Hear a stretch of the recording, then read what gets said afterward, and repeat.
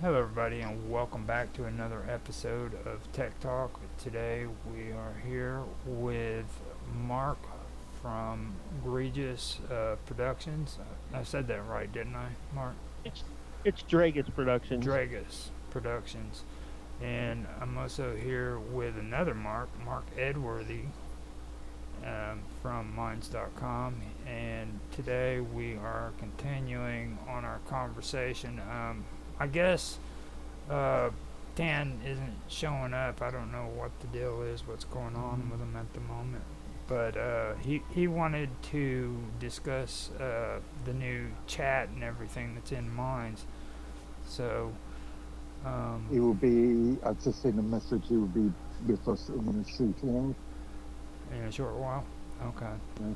So that's I guess we could start off with that conversation. Do you guys have any idea of what new things are occurring when it comes to Minds new chat that they're Um, putting into play? mm, Before you started this thing, I pulled up a load of GitLab tickets, or I just searched for chat in GitLab, and there's a few things here. I just referenced that. All right. Do you want to go over them? I'll let you have a look and then pin out the best ones Okay. for.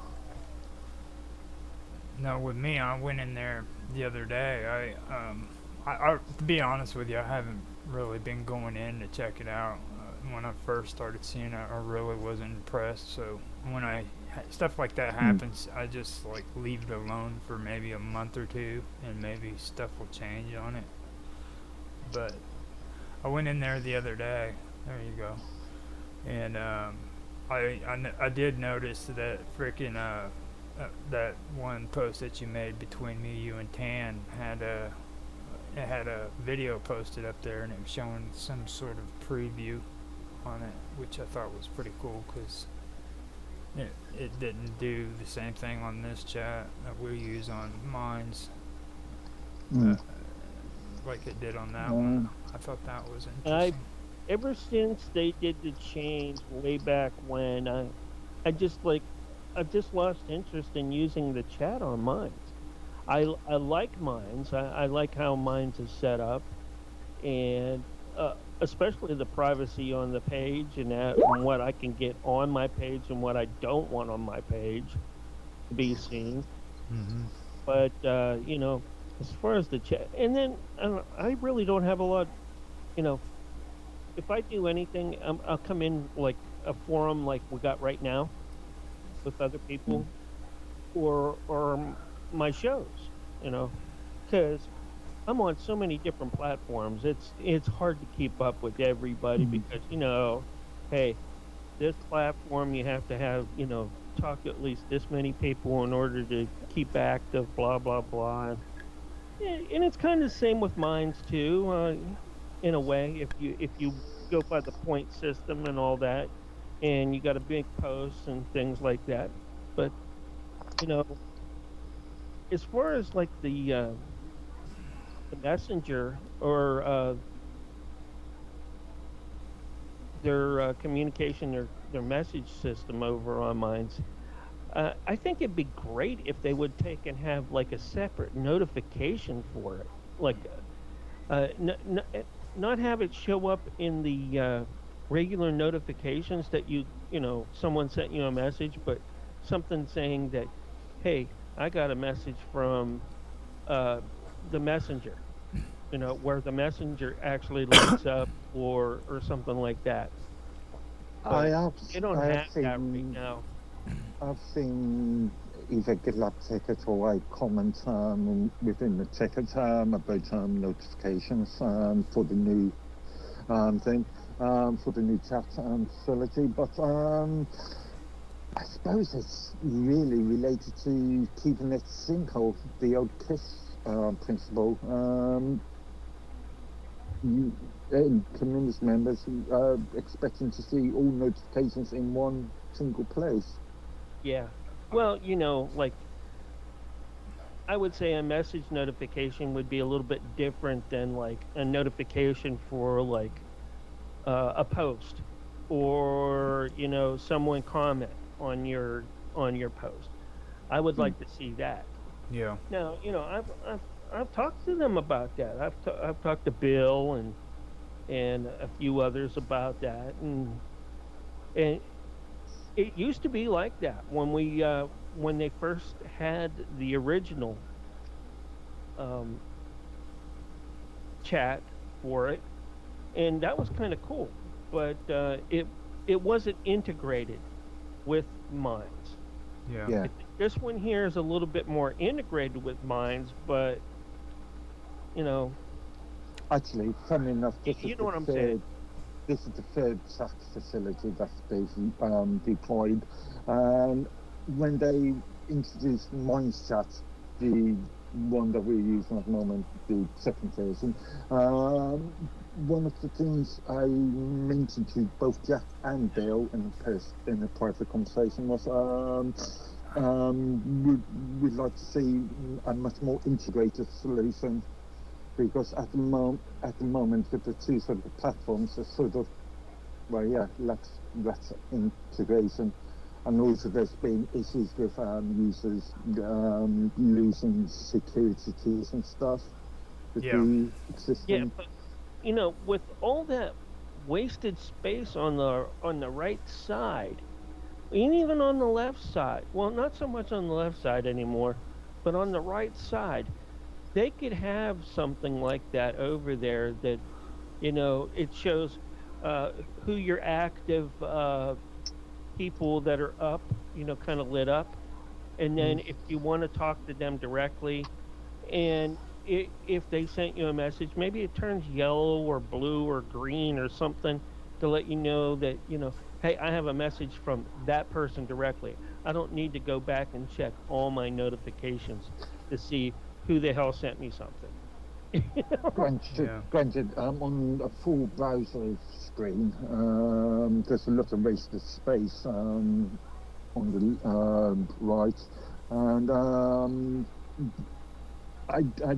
when the new interface was being developed, Bill asked me to create a review on the new interface, and uh, uh, I actually did created two reviews at the end of the day. I went through a load of help and support um, inquiries and just pick up on general members' viewpoints. And yeah, that was one of the things I did mention. Um, the the usage of space, or the lack of use of Yeah, space. well, everybody that I've talked to that has been on Minds, every time they see that, they're like, okay, when's the advertising coming? Because if they have this space there for a reason. Yeah. So they must be going to be selling advertising on the other side of it, which, when we asked Bill and the rest of them up there, they said, no, that's not going to happen. I'm like, okay, then why is, it doesn't, it, Well, I learned my lesson. say I if le- you're going to uh, make everything else look bigger then too, if to the fill that space. the thing Which about space are you guys talking about? the The right hand side of Minds, when now you go into Minds, Oh, now and when it comes to bill and advertising, I caught on to that real quick, because what happened was I started going on Jeffy Ryder's Pirate Network show, well, it's and I watched an old archive that they had of like the first interview they did. It was with Bill, and Bill was on there talking about the same stuff that he talks about today. And yeah, trust me, when it comes to advertisement, that's what he wants. He wants to get these big companies in, so there's a good chance he's not feeding you. I just don't. I've actually gathered the sort of opposite position from him. When he's talking about advertising, he's talking about more internal advertising, so things like the liquidity spot and stuff. Mm, Um, as It's showing far as the boosted stuff for me on yeah, my. Yeah, yeah, well, definitely. But as the far as don't work. external Really, come advertising, on now. We need, they need to get rid of that system, or revamp it to where it does work. You know, uh, I've used boosts here and there since the beginning, and it really doesn't do a damn thing for me. Nothing. You it know, has changed recently. They've It changed doesn't. their You phone. mean what do you what do you mean by that actually, Mark W? Yeah, I I, mean, you get more views from the I boosted post, or I- I've got I've actually got equal or less views by boosting a post than I would for taking and using the boost. If I didn't use the boost, I get about the same. You know, oh, really? it really doesn't help me at all. And I I consider myself not only a radio show a producer, but I'm an advertiser. All Hmm. right, Mm, I yeah. am an advertiser because I have to advertise my shows so that folks know when I'm on and when I'm not. And if Hmm. I can't get out, then it's really not a good thing for me to do that, right? Hmm. Remember, there's other methods of advertising ones without boosting. I mean, as an example, when I publish a post on my own channel, I tend to publish, I replicate, a duplicate of that post in the Minds user group, where it's relevant. And whenever I post anything that's related to Minds itself, I will publish it in my own channel, the Minds user group, and the Minds community open source initiative group. Hmm. So yeah, it's just how you approach it, really. I just figure that they're okay with me being there, but when I take and use that, they look at me as spam then. So Yeah, As yeah, long yeah, as yeah. you are The guys posting, that you boosted onto their channels, yeah, yeah, yeah, yeah, as because long sometimes. as you're posting in the or publishing in the appropriate groups. I mean, there's no point in publishing technical information to a group that is related to cat pictures. Well, yeah, but I can actually boost a post for Cafe Enigma in like the UFOs and what is it, extra uh, unknown phenomena or something like that. I think it's called group, Mm. yeah. and I know it's a pretty active group, you know. And same, I have a group too that when I boosted it, I mean, it really didn't help the group at all. I mean, I would get a whole bunch of people in there that I really didn't want or need because Mm. from it Well, because, but that was, I mean, it was a comic book, and it's it's the all comic books group, but I don't allow any kind of hentai or anime in there at all. None. Okay, Right? yeah. But what because, what's and your those are the rules of that group, though. what's your channel, Mark? Mine's Dragus Pride.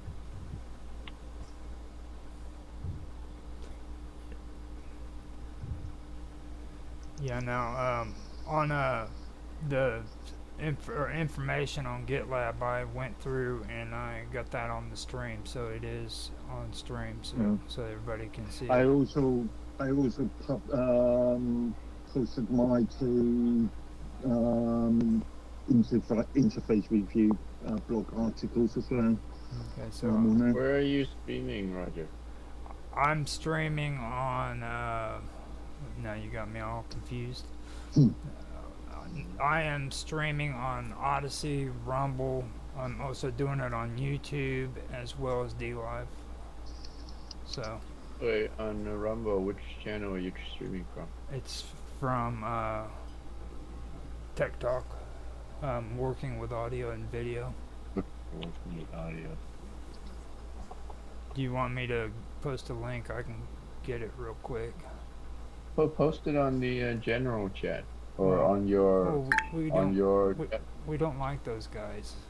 oh, okay. We don't like those guys. They they, they come in and they That's start. Want, being blunt right there. let me see. Now all of a sudden I can't freaking Oh, hit the I share. can't access Rumble. You, Rumble's down. Rumble is down. Hmm? Yeah. Oh yeah, it is. Oh wow. Is it? Rumble's being DOS. Yeah, I'm sure that they're being DDoSed. I mean, that's like a Right, big right. thing that's going on right now with the tech companies. What was it? AT&T, Facebook, and a bunch of others were being hammered Oh over the last man. couple weeks. Well, the good thing is it's not messing the stream up on Rumble, so the Yeah. stream's going through. And screenshot just for posterity to the Live with Roger Hanson channel. That the good thing Yeah, is we've got it going on multiple platforms. So if it messes Yeah. up there, I can just restream it, and I'm Unbelievable. recording as it can well. be uploaded. Yeah. Yeah. So that's the good thing. Now, Yeah, that's another reason why I always multi-platform broadcast mm, because y- these days it's it's real easy for a platform or a station to go down. Hey, and Yeah. you still got to get out, right? mm-hmm. So don't put all your eggs in one basket. That's a bad thing. Well, it goes back to my sort of bums and seats argument.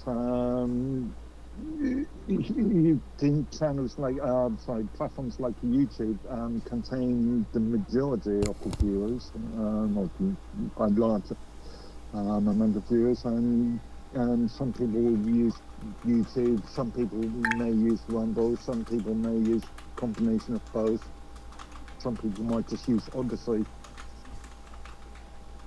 Well, So, I notice a lot of people who that do YouTube and Twitch uh, usually stream both of those together, mm, and they do quite well when they do that. But mm. when they um, and if you have a problem with either one of those platforms, they usually go over to Kick and Rumble and some of the others and check them out. Um, I was I on a mean, place called LiveSpace for a while, but LiveSpace went out of business, and I really liked LiveSpace. I had some viewers there, and they were really good. The stream was really nice, um, but they just couldn't keep their stuff together. I'm not sure if it was because of um,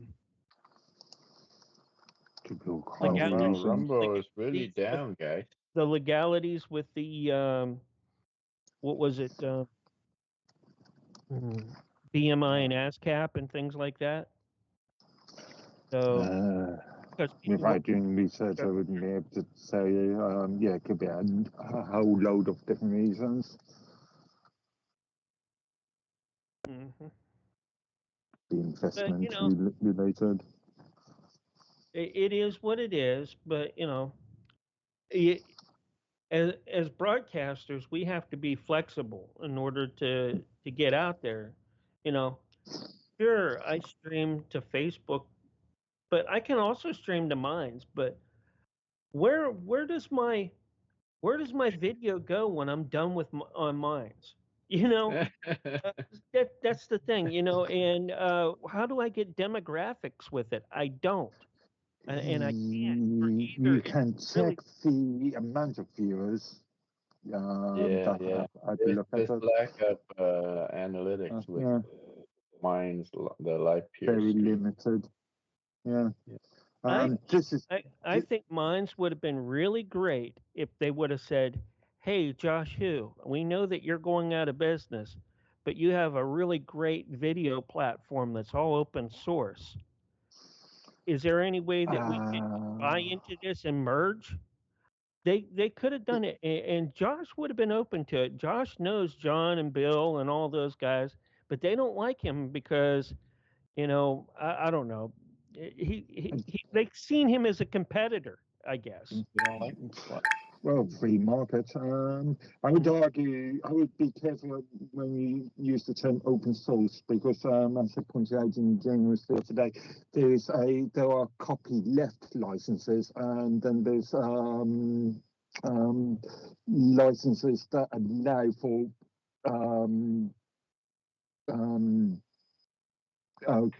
commercial or proprietary code to be included. So yeah, the open source argument can be a bit tricky. Yeah, Just because it's open source that doesn't because mean that all the code's available. Josh and I talked for many times about that, and it's like, even though he was open source now, he was still paying like $500 a month for, like, I forget how many servers he had that kept all the stuff when he was running Josh Hosting can be TV. extremely But it was, expensive. yeah, but but everything, the way his terms of service was written, it's on you, not the platform. If you do something that you're not supposed to be doing, that's illegal where you're at, then it's on you. He had nothing to do with, and that's how, and it worked really great. They had a lot of stuff, a lot of people on there. Uh, what was it? The Patriot chicks. I can't think what their names are. It's not the Patriot. You know who I'm talking about. The two girls, they're sisters. They're always on mines too, and they post out a lot there. But they're Really? quite Which popular one? all over. Which ones? Um, The two girls. and They mean that like so the sorry, podcaster? so just has finally seized this platform. What's that? Just has finally Josh is deceased. his platform went down like 2 months ago, and I used to. That's where I started streaming at for video side. He's the one that got me into it, and then he's like, you can expand out too by adding this into your OBS. I'm like, hey, you don't have to just use my platform. I'm like, cool. I'm like, and he helped me set it all up, and Josh you know came in and helped me do that. So then I had one-on-one support from the guy that ran it. So Cool. that was a really big plus for me. And it's It a really was big was plus a for me. one-man operation, wasn't it? It was like a 2 or 3 guy operation, Okay. but Still an SME, such. Mind you, Mines is running on quite a small amount of people as well, so to be fair.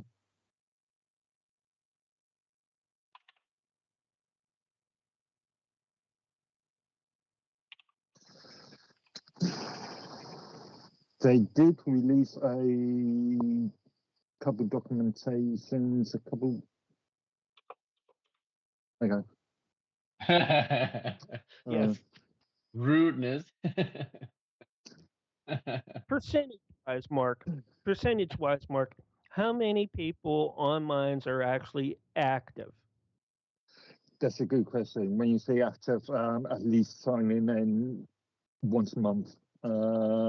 That data isn't available. Staff hasn't released that data. Okay.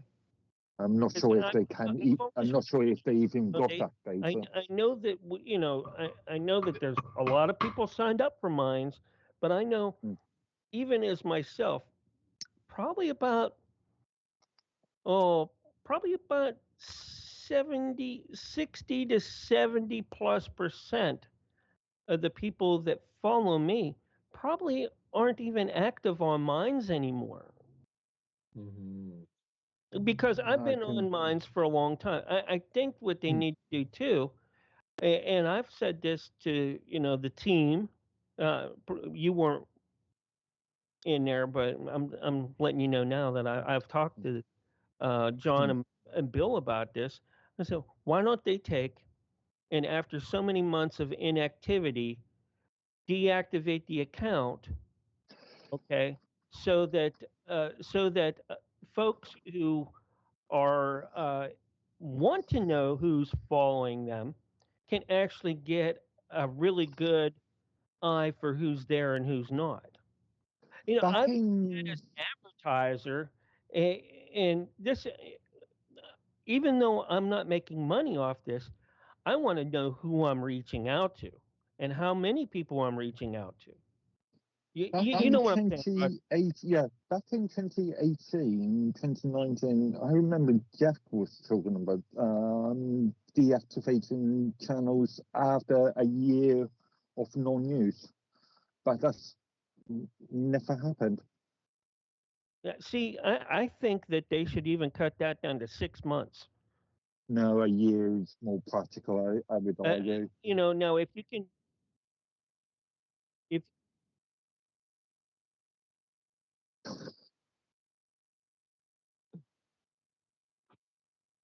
I think Not that I, practical. I think really that's what happened over on uh, Tumblr, Okay. because I went into Tumblr one day and it said my account was deactivated, but I'm active. I've always been active on Tumblr for a long, long time, probably since I've been on. But I don't get a lot of traffic on Tumblr, but I post there.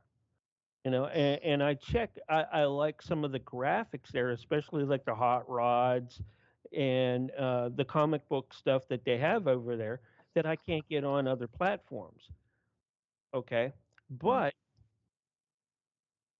when they took down their video side, somehow I got uh, deactivated. But when I came back in, a couple months later, it reactivated my account, and it didn't start me clean. I still had all the people I had from before, but Mm. it showed that I'm back again.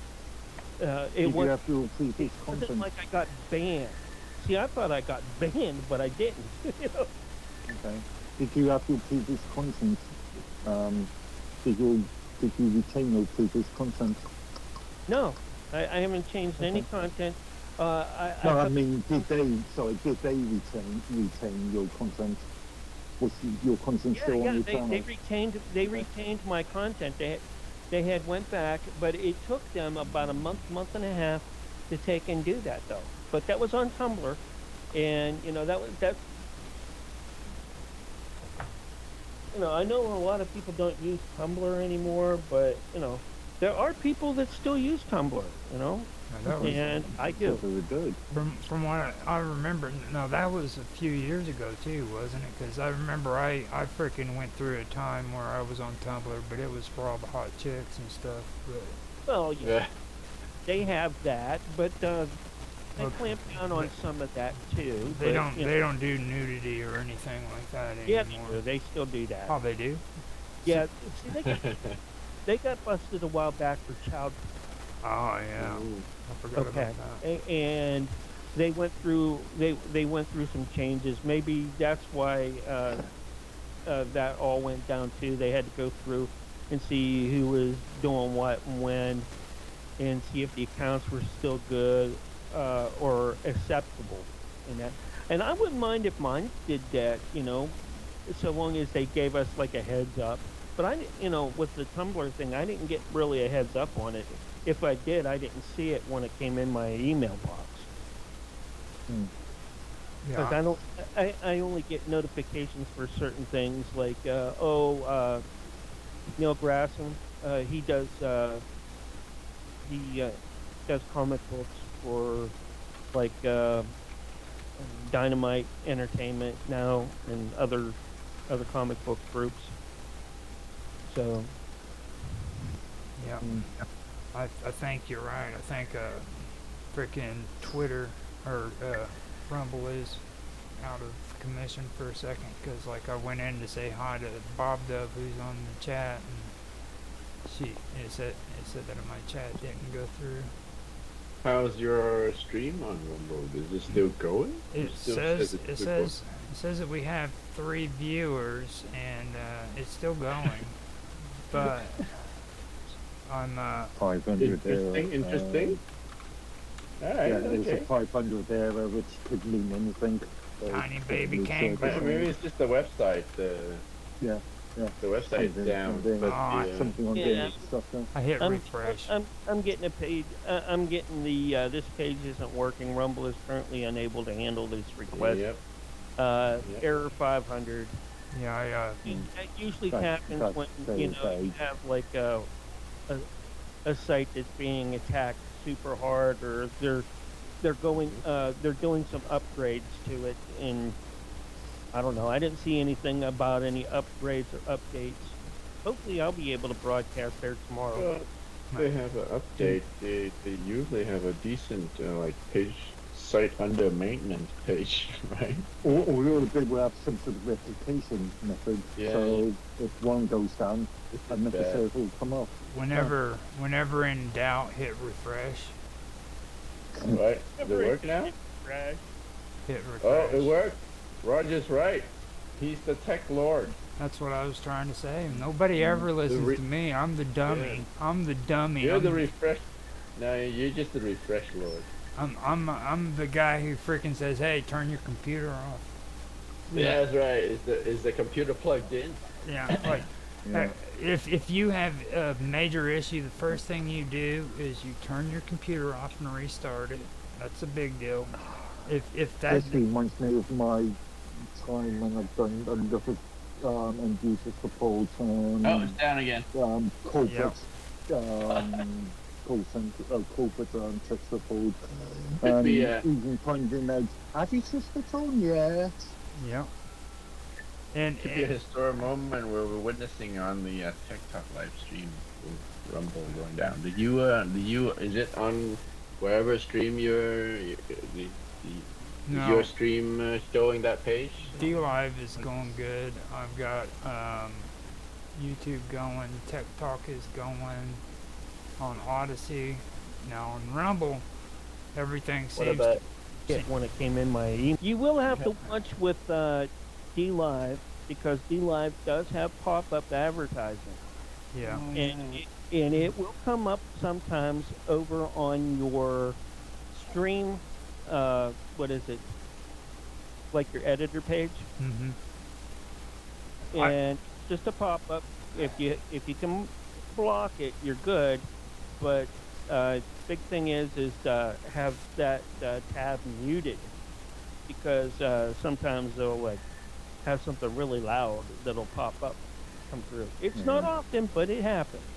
I always mute them out because freaking the way I've got my mic system set up is a lot different than what a lot of other people do it. I do it to where my voice comes through on my microphone, but it doesn't go onto my computer.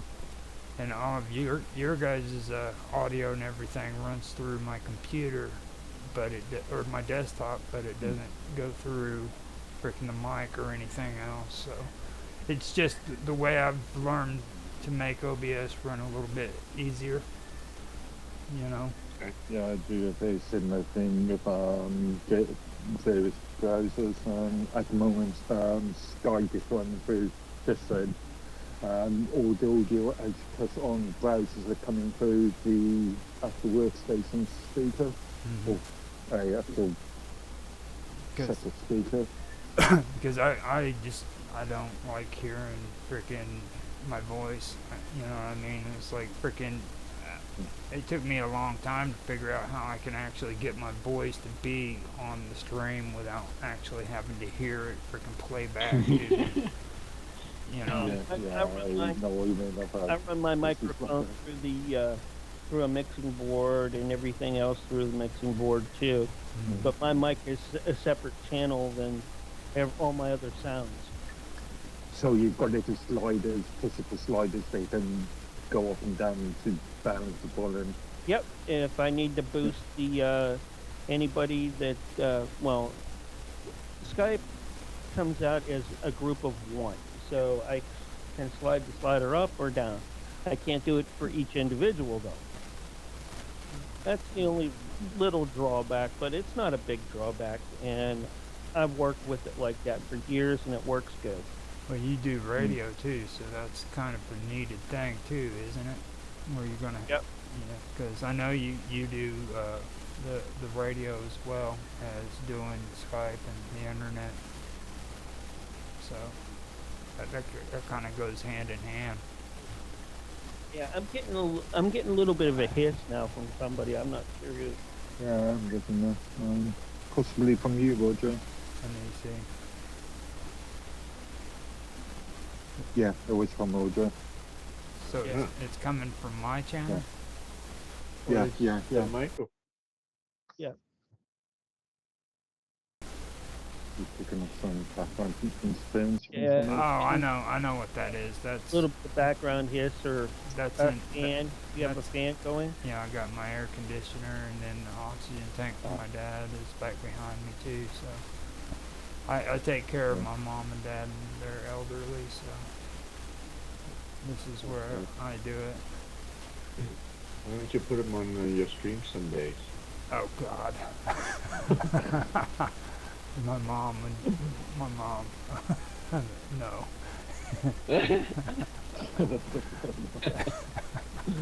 She's something else. Put them both on and interview them. You know, it's like you've been interviewing us. Interview your own. Well, the thing about my family is they're all freaking crazy. They're worse than I am. Yeah. And like Yeah. my mom, Worse than you. yeah, worse than Okay. Hard to believe, right? Hard to believe.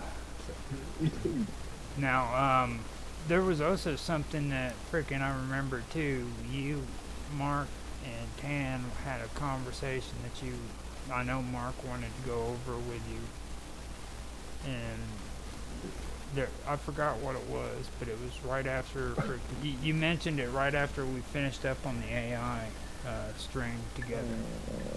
You said you was hoping that he came on last week so you guys could talk about it. Oh, I wasn't there last week. Okay. Right. Right. Yeah, I can't remember. So A week is a long time. What did you talk about last week? I think I reviewed. You were just talking about like histories or No. philosophies. No, no, Tuesday. this is Tuesday. tech. You're Yeah, thinking you of were here last Tuesday. wait, was That's it? fine. You Was were it? here last Yeah. Tuesday. I think we were talking we about were AI. talking last- about emotional intelligence and stuff. Emotional intelligence. That's right. About AI Yeah. in what is it? Emotional intelligence. Now, see, that right there is some weird shit. I don't understand where that's coming from. Like, Right. There's something called an EQ, right? Emotional. What is it? There's an IQ and there's EQ. Emotional quotient or. Something like that. Yeah.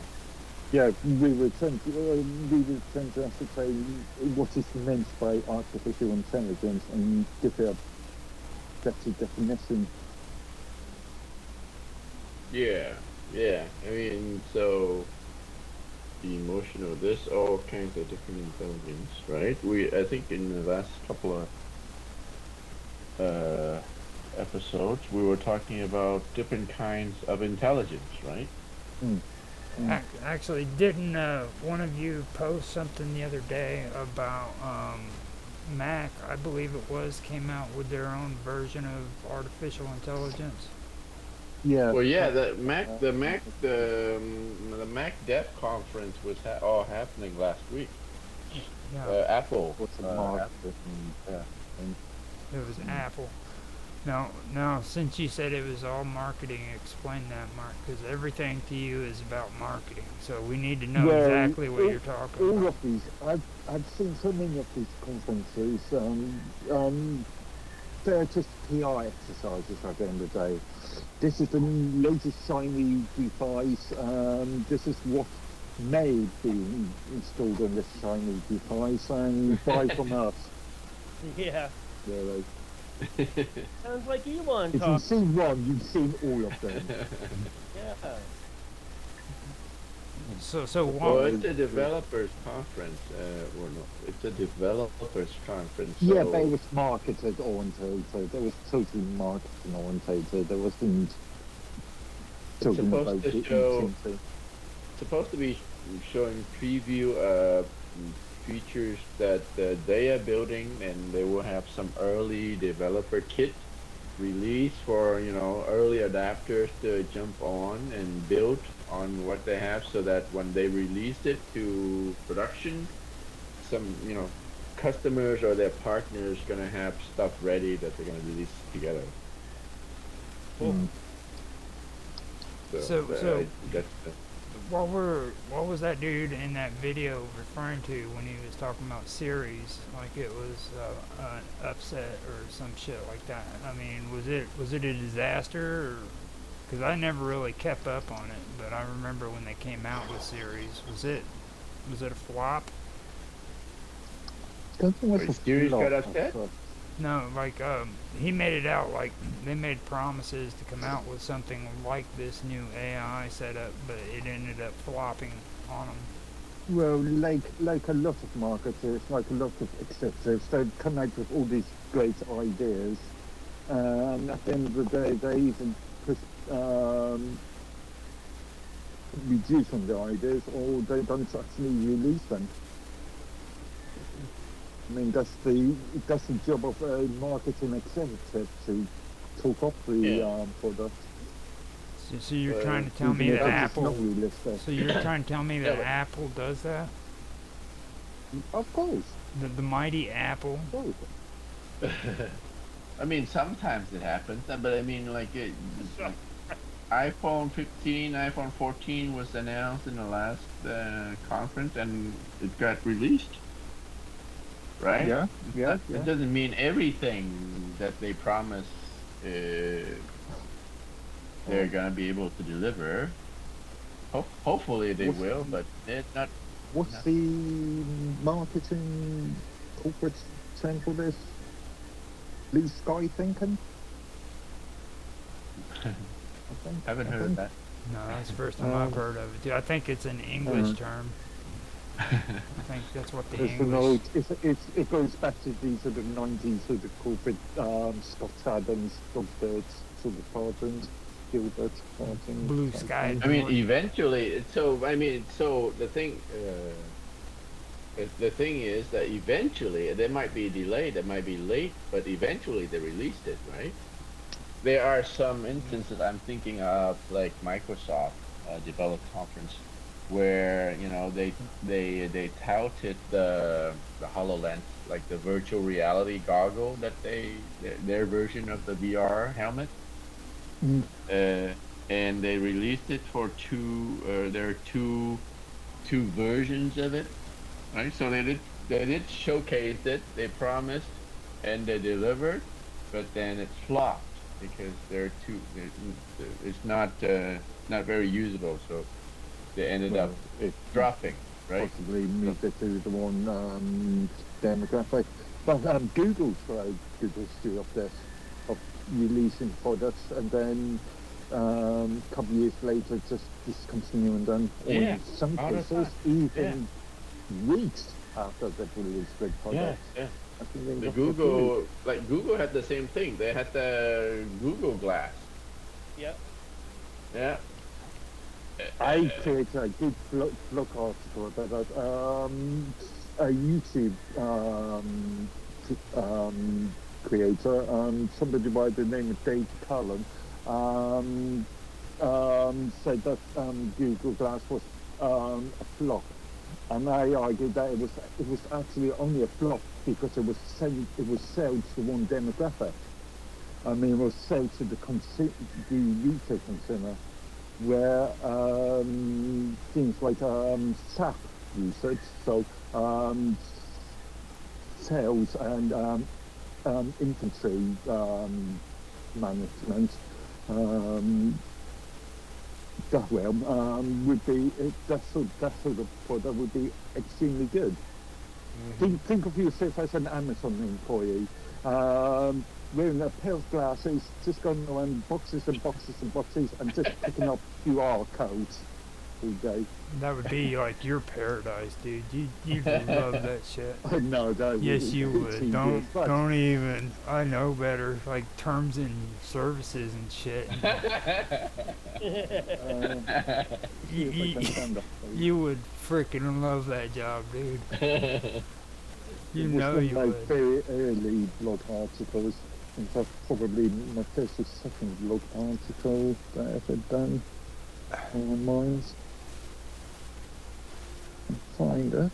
So basically, from what I've seen about these VR goggles, is the only one that's really been successful, and this is weird to me, is like Facebook. I think Facebook Yeah, is the only one. they went into partnership Oculus. Ray Bans, isn't it? Yeah, Ray For Bans. gaming. It was Oculus. Oh, Oculus, yeah. I think that's the only one I've seen that's actually been a success. I mean, I'm not even saying it's a success because I've never tried them, but like they're still Okay. out. Mm-hmm. They're selling them left and right. Yeah. I would like the Facebook or Meta platforms, Metaverse hasn't really done all that well as far as consumers are concerned. Yeah, but they're selling. The rest of them are flopping. You know what I mean? Just the fact that they're still Okay. selling is a miracle. Yeah, I would like to see the sort of spreadsheet. I would like to see the accounts. I would like to see how many they're selling and they're making a profit on that. Yeah. Yeah, I don't know if they're making profit. I mean, if they're still selling it, then. they Yeah, must be but making doesn't profit. mean it could be a loss. It could be a lost leader, couldn't it? After all, they're They have- selling it for mainly the purpose of the Metaverse project, and the hardware may be a lost leader, but they may make up the money on advertising in the so-called Metaverse or subscriptions or something. They have three. Well, could be using it to sell the gaming subscription. Yeah, Yeah, that's where it's mostly. So, Yeah. Yep, they're doing it through the gamers. Like gamers are buying that thing up like you wouldn't believe, and then they're connected with Steam. Mm-hmm. So you have Steam, you have freaking Facebook, and you have these Google Glass. Oh my goodness. Okay, yeah, I've just published. I just added a link into the chapter, just referencing the blog article. I'll go ahead and freaking pop it up on the screen Say so, brief one, but yeah, with so one that people first- can see it on this there. one's I created. Now, I'm not going to read all of it because your blogs give me You a want to headache. read it on the stream for no, us, Roger? No. Mark's. I've read The- way the- too the- many I'm blogs. not sure how long the video is. The attached video is. With that one. Okay. I don't know if That's I the context. don't know if I want to read this because I've read way too many of Mark's blogs. They give me a headache like you wouldn't believe. This one's a short one. This Yeah. is less than, I don't know, 600 words. Okay. Okay. So I'll do it. The Rise and Fall of Google Glass, a reply to Dave Collins' post by Mark Edworthy or Medworthy on Minds.com. Ever since the inception of this type of product, I considered that Google Glass has had limited appeal with a domestic consumer market, and if pushed towards this demographic, Google Glass would have limited impact and small amount of sales. And yes, we have seen by the amount of purchases of this product, I think that my assumptions were proven to be correct. However, in the past, I have frequently suggested that if this hardware were to be paired with suitable software and infrastructure / frameworks, this type of hard work would be suitable within various other industries, such as sectors that mainly deal with logistics, auditing, and stock control slash inventory management. As an example of Google Glass and similar products used good QR slash barcode scanning software incorporated with the internal camera and the head-up display viewer had access to some form of inventory management framework. Products such as SAP Extended Warehouse Management, Enchanto WASP Inventory Control, Zoho Inventory, Agiliron Inventory Management, or 3PL. Agile Iron. What is Ireland? I want Inventory Management, Agile Iron.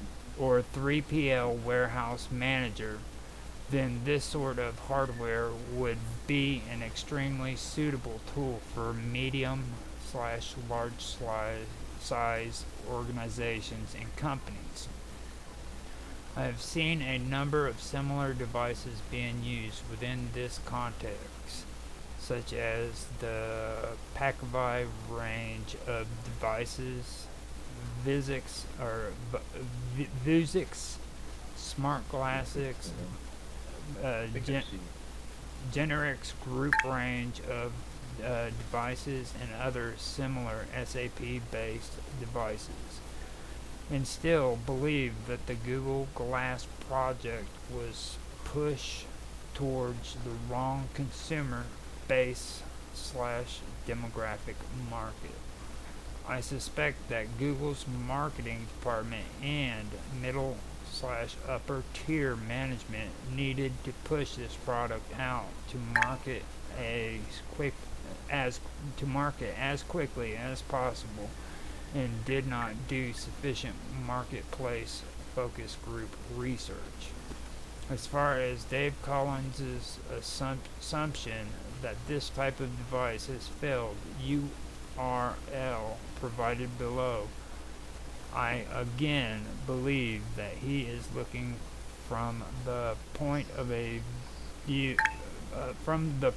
view of a domestic consumer and has not considered alternative uses for this type of product.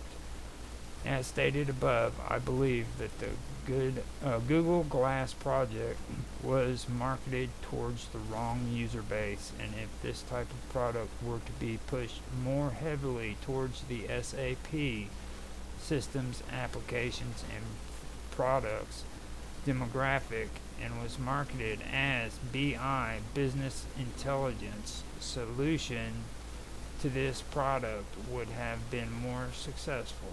Therefore, I particularly disagree with Dave's assumption that Google Glass was as much of a failure as he has suggested within this video. And the reference in other resources is Dave Collins' original post in video and technology and open source blog. So, yeah, I do that.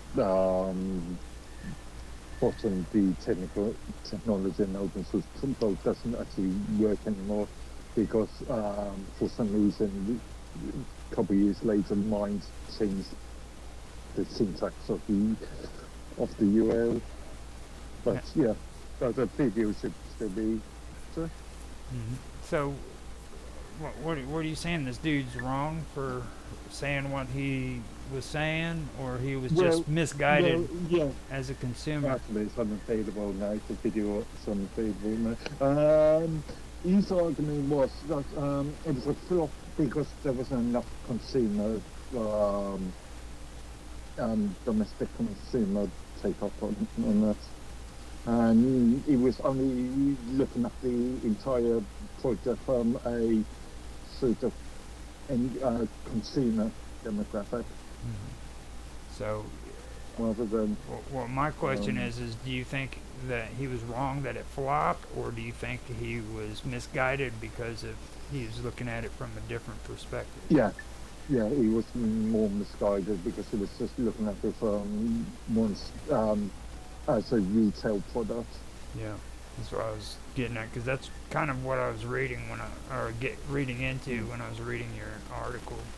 It seemed more like he was just misguided, you know, and like you said, maybe it could have been aimed in a different direction than what it was actually aimed in, you know. Mm. But There was some safety concern and privacy concern with that device. yeah, Yeah, being on the street, even though in Western society, if you're on a public street, then nothing's private. yeah, Legally speaking, both in US, Canada, UK, Europe. not here. If you're on a public street, then nothing is private. But yeah, also safety concerns were about migraines and headaches or headaches and stuff, but also being distracted if, let's say, you're crossing the road. Yeah. Yep. Well, they've actually put a age limit here in the United States. You have to be 13 or older to use any kind of VR glasses. So I don't know how it is in Europe. I think they let you guys get away with that because you're so behind on everything compared to There you us go, here in the another United wipe States. right there. We, generally speaking, we're more safety conscious than the US. I doubt it. Generally speaking. England, Generally speaking. England, you know, or actually Europe. All of Europe is just horrible. I They mean, just, I mean, take your food, the FDA. oh come on, dude! compared You're gonna pull a Mr. to, Robot. You're gonna pull a the Mr. food Robot. industry. You're gonna literally pull a Mr. We, Robot. in the UK, we've got more of a preventative attitude. So rather than saying in the US, when it comes to things like food, the FDA will say if the food doesn't do any harm to a large percentage of people, then it's safe. It's the likelihood not going to do harm. But we in the UK take the approach that if there is any chance of food doing any harm, then we create legislation around it. Well, see, this is a good example of what I'm talking about when it comes to organizations like the FDA. Okay, now everybody's all big on this Food and Drug Administration shit, but like, let me explain to you something about like milk. Okay, freaking back when they decided that they freaking wanted to put regulations on milk, and they made freaking 2% milk and whole milk and all this stuff. You know what they did? They skimmed all the fat and everything out of milk, and they created all these freaking kinds of milk that you can buy. But then they took that extra freaking milk fat and all that good stuff, and they turned it into cheese. So all of a sudden, they got the milk section, and the cheese section freaking just expanded and exploded. Now, according to the FDA, you're not supposed to have that stuff in milk, but it's okay to sell it as cottage cheese and freaking cheese and shredded cheddar and all that good stuff. You see, There so are 2 points. There are 2 points in relation to that. First of all, the FDA is extremely corrupt. We all know, we've all heard stories about lobbyists, just companies or lobbyists on behalf of companies giving the FDA money just to push their own arguments. The second point is back in the 80s and the 70s and 80s, Europe was going through a sort of over supply of milk. There was the so-called cheese mansions of the 70s and 80s, where there was so much government subsidies, various state subsidies given to milk manufacturers, that there was an oversupply of milk. Various new cheeses were created to combat that. and see, they've done that in every area. Like you can even freaking find that kind of behavior when it comes to the FCC. I mean, You know what I Yeah, mean? American state government agencies, um, majority of them can be easily persuaded by good old fashioned dollars and the real off the lobbyists. I blame it on the Canadians. I think it's their fault. No, it's your No. it's the old. It actually goes back to the First Amendment and allowing companies to be and corporations to be people or persons and Well, I mean, system. you say that, but then like I look at things that are going on in Europe that are just freaking, just straight up freaking corrupt. Like them trying to push this cloud bullshit. You know what I mean? Like trying to force freaking companies like Xbox to freaking put their games on freaking this cloud, and all of these Activision too. They've got Activision A on. lot of these things are coming from the corporations themselves. I mean, No, Activision it are was extremely corrupt. in order for opinion. Activision to freaking be able to freaking merger, they had to freaking agree, according to EU's terms, to freaking put their games on freaking this cloud. Okay, now Yeah, but who initiated those terms? it was the EU. It was like you don't get to freaking sell your games in Europe. The European Union doesn't have a say in what Yes, laws are created. they do. They only have a say about the voting of those laws. It's the European Commission that initially creates the laws, and a non-elected load of bureaucrats. Right. You see, I mean, that's the kind of stuff I'm talking about. It's like freaking, like, the EU is probably, most likely, like, 3 times more corrupt than the United States government, dude. It's just people haven't the caught on EU yet. is a pseudo democratic system. But again, who knows who actually decided on laws such as that? Because again, lobbyists could have gone to the European Commission and say, well, to stop people buying physical copies, we want all of our software titles to be on the cloud, a platform as a service, and therefore it's a much more of a corporate interest. Well, that's what I take it from when I check into the EU. It's all about corporations. If you ever notice, it's not really about people's rights or anything like that. It's what the corporations in Europe want. Everything in the EU I could rotates. say similar to about America or the US.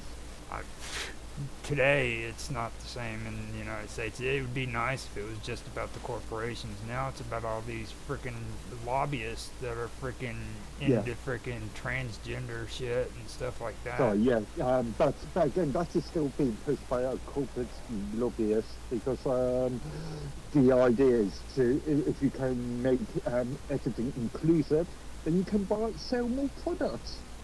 Well, you know, like the Koch family, they make more money in Europe than freaking they do here in the United States, right? Like they fight for freaking everybody not to freaking have to worry about the environment here in the United States, but then they go to Europe and they start selling the idea of freaking using the freaking what do they call that, like muffler systems, the oh god.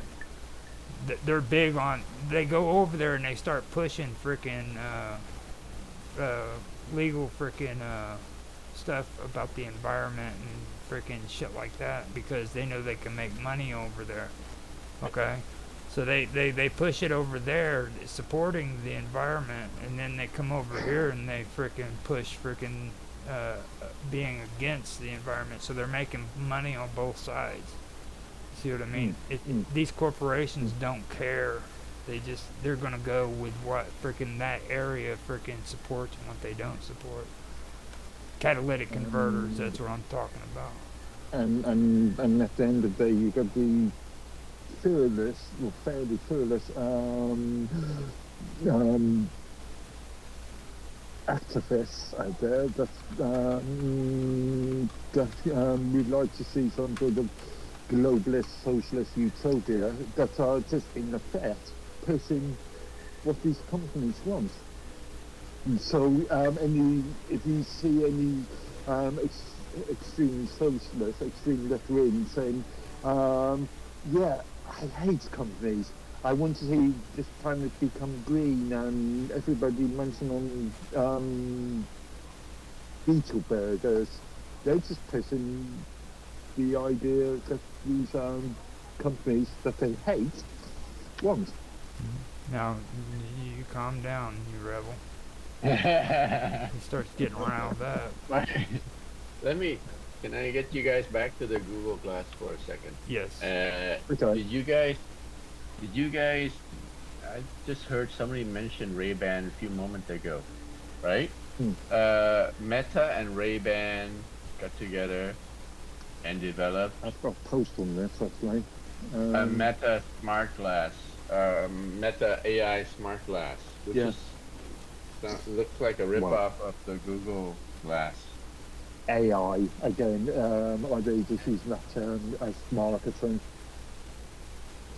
My goodness. So I'm gonna make one of my famous freaking mixed musics, and it's gonna be just Mark saying it's all just marketing. It's all just marketing. Everything's marketing. It's made to mock us. All right. There It's you an go. old. I'm sharing my screen. I don't know if you guys see it. Yeah, I see it. On the post actually. Yeah, I see it. It's an old article from The Verge from 2023 about it. Says it's selling for about $2.99 per pair. Yeah. So, Mark, you've heard about it? Have you checked it out? Let me Yeah, play this, I have please. a post. I did create a post on While this, you're looking for that some post, time ago. Yeah, and I can't find it. Google Roger. Glass crashed and burned 10 years ago. We've also seen a lot of other attempts from companies big and small, but not a single one has ever made it to the mainstream in Are the you way able to that hear? smartwatches, phones, or tablets Yeah, I have. can hear I've it. tried a ton of Yeah, different I smart can hear it good. glasses, and for each, I've had a hard time imagining the average person wanting a pair. That's not the case for the Ray-Ban Meta That smart looks a lot glasses. more I could fashionable very than the clearly Google Glass. pictures would want a pair of these, because I've had multiple people in my life tell me that they plan on buying one, and that It's has Ray-Ban, never right? happened. It makes me think that we've hit a turning Hey, point with consumer sounds smart like a smart glasses. So partnership. let's get right into it. Haha, see, it's recording.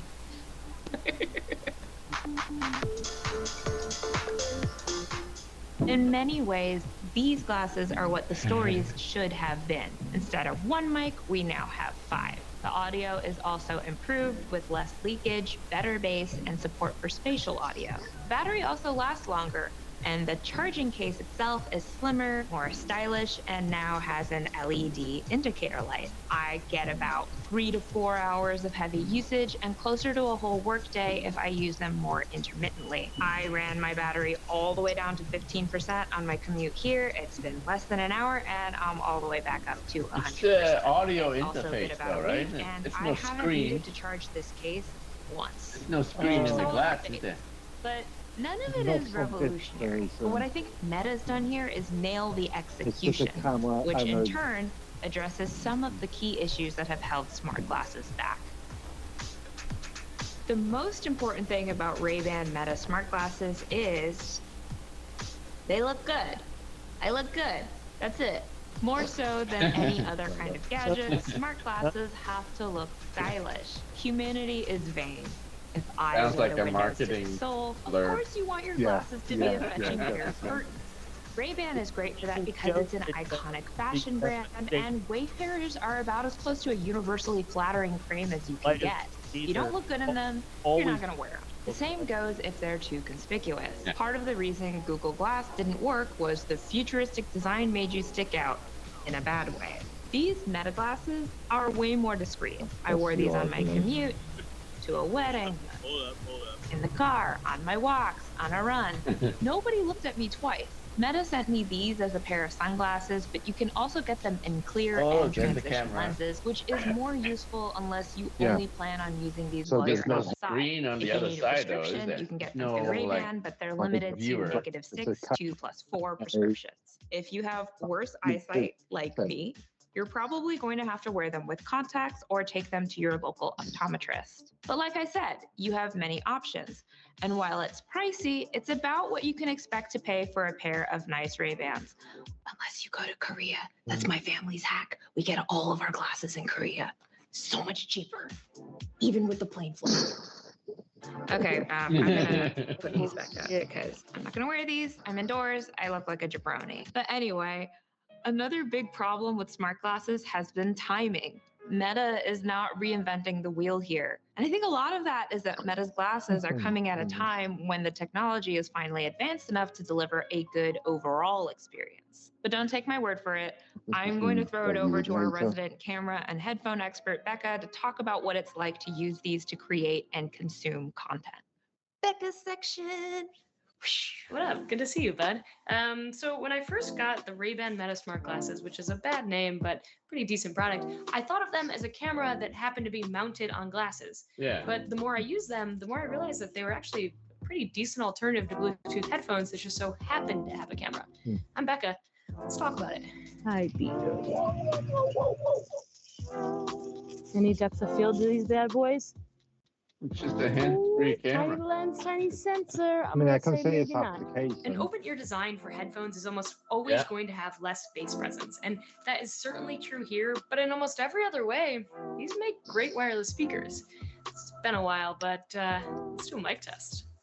Of course, we are starting with the GOAT, the wired Apple headphone that now comes in USB-C.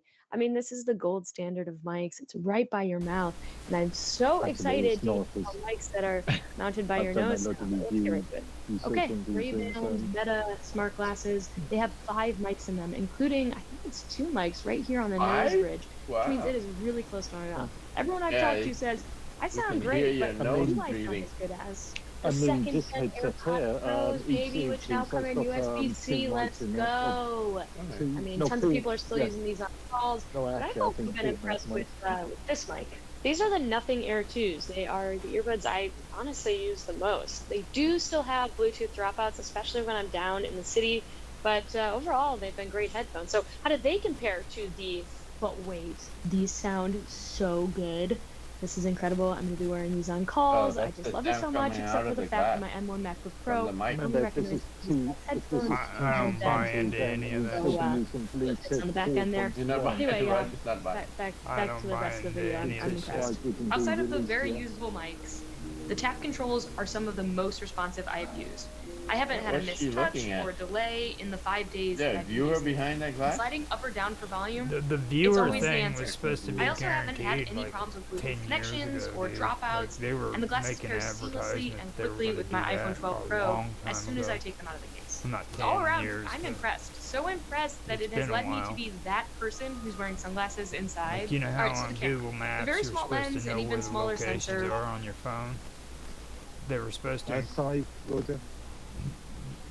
You know what I'm talking about on Google Maps, how to show you like where store locations are and everything on your Right, phone. yeah.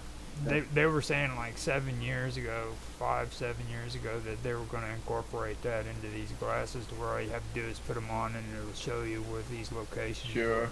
And they, Sure. Yeah. They've never done it. I think they did, but there was such a limited user take-up of it. They shelved it because it was making them enough money. And it was a disaster. It flopped, most likely. I mean, Yeah. Remember, it's okay to create all these things, but if you aren't able to sell them, if there isn't a consumer take-up on them, then well, I mean, women, you lose money. women would buy this stuff like it was going out of Right. style. I mean, I know it sounds sexist, but it's not. It's actually a commercial, commercial-wise, like this right here would be perfect for women. They would love it. You know, us guys, most of us guys, except I'm still don't know if they have a viewer. Great, there's someone who's like an avid hunter. Yeah. Yeah. Someone who I don't know if it would actually get you out in the woods and stuff like that. You know, be able to catch all the you know. Here's the big thing that I have about stuff like that. How's that going to affect you with the EV? You know, all this electronic waves that's hitting your body here and now. Where is that going to put us? I mean, if you hit your body with enough frequency from like 5G or whatever, it changes your DNA too. So I disagree with this. There's a lot of research being done on this even now, and the concept is that all of these frequencies are so low anyway that they aren't going to affect but how much people. of that is Obviously, we need a long-term research on this. We're going to have to look at this over the next generations of the next 25, 30 odd years to get conclusive data. I don't know. So I mean, long-term when I look at stuff like that, I wonder, and I get a little hesitant about it, you know, because sure, you know, it works. You know, it looks like it works good, but what is the effect on our bodies going to be? Okay, in the long run. So again, at the current viewpoints, and again, this could change in the future because this is an ongoing research. But for the moment, the current consensus is that these wavelengths these frequencies are too low, that they are not going to really affect the majority of users. Okay, well, you know, I know that there are people who are sensitive to, you know, frequencies. Yeah, that's why I said majority. And, you know, are there actually warnings on that? And, you know, are there going to be, you know, has it been tested enough that, you know, the folks, when they do wear them and that, you know, they're not going to get hallucinations from. No, this glass has. I don't think this glass has a viewer at all. It's just a camera and a bunch of microphones. Yeah. Yeah, but you're still getting. You're still getting some sort of frequency hitting your body, and when you take and have your phone next to you, or it's connected to your phone or laptop, and that even as like a wireless mouse, that's, you know, you're adding more things into your body, and you're making your phone work harder for the Bluetooth side to, you know, bounce those frequencies out. So in your laptop too. And so also where will that lead us to? You know, on the research side too, you got to also remember, like, they don't really do the research unless a certain amount of people decide frickin' that it needs to be done. Like it has to be a percentage of people that actually want them, and like. There's been perfect examples of this. Like their stewardess back, I believe it was back in the 80s or the 90s, that actually freaking were saying that because they were doing all these flights, they were getting too high up into the air and they had been introduced into radiation, which caused them issues. Now, they didn't want to do research on that for the longest time, and freaking come to find out that there is a small amount of freaking stewardess that freaking had suffered from radiation poison because they were freaking doing too many flights. You know what I mean? So they started cutting down on the amount of time that they can be in the airplane. I've just added 2 links to the chat here, with 2 different, completely different viewpoints on in relation to posts that have 2 different, completely different opposite viewpoints on the subject. One that's looking at it from a much more scientific area, and the other one's not so much. Now, like this 5G thing, everybody's really getting nervous about the 5G thing. Like Not everybody. they're actually saying that it's causing problems with freaking trees and shit, killing trees. Oh, yeah. Yeah. Well, They like- do, yes, like to you be said, found. like I said, certain frequencies, go out quick, all right? And other frequencies, they stick around for a long time. I mean, you can still hear, if you're at a certain place at a certain time, a broadcast that was done from World War II, all right, on certain radio, or like AM radio and that. But because it keeps bouncing around, these signals will keep going and going until they can't go anymore. Until they degrade. Right.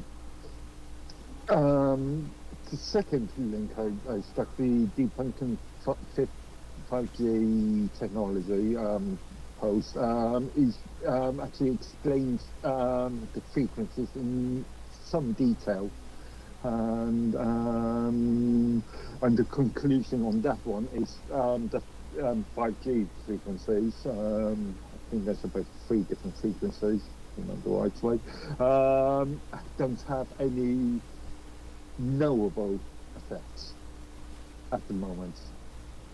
Again, I say knowable at the moment because, again, it's an ongoing Right. thing.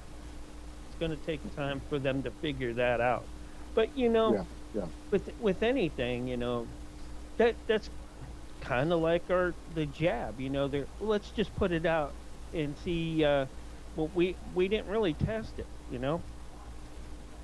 Yeah, but that was more to do with corruption and incompetence. Well, Well, just kind of hold off on having that conversation. We don't need to be talking about. Okay, yeah. Okay. Yeah. Well, anyways, you know what I'm saying. Yeah, I Yeah, understand. indeed. But I've already had an issue with Mr. Robot over this situation, and it's like this is Yeah, indeed. this is seriously a serious conversation. I'll tell you. You really need to bring Nancy in when you talk about frequency, vibration, and You know what gets me though when you guys are talking about frequency though, Mark? It's Gone. now 5 hertz. Everybody made such a big deal about television having 5 hertz, and they decided that frickin' we didn't need to frickin' be broadcasting 5 hertz around the frickin' world and on a television set. So they decided to go There's digital. 2 standards on CRT TVs. There's the power standard, which is 50 hertz, and there's the NTSC standard, which is 60. Oh, 50, yeah, it was 50. Sorry, just add a 0. Yeah. 50 is a Well, 50 isn't Europe, really and in 50 some isn't parts of really that Japan. bad. I mean, there's a lot higher freaking hertz out there than just freaking 50 hertz of freaking. You know what I'm saying? It's like, Oh, yeah. so what's the deal with all that? If they're willing to freaking ban freaking the use of regular televisions, but then it's okay to freaking do 5G on a telephone. But they didn't ban. There was 2 sets of standards back in the 60s, 70s. One for the US and one for the majority of the rest of the world. What do you call it if frickin' you can't get frickin' TV with just a regular antenna? It's got to be digital. I mean, if it's not banned, what is it? Yeah, that's a Well, different see, what they subject. did is That's they're using those other frequencies for emergency and military use. That's what they You know, say, huh? That's the claim. All right, they There claim. was like your fire department, your police, government. Back in the early 2000s, when the UK government was or the UK was pushing for digital TVs, there was a digital radios, and there was a idea of selling off the licenses for these alpha frequencies. So the idea was to introduce sort of community-based radio stations, and I don't think that actually ever succeeded. I think that they're freaking making a big issue out of that, but then at the same time they don't want to admit that their phones are freaking putting out more hertz. Heck, you get more freaking hertz out of freaking audio than what you did out of freaking television. It's insane. Like freaking 50 hertz isn't shit, you know. Yeah. Well, you can go up to 75 on a TV now. So maybe higher. All right, but I know my TV. I can set to 75 hertz. Probably there's others that go higher than that right now, but you know, the normal cycle for it is what, 50 to 60. Yeah. Used to be. I'm not sure what's the standard these days for television. And these are actually newer. I'm thinking of the old CRT. Yeah, I'm thinking of the CRT standards. Yeah. Those were maybe a little bit higher, going up to maybe 85, but that's about it. I'm pretty sure that's about it, about 85, and that's roughly. I've got a old must be 22-inch CRT just down there. That's so heavy that I've just left unused as a shelf because it's so heavy to get rid of. It requires at least 2 people to move it, and I think that's gone up to 85. Yeah, I'd almost bet that's what it is, because the heavy ones are the ones, like I have had one that I just had to freaking take to the dump, or not the dump. What I do is when we recycle, I put it in with the freaking cans and stuff, because we recycle cans and everything. So I put it in the back of the truck with it so that I could take it out there with the freaking heavy metals and stuff and just dump it off the back. And it was so heavy freaking that I had to take a dolly and put it on top of this freaking dolly just to take it out my door and then over to the back end of the truck, man. I'm like, oh my God. I felt like I was going to kill myself. It was the heaviest thing in the house. The TV? Yeah. Same with this thing. Yeah, TVs and stereos used to be super heavy at one time. Oh, solid state, you know? Mm-hmm. So, you're with the tubes. So yeah. So we've come to the end of to an hour and a half. So I think we should an hour and 28 minutes. So I think we should cut it right here and then come back later on and do another episode. What do you think, guys? Yeah. Okay. I have my daughter coming back later on. I'm not sure what time she's going to be here, but and I got to grab some food. What time are you guys planning on coming back? Oh, well, I was talking about next week. Yeah, I'm talking about. I don't think we're talking about tonight. Yeah, like he is like now. What we're gonna do tomorrow? If you want to come on, man. Me and Mark is doing. Oh, you can't. I have like a 6.5 to 7 hour stream tomorrow. Oh God, that'd be cool. We'll go ahead and give a plug on it. That way, everybody knows about it on this show.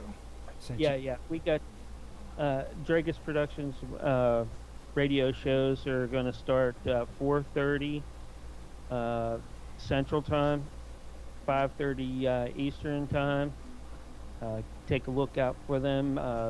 First show is going to be Censorship Sucks Roundtable Radio Show. It's a 2-hour radio show with Brent Hamachek. Is going to be guest in there. He's from Human Events. And then we have Jack Carey doing Paranormal Intelligence Agency. This will be his 3rd show. with me. And then to wrap it up, I'll have the all new Cafe Enigma radio show, which a few of you have already been on. Mm-hmm. And it's a pretty good show, too, by the way.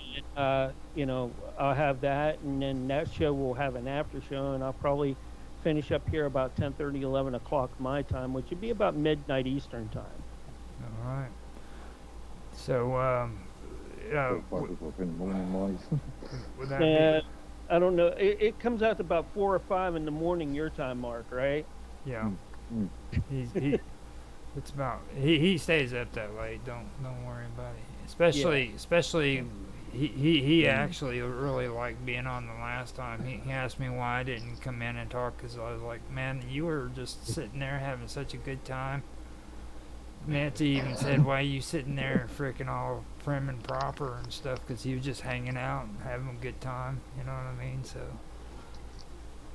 with that show, I enjoy the pre-show and the after-show a lot more than the show. That was, the after show on the last one was really fun.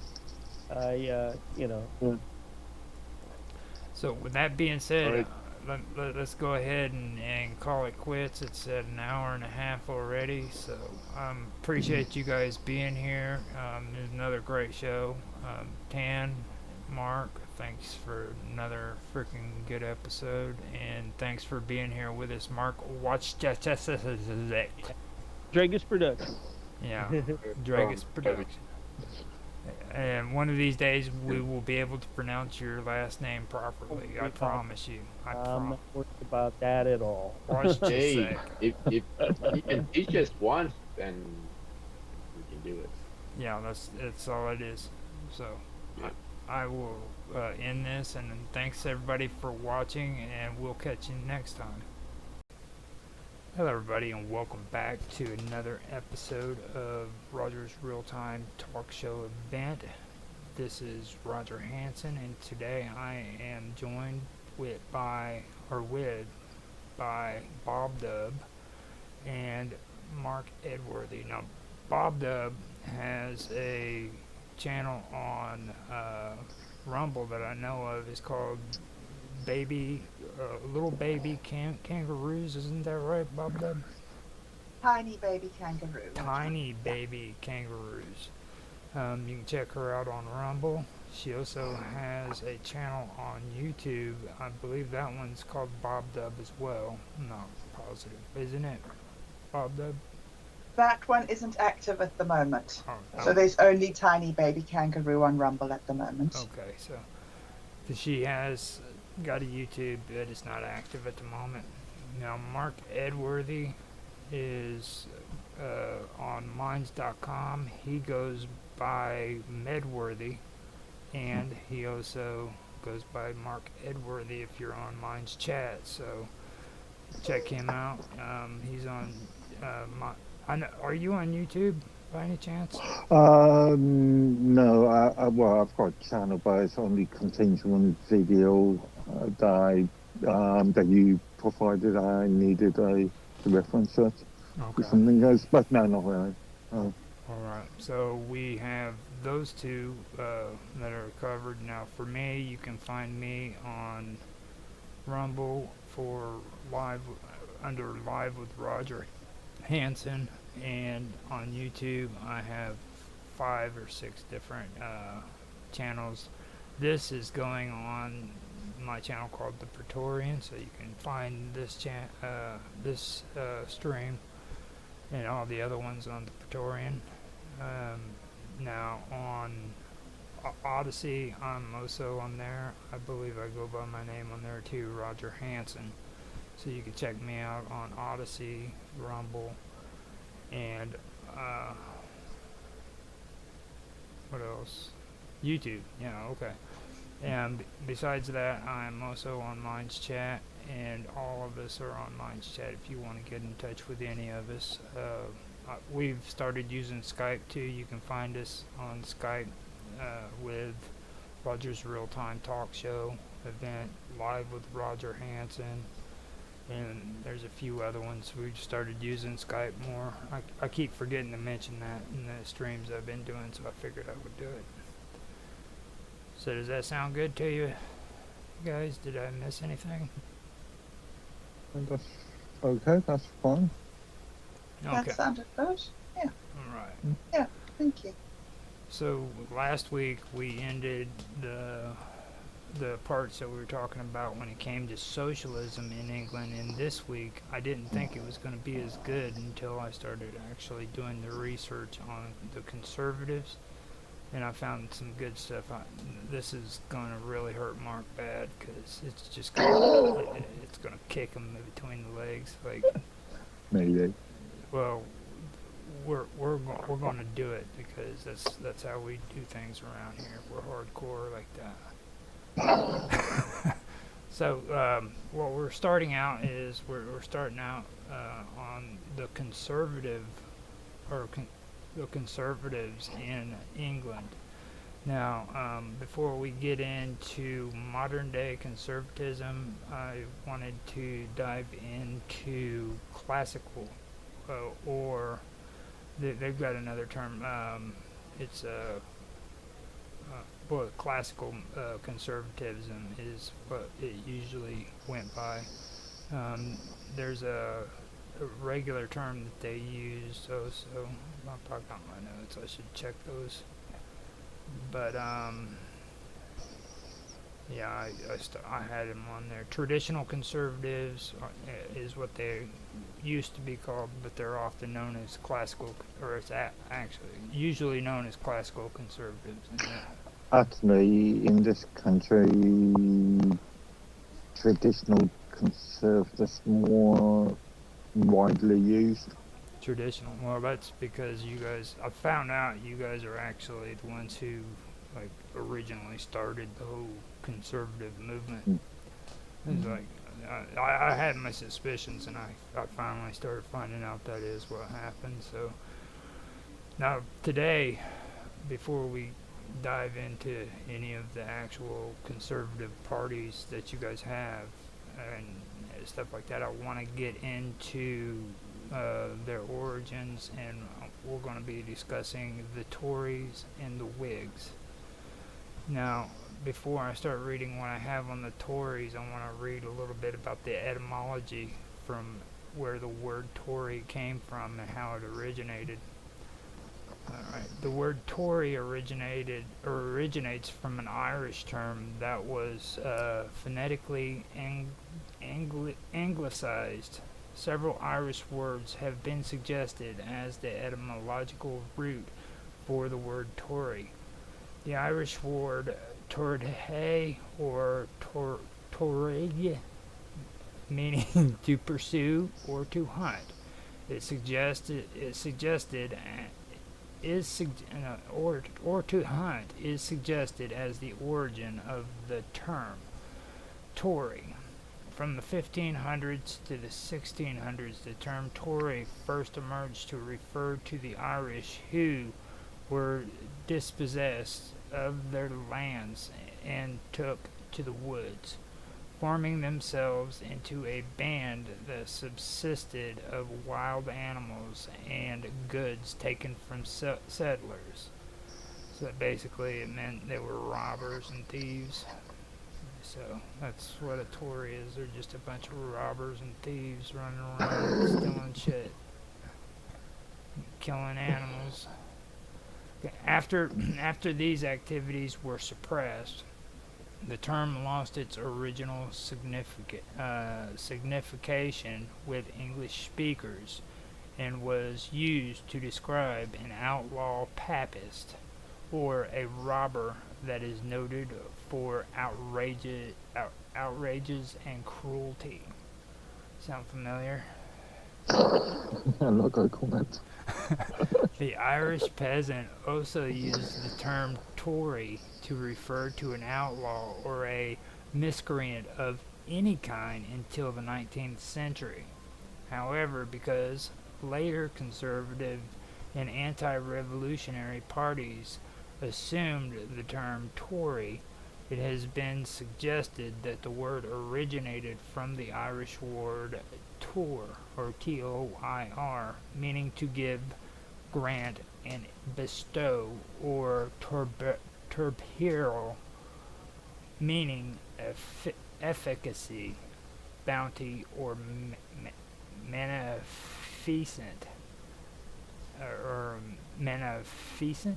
That's bad. That's whatever that is. I think that's just them trying to make it sound better. That's all that is. Like after a while, they decided to take out the robbers and thieves and stuff and try to come up with another word that makes Tory sound good. Now, by the 1640s, the term was used in the English language to refer to dispossessed Irish Catholics. It was also used to refer to isolated Irish rebels and guerrillas resisting Oliver Cromwell's conquest of Ireland, who were allied with Cavaliers through treaty with the Parliament of Confederate Ireland. It was later used to refer to dispossessed Catholic Irish in Ulster following the Restoration. Tory was also used to refer to a rapparee and later applied to Confederates or Cavaliers in arms. The term Tory, first introduced in England by Titus Oates, who used the term to describe individuals from Ireland sent to assassinate him and his supporters. Oates continued to refer to his opponents as Tories until his death. The word entered English politics during the 1680s, emerging as a pejorative term to describe supporters of James II of England during the exclusion crisis. And his hereditary right to inherit the throne despite his Catholic religion. After this, the term Tory began to be used as a colloquial term alongside the word Whig to describe the two major political factions or parties in British politics. Initially, both terms were used in a pejorative manner, although both later became acceptable terms to use in literary speech to describe either political party. The suffix ism was quickly added to both Whig and Tory to make Whiggism and Toryism, meaning the principles and methods of each faction. Okay, so the rest talks about the American Revolution, and that's where we actually got the term right and got it all straightened out. So we don't need to discuss that no more. I just wanted to read the part that made you guys look really horrible, and that was it. What do you think about it? Funny enough, the term Tory is still used as a slang word, even now. Yeah. Talk about it. That's something that I'd love to hear. That's actually... I don't know. Still a common word, common phrase that is still being used. Or do they use it as a slang word? Like in when they talk and they say Tory, how are they using it? Like depends on context. I've seen certain tabloid papers use it in the past. I've seen mainstream media use it. It's just one of those common things. Is it used in a negative way, like a slang that's bad? Again, depends on context. Depends on the actual subject matter. Okay, say it was a subject matter that was negative for Tories. Do they use that quite a bit? Not as often recently. Just thinking if there's any newspaper headline I can bring up here. That's interesting. I didn't know they were still doing it that way, because I was always under the impression that you guys like the Tories. Like they were your heroes and shit. Well, some people. And see, I just found out too that, well, actually, let me go ahead and read out some of the topic that I got here. Okay, English Tories from the time of the Glorious Revolution up until the Reform Act of 1832 were characterized by strong monarchist tendencies, support for the Church of England, and hostility to radical reform, while the Tory party was an actual organization which held power intermittently throughout the same period. Conservatism began to emerge in the late 18th century. It synthesized modern Whig economic policies and many Tory social values to create a new political philosophy and faction in opposition to the French Revolution. Edward Burke and William Pitt, the younger, led the way in this.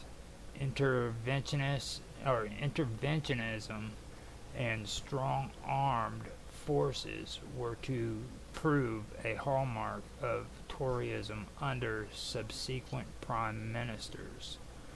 The word conservative began to be used in place of Tory during the 1830s as Robert Peel's followers began to reinterpret elements of Tory tradition under a banner of support for social reform and free trade. The party was eventually succeeded by the Conservative and Unionist Party, with the term Tory enduring to become an interchangeable phrase with conservatism. Traditionalist conservatism, often known as classical conservatism, is a political and social philosophy that emphasizes the importance of transcendent moral principles manifested through certain positive natural laws to which it is claimed society should adhere. It is one of many different forms of conservatism. Traditional conservatism, as known today, is based on Edmund Burke's political views as well as the views of Joseph de Maistre. Traditionalists value social ties and the preservation of ancestral institutions above what they perceive as excessive individualism. One of the first uses of the phrase conservatism began around 1818 with the monarchist newspaper named Le Conservateur, written by Francois René de Chateaubriand, with the help of Louis de Bonald. Love French words. They're so hard to pronounce. Now, the concept of national culture, custom, convention, and tradition are heavily emphasized in traditionalist conservatism. Theoretical reason is regarded as of secondary importance to practical reason. The state is also viewed as a social endeavor with spiritual and organic characteristics. Traditionalists think that any change spontaneously arises from the community's traditions rather than as a consequence of deliberate, reasoned thought. Leadership, authority, and hierarchy are seen as natural to humans. Traditionalism arose in Europe throughout the 18th century as a reaction to the Enlightenment, as well as the English and French revolutions. Traditionalist conservatism began to establish itself as an intellectual and political force in the mid-20th century. Now, Edmund Burke was an Anglo-Irish Whig statesman and philosopher whose political principles were rooted in moral, natural law and the Western heritage. And the Western heritage is one of the first expositors of traditionalist conservatism, although Toryism represented an even earlier, more primitive form of traditionalist conservatism. Burke believed in prescriptive rights, which he considered to be God-given. He argued for what he called ordered liberty, best reflected in the unwritten law of the British constitutional monarchy. He also fought for universal ideas that were supported by institutions such as the church, the family, and the state. He was a fierce critic of the principles behind the French Revolution, and in 1790 his observations on its excesses and radicalism were collected in Reflections of the Revolution in France. In Reflections, Burke called for the constitutional enactment of specific concrete rights and warned that abstract rights could be easily abused to justify tyranny. American social critic and historian Russell Kirk wrote, The Reflections burns with all the wrath and anguish of a prophet who saw the traditions of Christendom and the fabric of civil society dissolve before his eyes. Burke's influence was felt by later intellectuals and authors in both Britain and continental Europe. The English Romantic poets Samuel Taylor Coleridge, William Wordsworth, and Robert Southey, Southey, as well as Scottish Romantic author Sir Walter Scott, and the counter-revolutionary writers Francois René de Chateaubriand, Louis de Bonald, and Joseph de Maistre were all affected by his ideas. Burke's legacy was best represented in the United States by the Federalist Party and its leaders, such as President John Adams and Secretary of Treasury Alexander Hamilton.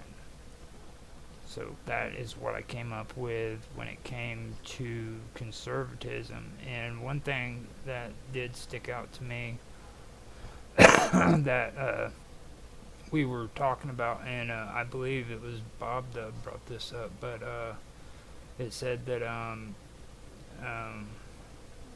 what was it?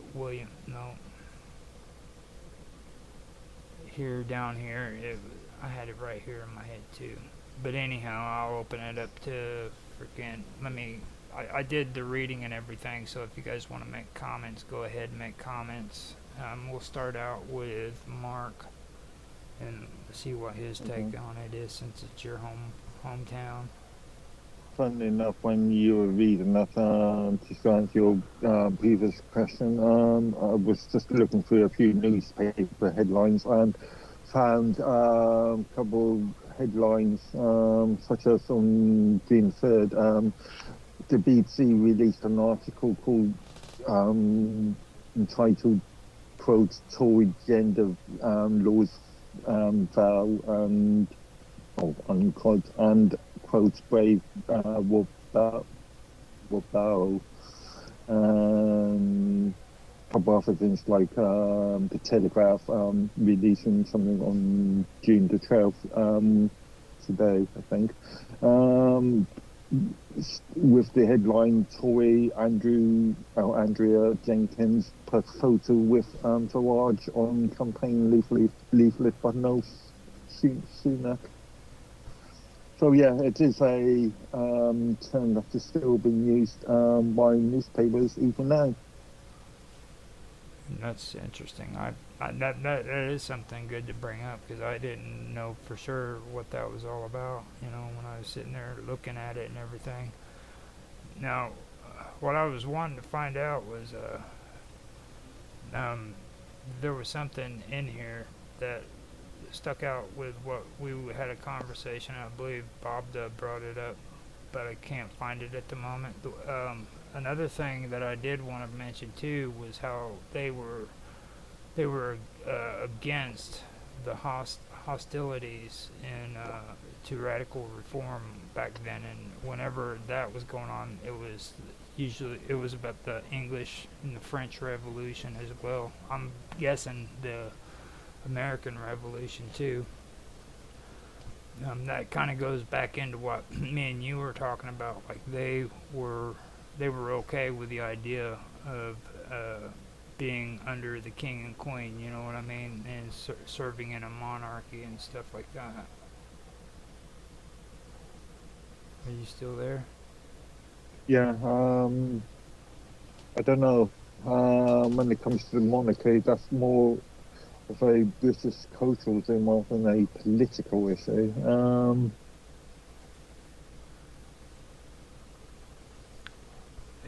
For me, it was really enlightening to find out because, like, the Tories, eventually, well, I found out that in a lot of the stuff I was reading too, that the Tories and the Whigs actually freaking they had a problem with them because they were freaking with each other because the Tories freaking supported the King Charles II.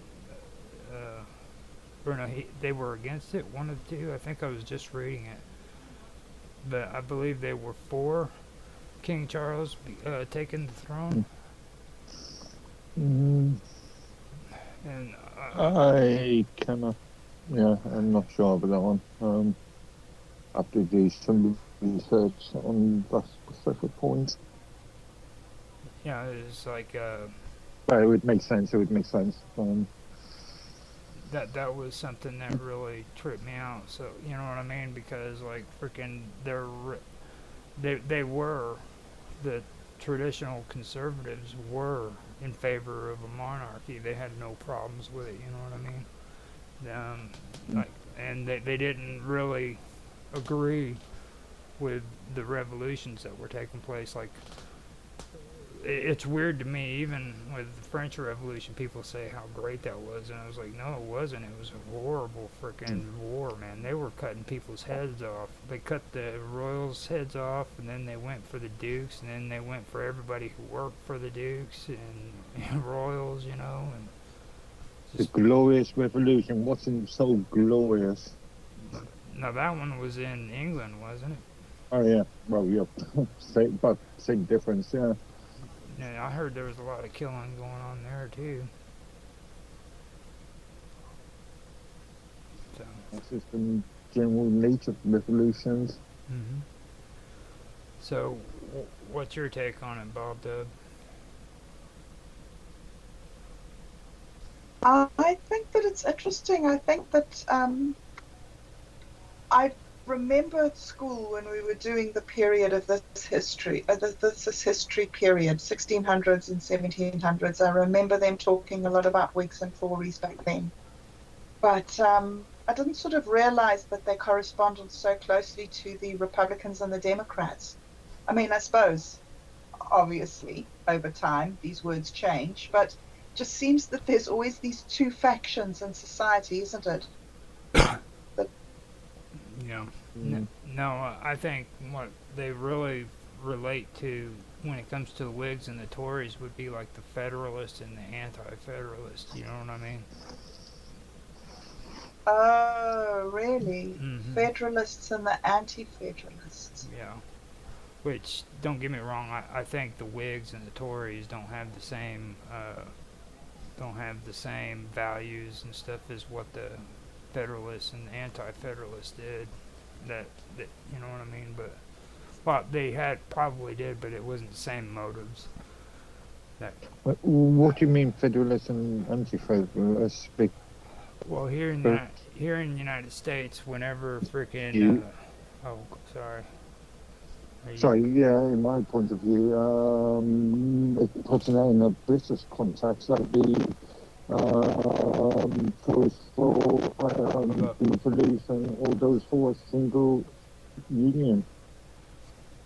Well, the Federalists were the ones who believed in a centralized government, where the anti-federalists didn't believe in a centralized government, and the anti-federalists were the ones who I told you before that walked out of the Congression or the Constitutional Convention because they wouldn't sign it until we got the Bill of Rights here in the United States. Yeah, like I said, the union or a devolution or a singular union. This sort of goes back to Tony Blair's idea of devolution, which has never worked out. Now we've got the Scottish National Party in Scotland, and we've got thing with I can't remember what they're called in Wales. But in effect, what's happened is through devolution, you've just created new separate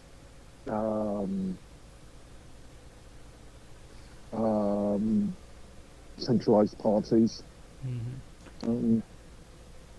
Well, for me, I think that it really does reflect on what you were saying, Bob, too, when I think about it, because like right here it says conservatism in England at that time period, the Whig, it synthesized moderate Whig economic policies and many Tory social values.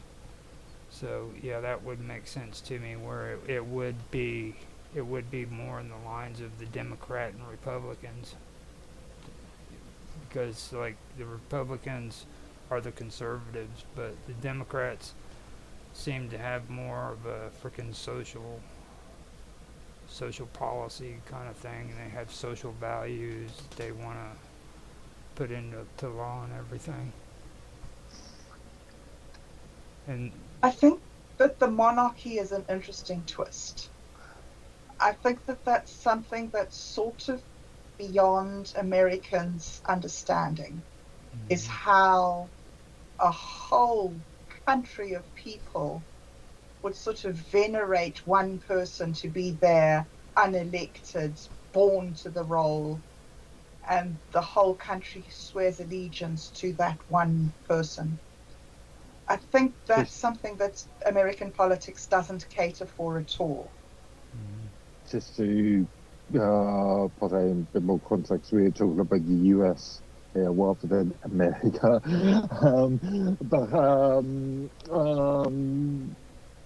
Because I'm just thinking of Canada as well.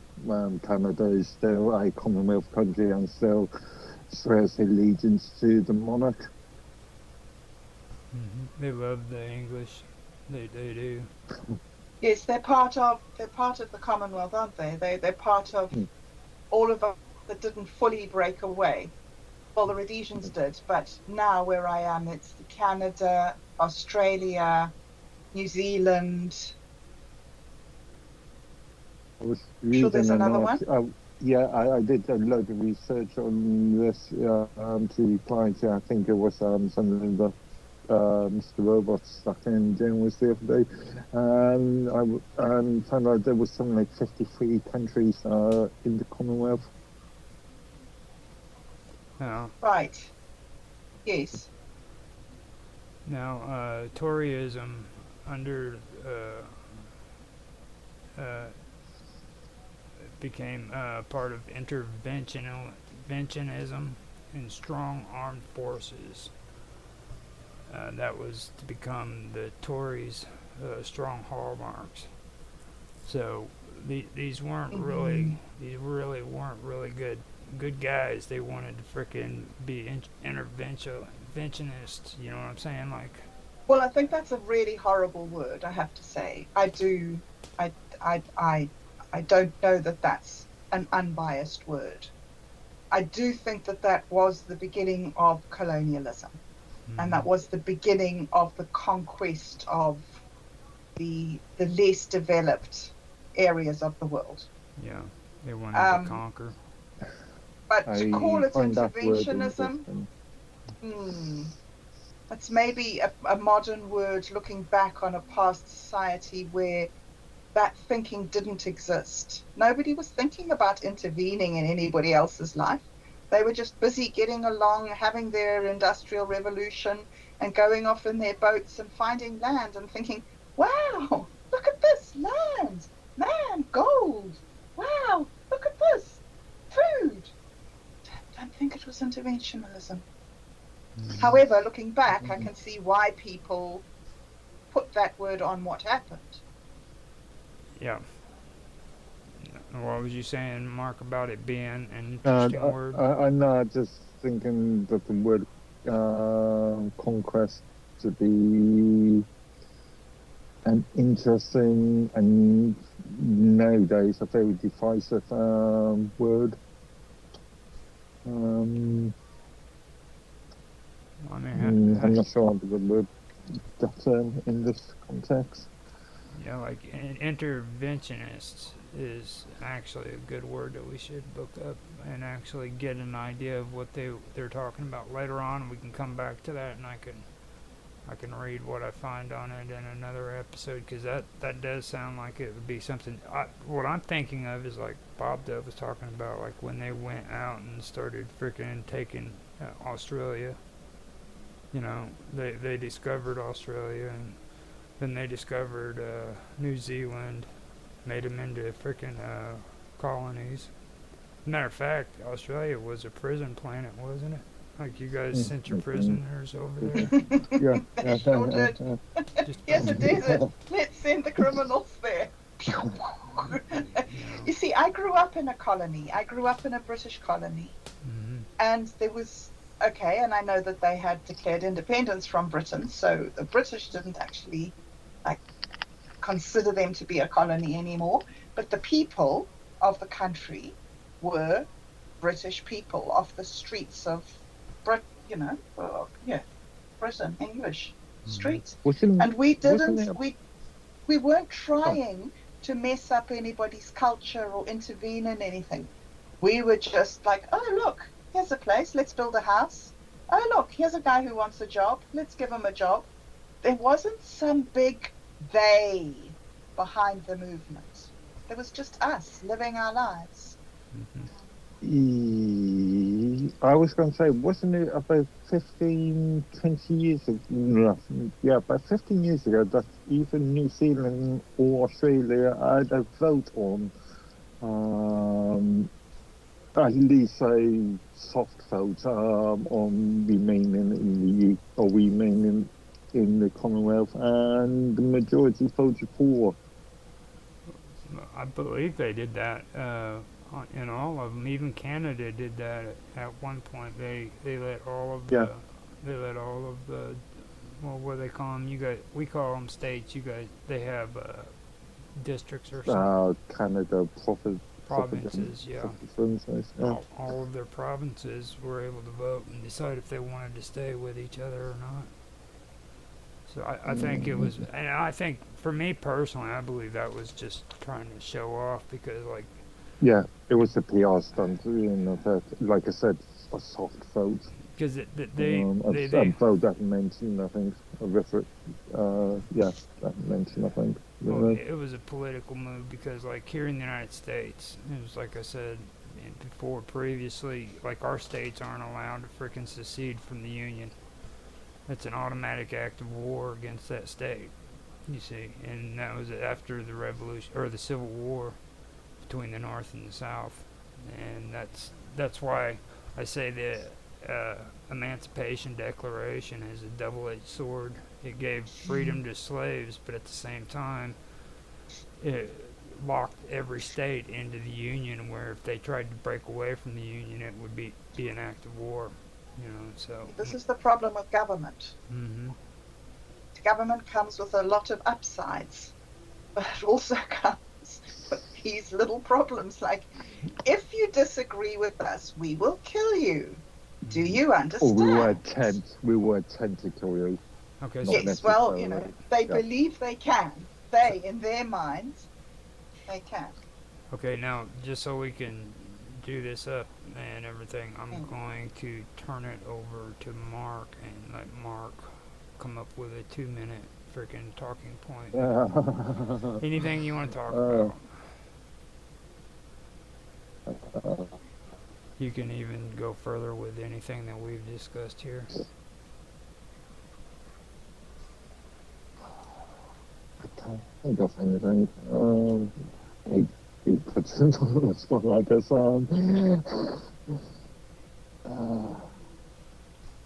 Let's Bob Dub carry on, and if they come up with anything afterwards. Okay. You want to do it, Bob Dub? Dude, that's so unfair. I don't have anything. I do think that it's very interesting that the Irish named the British Conservative Party. Not just the Irish Catholics named the British Anglicans with a slur, and the slur stuck. And I think that's interesting in New Zealand too, is that white people here, it's very contentious about how to talk about race in this country. And when the white people came here, they were called white ghosts, Pakeha. But Pakeha has been used as this word that means those people that we really hate, that came to our land and screwed everything up. And so there are these sort of generational undertones of resentment towards the white settlers here, or the British settlers here. Although the French settlers are hated even more than the British are, so it's difficult. But I think that it's really interesting for me listening to what you say, Mark, and these things about the Tories and the origination of these terms and the parties, to see how similar what happens in the British Isles and what happens in the New Zealand Isles. There's similar sort of developments of political struggling between people who have such different points of view. Like so much of what happens in England, I think, well, shall we say Britain, is typified by the struggle between Catholicism and Anglicanism. I think we're seeing that sort of point of view played out throughout the world, or throughout the Western world, in the last 20, 30 odd years. I mean, the sort of far left and far right arguments. Also, the usage of those named terms, maybe Tory, maybe white ghost, maybe far right or far left. It's a form of, could be argued as being a form of dehumanization, dehumanizing your opponents. And when you get to that sort of stage, well, history has demonstrated the severity of that sort of thing. Mm-hmm. Well, that's a huge thing that I learned growing up during a civil war, is that I learned about the sanctity of life. My mother wouldn't allow us to take sides. My mother said, all life is sacred. We should not be killing each other. And she went out of her way to send us to schools that had children of all races in them, not just sort of whites only, racially segregated schools. So she taught us that all life was sacred. And by going to this inclusive school, which was run by the church, I learned that in order for us to kill each other, we have to dehumanize each other, because our innate respect for human life is so huge that to trick us into being able to kill each other, we have to say this person is less worthy, this person is less than human, this person, this culture doesn't deserve to be. So as soon as you get that brainwashing going and that feeling of one person is more worthy than another person, then you get this ability to end that life.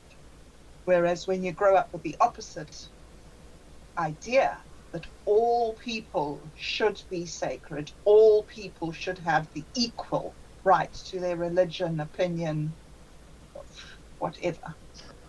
Yeah. Now, when you were talking about that, that made me come on to this part right here. It's the conservatives began to be used in place of the Tory during the 1830s as Robert Peel's followers began to reinterpret elements of the Tory tradition under a banner of support for social reform and free trade. So at some point before that, freaking the Tories didn't believe in social reform and free trade, and that's probably where these companies came from that the British had. Like here in the United States, if you wanted to colonize the United States, you had to freaking use their what was that company called? It was literally a company, and they sent companies out to Australia and New Zealand as well. Mm-hmm. You know, and they didn't believe in free trade. You dealt and you traded through these companies. Oh yeah, the obvious one, as far as Britain's concerned, would be the West Indies company. Exactly, that's the big one. Now I don't know if the West Indies was the one that sent our pilgrims out here. See, we had pilgrims. Yeah, I know, because as far as I am aware, the West Indies company was mainly Asia and the Caribbean. Yeah. You know, well, the Caribbeans is right there, though. I mean, well, there was the East Indies company too, you see. Yeah. East Indies, yeah, East Indies, West Indies, yeah. And then right here where social reforms. Now, I don't feed into that hogwash because I read freaking Mark Twain and shit, or not Mark. Wasn't it Mark Twain? Not Mark Twain. What's his name? Little dude. He's like, I want seconds. Oliver Twist. Okay. Oh, Dickens. Yeah, Dickens. Yeah. Charles Dickens. Dickens was real big on that. Like what year was it that he wrote freaking those? Like in the late 1800s. Yeah, 19th century. So they were running pretty hard and everything when it come to freaking mistreating people and stuff like that, even during that time period. This was supposed to be like during the 1830s, so. I mean, well, I think this is one of the very sad things that you have about a hierarchy, is that it's very, very difficult to operate morally in a hierarchy, because you have to step back from what's driving you to the top of the hierarchy, and you have to look down at what's beneath you, which is where you're coming from. I remember talking to somebody once about it in New Zealand and saying it's just so amazing in New Zealand that nobody's trying to get to the top. Everybody's trying to make a homogenous society. Where we came from, there was, if you dropped out of your job, if you had a sick day from your job, there were 6 million people behind you lining up for that job. There was competition, because there was competition for resources, there was competition for money, for jobs, for everything. It's a completely different attitude within the population when people are not striving to get to the top of the hierarchy. Don't know where I was going with that thought. Something to think about when you were talking about Dickens.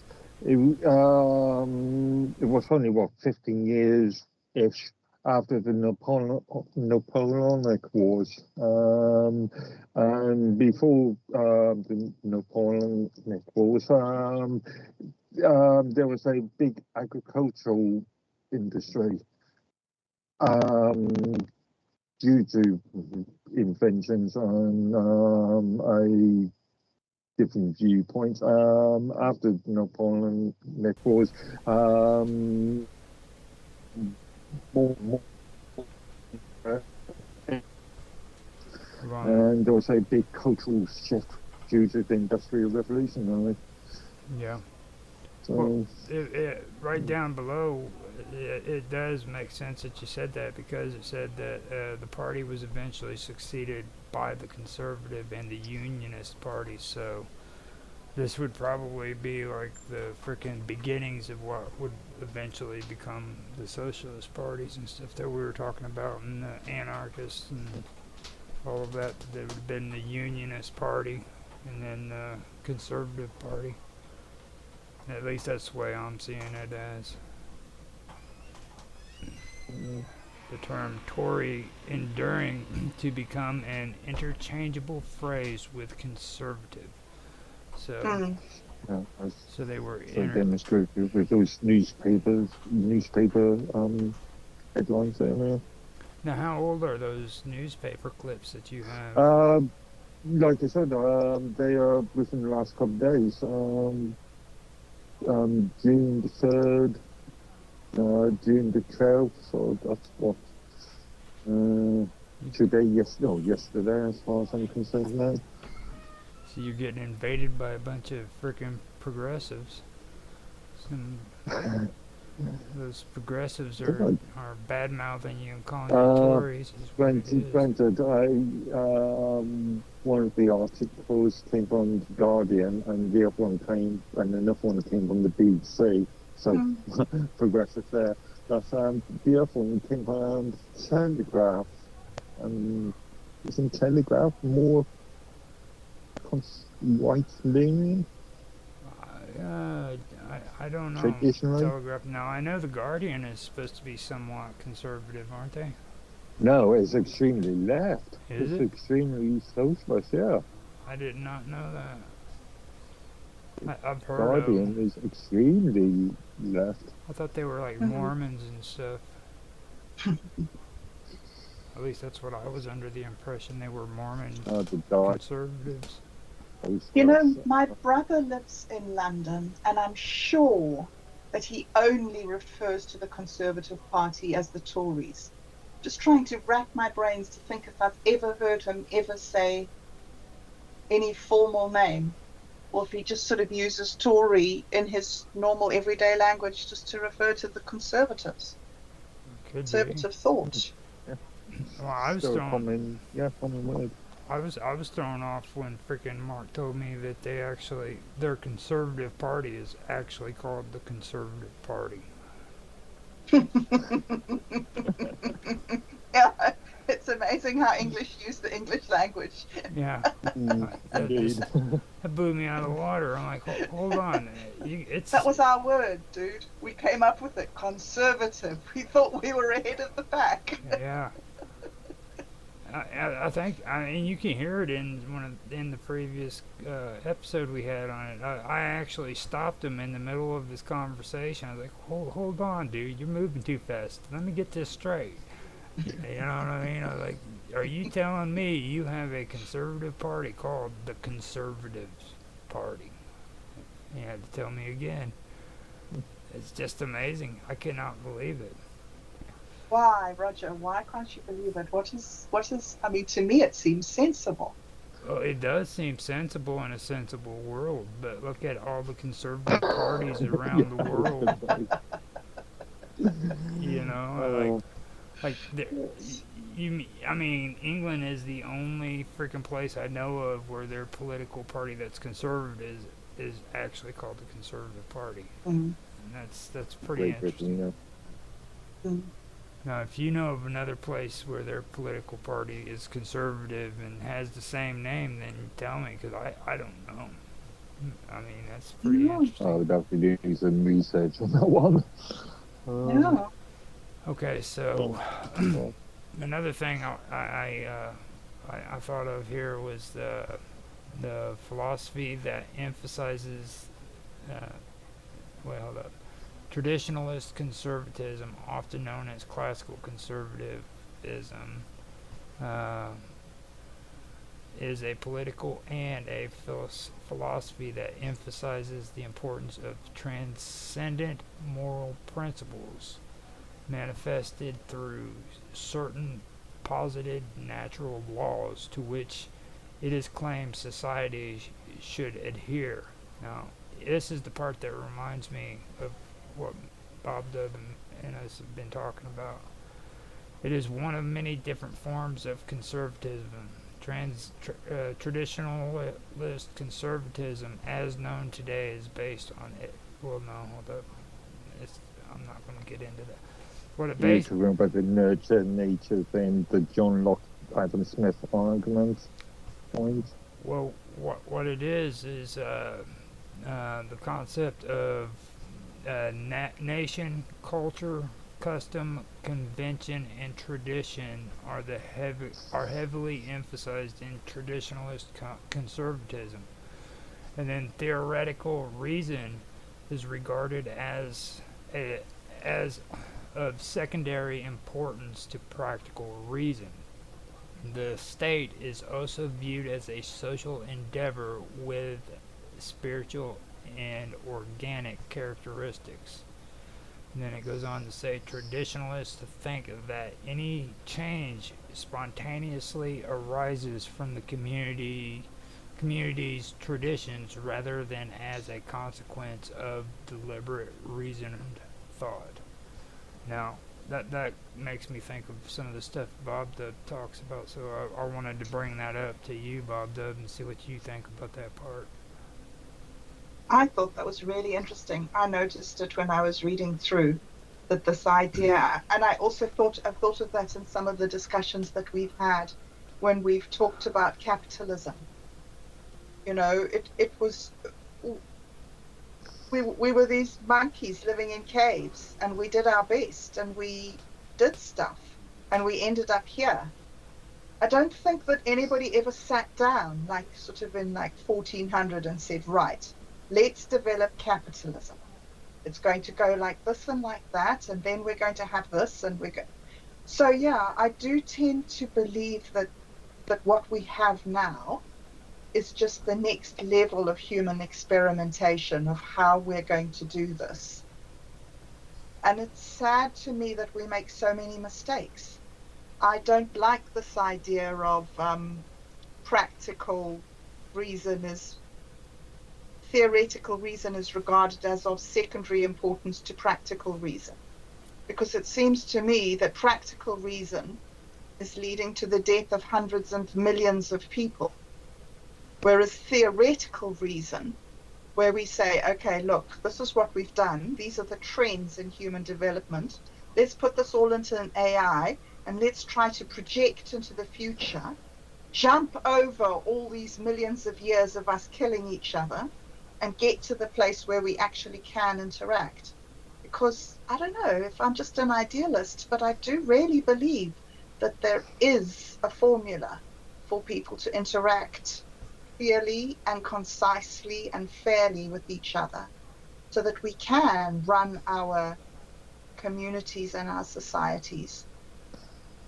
Yeah, I think that's You're talking about the idea of sticking these theories into AI and getting artificial intelligence to talk about to decide this. A couple of years ago, closed shop in one of the I can't remember what meeting it was, Death Force or something. I had a discussion about the concept of removing democracy and allowing artificial intelligence, or what he claimed artificial intelligence is, to make all the decisions for us. Therefore, we are only, slaves to artificial intelligence. We aren't any slaves to a machine. Individual rights, individualism is removed. Yes. I don't think that they are intelligent in any way. I can't bear it that we call it artificial intelligence. I think it's one of the silliest names that anybody's ever come up with. What they seem to be able to do really well is to predict the next word in a sentence. They also seem to be able to predict the next iteration of a picture. So they're really, really good at making predictive algorithms. So what we could do is put our history in and ask it to extrapolate along the line of our development and try and predict the next thing that we'll do and the next thing that we'll do and the next thing that we'll do.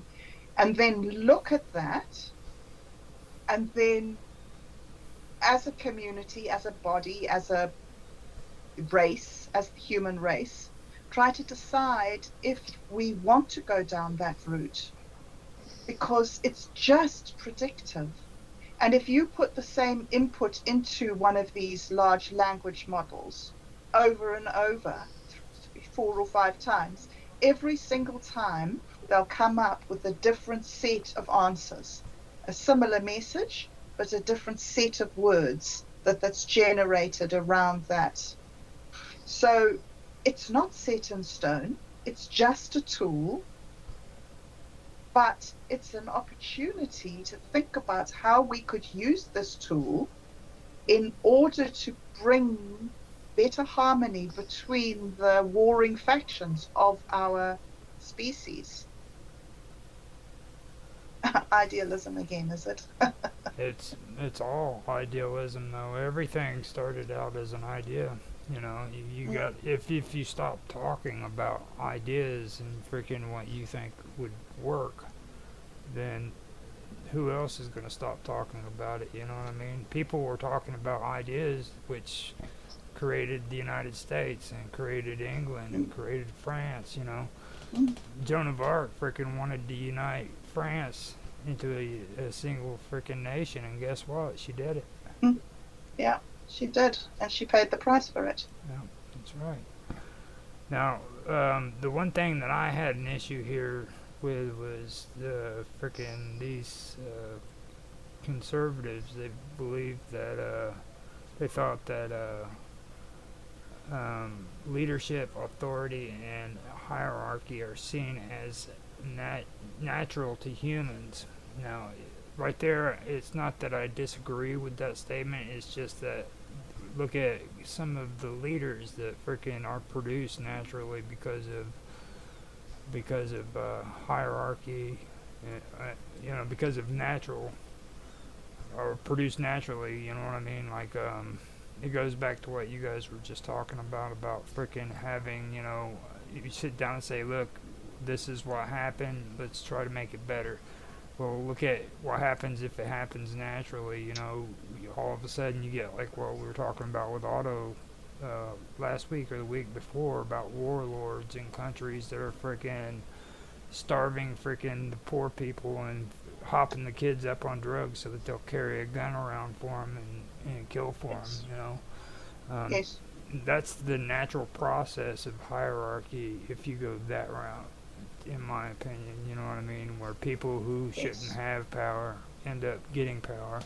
Yes. And it also takes me back to like, and I've heard you guys mention this stuff too about kings and how they originally started out, you know. I've tried to do a lot of research into English history, and the truth is there really isn't much left when it comes to text about how frickin' the history of Britain was, because back then a lot of that was lost, you know. And when I hear that, what I'm hearing is a cleaned up version of how kingship actually started, you know. Oh yes. I think a lot of it is just left. I don't think that there are many great stories left about it. There are a few. A lot of it, I think, is just left in our language, in our heritage, in our sort of cultural tradition, in our way of talking about ourselves. Mm-hmm. That belief that we are destined to be the best that we can, Well, and we are destined to rise to the top. See, you're talking about the English right there. That's Yes. all they are. They got to be number one. I mean, yes. Look at Mark. That's why God sent us here to earth. Look at Mark, be number dude. one. I see. He looks like a Chippendales dancer. Roger. According to Tan, he does. Dan said he'd pay. He looks like a businessman. Dan said he'd pay freaking good money to watch him strip. Oh, you boys, you are so terrible. But yeah, I mean, on a serious note, though, I mean, that's the English to a T. You know what I mean? It's like they had to be the best at everything, even that's like right. even their Secret Service. You know, everybody watches 007 and think that it's real, but it's not. I mean, like, you know, what is it, MK5? MI5. MI5, yeah, MI5. MI5, I believe, isn't that what they're up to now? MI6. MI6. Yeah, I can never remember which one's the international one, which one's the national. Now they got 6 of them. Yeah. You know what I mean? It's like freaking they got one on top of the other. I mean, heck, we've got the CIA and that's it. Or we got NCIS too, but in the SIS. And you've got the FBI. Well, they're all here in the United States. The FBI is the United States. Now we do have the Secret Service in the NCIS. Yeah, but that's just a common name for everything, isn't it? Well, they do all the stuff. MI5 is the domestic counterintelligence, and MI6 is our international counterintelligence. Okay. This one here says that the CIA is equivalent to the MI6, and the FBI is equivalent to MI5. Yeah. My goodness. And the national security. Oh no, I can't go there. My text cuts off.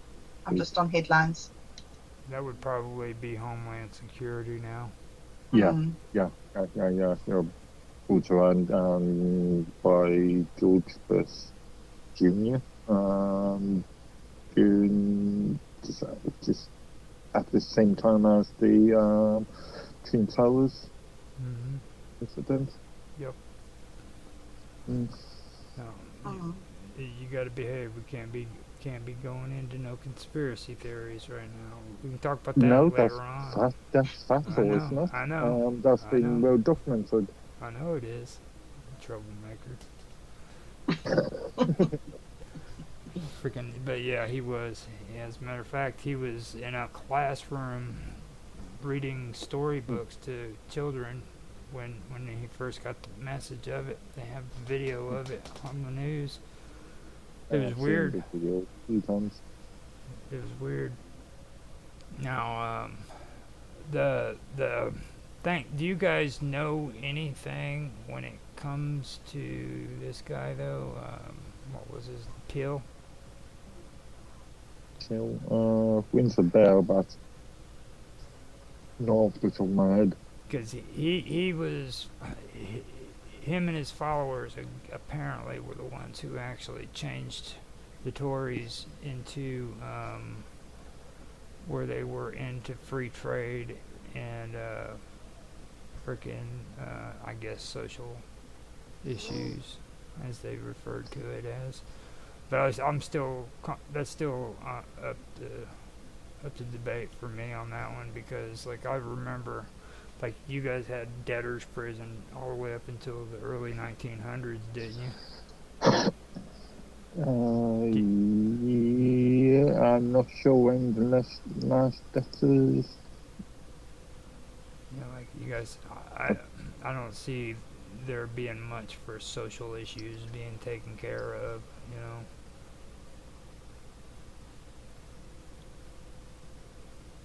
But yeah, the this was changed in 1869 for the Debtors Act. yeah, so I guess so. That would actually make sense. That's probably what they ended. Um, whenever, because these guys were supposed to have started becoming the conservative party right around what 1825, isn't that what it said? Right around in that time period. So that might have been when they started freaking getting rid of debtors prison, and I wonder about the orphanages. Sorry, what year did you say? I believe they said it was 1825. Okay. Yeah. Right around 1825, whenever they were, no, 18. On the first uses of the phrase conservative began around 1818 with a monarchist. Oh, that was the freaking just phrase coming up was 1818, and then scrolling up and down on this chat to try to find it. It was right around. Yeah, go ahead. Actually, when the UK Parliament started, interesting tidbits on this one. Debtors Relief Act.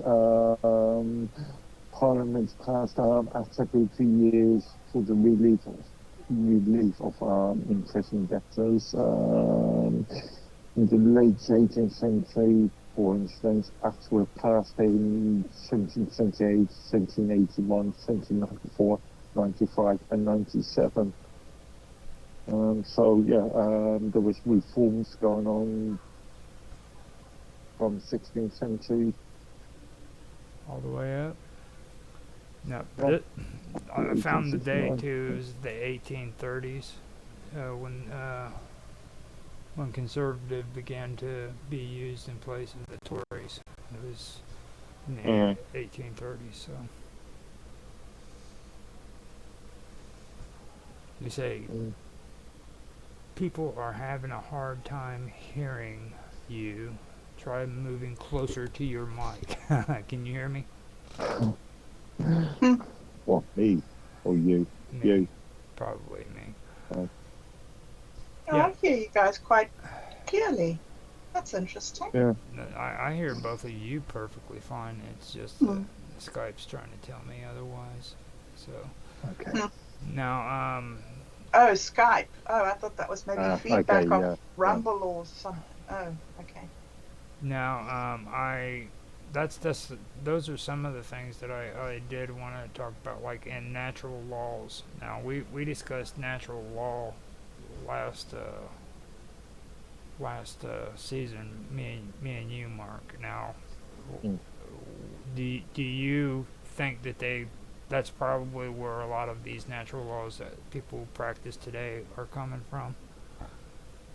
Like I said before, it goes all the way back to the nurture nature argument, the Enlightenment argument. Yeah. Well, the Enlightenment. I mean, for me, I don't really see the connection between Age of Enlightenment and nurture versus nature. Well, the John Locke, Adam Smith, and that sort of points. I see a certain point of liberalism, the classical liberalism, like me and you said, we need to do a topic on when it comes to John Locke. You know what I mean? Because he was actually probably him and what was it, Adam Smith, John Racuse, and the French being, and there's a few other names as well. They were all involved in that, and I mean that's where the whole traditional or classical liberalism came from, in my opinion. This goes back further, you could argue that this is related to the Lutheran movement and the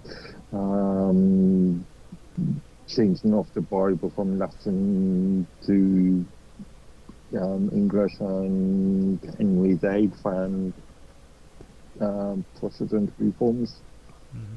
Now, the statutes too is another thing. Like whenever we were going through and talking about statutes, like a lot of these statutes go all the way back to Anglo European freaking traditions. Like a lot of them come from freaking old Viking laws and shit, and Roman laws and like stuff like that, you know. So that's something that I think of when I hear about this too, because they're talking about like their ancestral values and stuff of that nature. You know, that really stuck out to me on that one. Because that's really where a lot of these statutes come from, and you guys have statutes too, you know. It's where they just pass laws that freaking don't get voted on. So. This still means House of Commons, House of Lords sort of thing. Now on here, the thing that at the bottom that got me was when they talked about in the United States, Burke's legacy was best represented in the United States by the Federalist Party and its leaders, such as President John Adams and Secretary of Treasury Alex Hamilton. And that's the reason why I don't like them too, is because I thought the Federalists were bastards. Do you want to elaborate on that? You want me to elaborate on that? Feel free to. Don't need to. Okay. Okay. Just those. Like everybody's so big on frickin' the Constitution, and they're so big on the federal government. And like you've heard me say frickin' things that were against socialism, okay? And I do agree with a constitutional government, but there's only one reason, okay? And that reason is we really don't have anything better. You know what I mean? I mean, there's really no form of government that's better than a constitutional law. No, I think there is. I doubt it. I just think that we haven't worked it out yet. That's what I'm saying. We haven't found it. What did Winston Churchill say? All democracy is the best form of government out of all the worst sorts of forms. Yeah. Yeah. And it's and my whole point is this, though: if you read the Constitution and you honestly hear it for what it's saying, it does not freaking protect the individual whatsoever. Yeah, no protections whatsoever. No. And everybody. Because I mean, it's got to here where it is. I mean, it started off really great, but now it's here. Mm-hmm. So there's a flaw. And something's gone wrong. It's just like here in this traditional conservative beliefs. These guys they abhorred individualism. They're just like the socialists. They do not like individualism, individual rights, any of that, you know. But like I said, the constitutional governments are the best that we do have, and I don't agree with it, you know. But the thing and like even with the Bill of Rights, okay, like I can understand their arguments here in the United States for the Federalists why they didn't want to have Bill of Rights, because like Bill of Rights were what kings and queens gave their subjects. That was rights that they had. And it protected them when they went to foreign countries and everything, because they had their Bill of Rights, which their country protected them with. And when the anti-federalists wanted a Bill of Rights put up against them, that's the first thing they thought. You know what I mean? They're like, no, because in the Constitution it says that frickin' we have our rights are God given and no man can ever take those rights away from us. Yeah. Which means that frickin' it doesn't matter as long as I don't frickin' break the law and I know what right and wrong is, I'm free. No other man on the planet can tell me what to do or how to do it. As long as I don't frickin' break the law and I frickin' do the right thing. Exactly. You know? And they said Bill of Rights, and boom, all of a sudden frickin' the Federalists started thinking, oh no, we don't need that. And I think that on that terms they also went to the extremes too now, because now they got frickin' all these amendments after the frickin' the Bill of Rights. There's only 10 frickin' amendments that was written, and then they added 6 more. You know? And so I don't agree with that all the way either on that. Yeah. You know, but you know, for Constitution though wise, I do agree with it's the best that we have at the moment, because I mean, I think one of the things that I find is that people seem to be at the moment using language that stops them from thinking. I hear a lot of people saying this is the only way it could work. This is the best way. This is the this. This is the that. This is the, as if they put a full stop and they've now no longer thinking about anything. Again, this is all. Sorry, this is all about the so-called long march through the institutions and concepts, academics. Stop teaching things like critical thinking and having the sort of black and white concept. This has been going on for 50, 60 odd years now, and slowly, but it has increased in speed over the last 20 years. Well, for me personally, I mean, critical thinking is been replaced with critical theory and all that shit. And like, critical thinking isn't the same as critical theory. Critical theory is telling you that frickin' you have to frickin' that's really highly socialist, you know what I'm saying? Like, when you go in, you have to frickin' literally, you start believing crap that's just not true, you know what I mean? Like, they'll start telling you that frickin' slavery was all the United States' fault. It was all the United States' fault. You know, we're us poor or us horrible white people here in America frickin' are the ones who caused black people to frickin' be made into slaves all around the world. You know what I mean? And they want you to stay focused on that because they don't want you to realize that other things were happening in other parts of the world that didn't have anything to do with America. Well, it's a level of ignorance, isn't it? Yeah. If people knew the history of slavery and knew how people behaved to each other through all of time and in all societies, then when somebody said, oh, this person did that there, you'd say, oh, really? Yeah, well, that person did that and that person did that, you know, more of the same. So for me, I see it as a lack of general knowledge, which I find is, I blame on the collapse of the education system. I do too.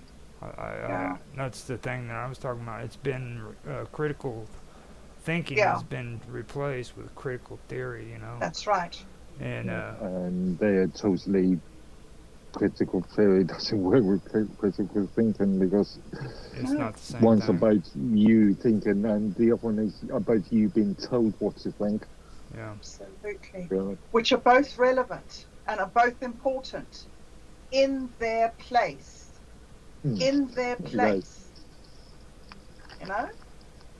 I mean, you would tell a 7-year-old child how to think. That is appropriate. You would teach We've them. seen that recently. look at the sort of sexualization. Oh yeah, okay, that's horrendous. I mean, I'm saying you tell them how to think properly. Like, Properly. I'm not saying Properly let's is bring a in. very bad Yeah. word depending Yes, on who yes, you yes, are. yes. Okay, so let me try and express it differently. Well, you know, It is more appropriate to tell your children how to think, and then once you've given them how to think, then open them up to the amount of subjects about which they could think. But then once you get to what they could think about, you hope that they've reached a level of critical thinking where they can analyze this data that you're now setting before them. But you wouldn't do that to a young child. You wouldn't overwhelm them with data and things that they couldn't deal with. right. Yeah, still trying to develop the words for that. I take your point there, Mark. No, Yeah, I can see what you mean. for me, I still like the ass whooping concept. I mean, everybody freaking seems to think that's just horrible, but freaking, you know what? They start acting up. You whoop their ass, dude. Freaking, don't worry about if the state's gonna come in and get you for child abuse. You know what I mean? That kid starts acting up and running his mouth or his or her mouth. You freaking pick up a belt and you whoop their ass. You don't put Yeah, I used to agree with that. When I came from a society where people were very, very restrained and careful, and when an ass whooping meant that a child got a small punishment delivered in a very specific and careful way, I agreed with that. But then when I came here and I started teaching at the low income schools here in New Zealand, and the children used to tell me how when their mom gave them a hiding, it was with the cord, not the cord, the pipe of the vacuum cleaner, or the leg of a chair. I mean, that's not ass whooping. That's not okay. And for my classes to be laughing at me for being shocked at that, ha ha ha, miss, what's wrong with you? That's our culture. I'm like, no, I'm sorry. I'm just not going to go there. I just don't agree with that. There's ass whooping and there's ass whooping. You know, I mean, and I think that's the thing. A lot of people mix up freaking abuse with getting an ass whooping. You know what I mean? Yes. It's like freaking all of a sudden we just got to clump it up just because freaking, you know, oh, we got to stop that now. You know what? Ever since they stopped freaking disciplining children in schools, the gun shootings have been going up. That's right. Every freaking issue that's resulted in school shootings here in the United States started after freaking kids stopped being disciplined. And you take a look at these kids, you'll hear about these shootings, and it was because they had mental illnesses, okay? I'll give them that much, but I guarantee you the first person or one of the first people those kids freaking shot was the same person that freaking bullied them every day that they went to school. Indeed. Okay. There's a couple of issues here, and I'm going to be a bit controversial here. Mental illness is not necessarily what is deemed to be a mental illness in some cases, or the other issue is the US concept of just piping kids in with drugs made up through food. So, you know, as an example, cereals. There are a lot of chemicals in cereals that in the US that are technically banned in or are banned in Europe because of issues like ADHD and other issues and more severe issues. The other argument here is the issue of just being reliant on schools, on their education, on the states to discipline discipline and educate the child, not considering the parents, the guardians, as a parental and guardian, which also plays into the argument of, sadly to say, single parent households, which we've seen a large increase in within the last several decades. I think that's actually Yeah. I think that's actually more of a situation that's been happening longer than just decades, you know, because like yeah, but it's been more prevalent.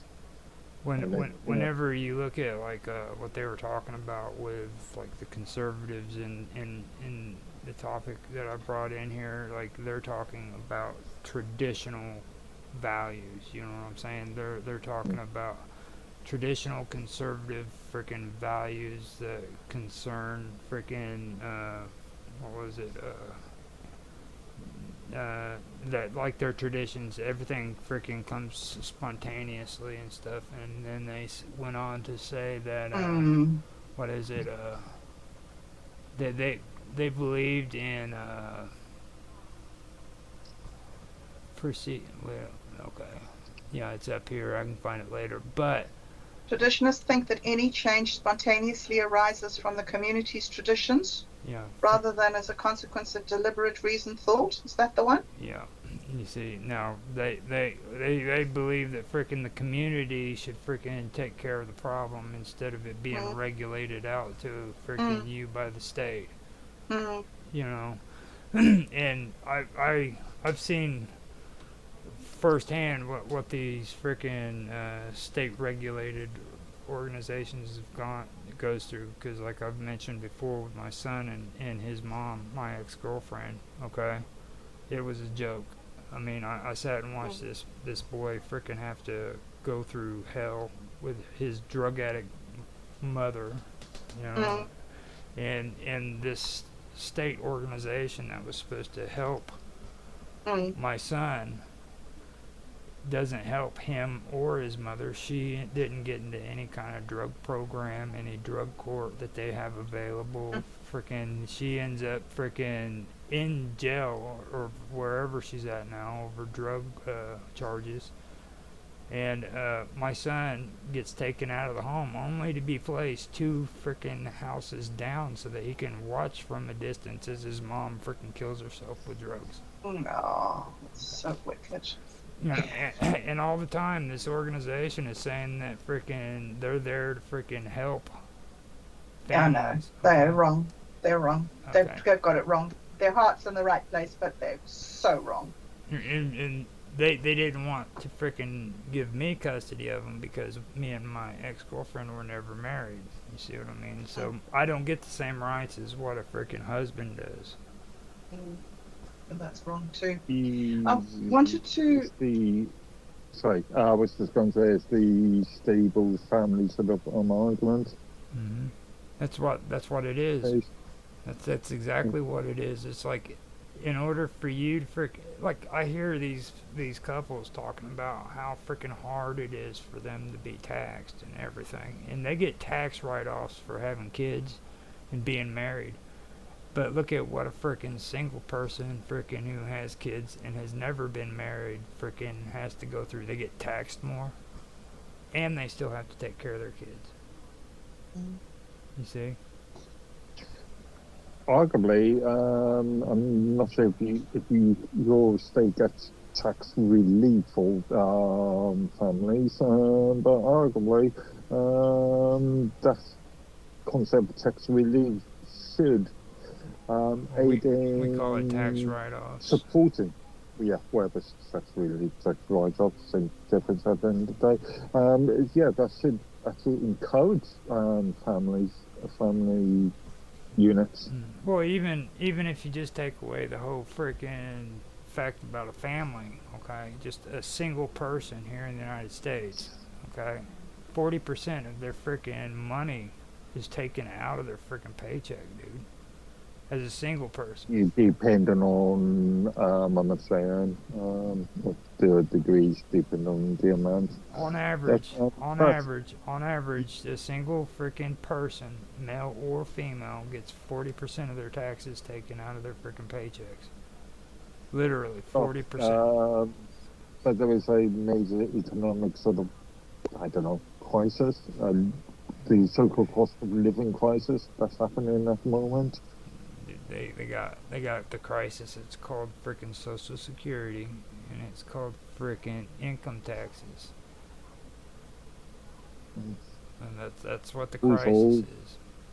Also, if you want to put it on Social Security, what about all the pensions that civil servants need to live on? A large amount of it goes to Africa. That's not. And I was wondering that too. The big thing that really gets me is like everybody's talking about wanting to tax the rich more. Now, how many rich people actually dip into their freaking Social Security? You know what I mean? If you're able to freaking retire and you're rich and you don't have to worry about it, why would you want your Social Security? You're talking about the idea of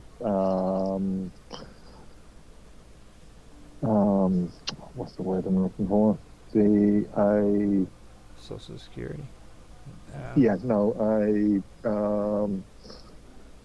For all sort of a singular sort of Social Security concept where everybody receives a specific amount of Social Security, no matter what their circumstances are. Yeah, it's just that's the one thing that gets me about blanket. Like, how much money is actually being paid out freaking by the Social Security when it comes to all that, you know what I mean? Like, they get all these, they just automatically take the money out of these people's checks. Okay. But arguably, you pay into the system, and at the end of the day, you receive a percentage of that. I'm just saying, how many people are actually wanting to get their payout? How many of them are actually filing for income taxes? These rich people, how many of them are filing for retirement when they retire? If they don't need it, why would they do it? I guarantee because it's the right. Because again, they put in the money in the first place, and it is the right to take out the percentage. I guarantee you, freaking the government is holding on to freaking money that rich people aren't claiming when they retire. I guarantee you they got that. The state, sorry, the state's not the government. Oh, I'm sorry, the state. I'm sorry, the state. The state. But you know what I'm talking about. You know what I'm talking about. I guarantee you there's a lot of money that's circulating there that's not being used. Or it is being used and we don't know what it's being used for. So, you still alive, Bob Dub? I'm alive. I'm alive. I'm not sure that you don't know what it's being used for. Although if you can go, it is public money, and therefore you can say, you can find out this information. You can see a percentage of it going to pensions. You can see how much of it's going to, I don't know, filling up potholes in the road. How much is it being used for? I don't know. But yeah. Well, we can go ahead and end this, I guess, because Bob Dub said she has to head out to do some shows. She's going to do a show with Auto Excelsior, and then she's going to do something with Do Better, and she has to do something with Satori D, right? Is that the case, Bob Dub? Yeah, sorry about that, guys. Busy day today, lining up all the tasks. Sure. But it has been a great talk. So interesting. So good to get into some of this stuff. And yeah, and it goes so far. I mean, and it's so interesting how I was just thinking earlier when you were talking about mental illness, Mark, and you were saying like what is deemed to be mental illness. It's so great to have these conversations, because this is where you sort of knock those things off, the edges, those rough edges off. One of the things that I'd like to say in closing is that I think that it's so important, the words we choose to discuss these things, because mental illness is the stupidest word ever. It's nothing about mental illness. It's about emotional illnesses. Mm-hmm. These are people with big emotional problems. And I was one of those women, Roger, who's like your girlfriend. I didn't go to jail and do hard drugs and stuff, but I listened to the advice of the social system, and it gave unbelievably bad advice. Mm-hmm. And so I do think that there is this amazing opportunity that we have to get together and do all these different sorts of explorations and stuff. So I just wanted to thank you very, very much for allowing me to have this opportunity of being here with you guys and being involved in these conversations and trying to find some way that we can go forward responsibly. It's a real great honor to be here with you. So thank you. So now before you take off, I'm going to do like we said at the beginning. I'm going to let you give your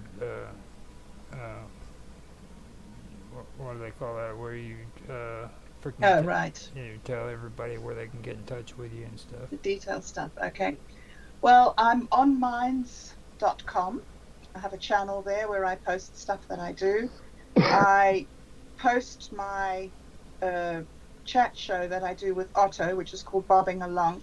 I post that on Rumble, and that's sort of a look at the world through Buddhist eyes. I've also been involved with Rush of Waves a little bit, doing a react show to content. How do we react to content on the internet? And I'm quite involved with Satori D, who has got an amazing project where he is working with generative AI to build a sort of interactive website that every time somebody goes to a page on the website, a different answer is generated by the AI. So this ongoing novelty and generation and progression of thought. So those are the projects that I'm involved in. As I say, if anybody does want to talk to me, I'll be on minds.com. Okay. So yeah, thank you very much. That's me, Roger.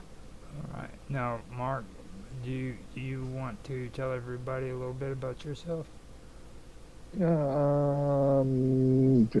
I generally just use minds.com for any social media interactions. So minds.com/Medworthy.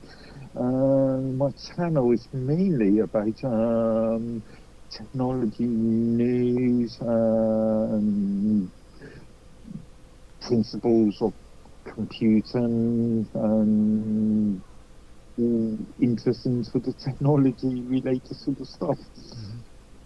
And you're also a big help, so if anybody needs help out there and they need to contact somebody, talk to Medworthy. He can help you out when it comes to I'm also the administrator of the Minds user group and the Minds Community Open Source Initiative group. I provide a lot of community-based support for Minds. Okay.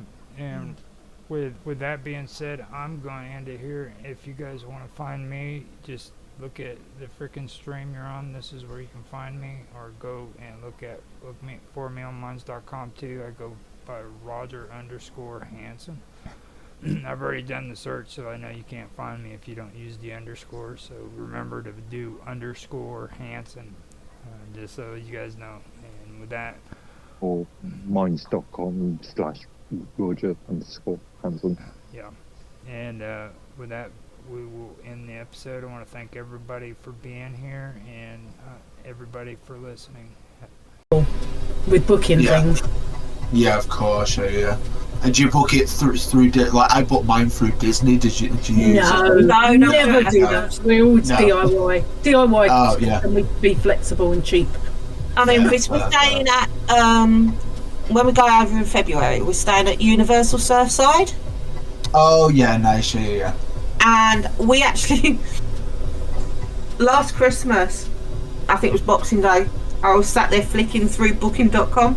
Yeah. Going, right, let's see how much it costs now to go to like Disney, because obviously we hadn't been for 4 years. And I was flicking through and I found this deal for Surfside.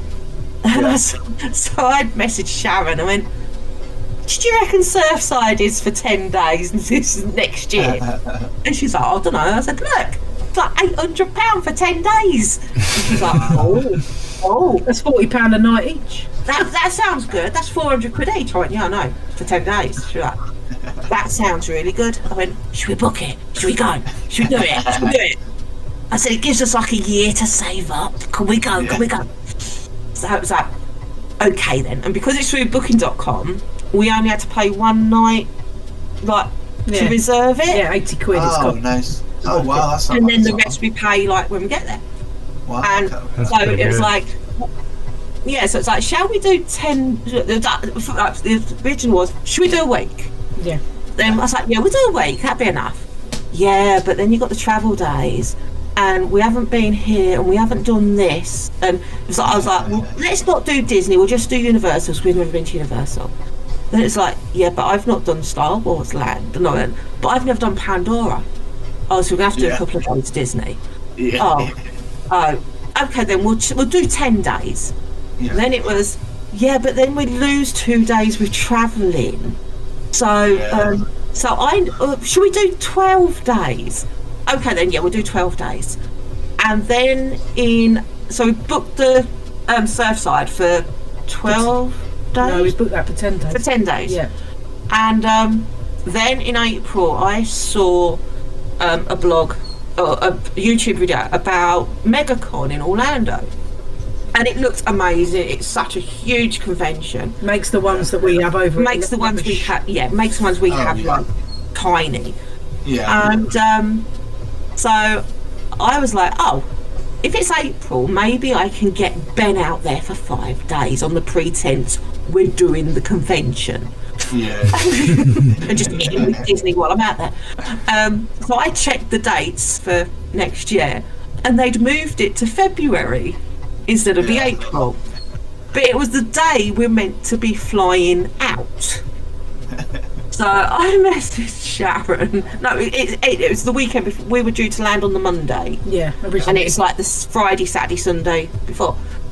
So I said to Sharon, what do you think about adding 2 more days onto the holiday? And I was like, why? She's like, why? No, so I just sent her the link to the YouTube video. I went, watch this. Back 10 minutes later, I go, yes, right, okay. Find us a flop house. That's what I call us, a cheap motel. This is like the cheap hotels. Find us a flop house, because we hadn't booked flights at this stage. So it's like, find us a flop house. I was like, okay. Because literally all we use for a hotel when we're in Orlando is to shower and sleep. We never spend any time. Yeah, 100%, never spend any time in a hotel. Don't know why people get them with pools and stuff like that. It's like you should be in a park or doing something cool. You should not be sat in your hotel room. Yeah.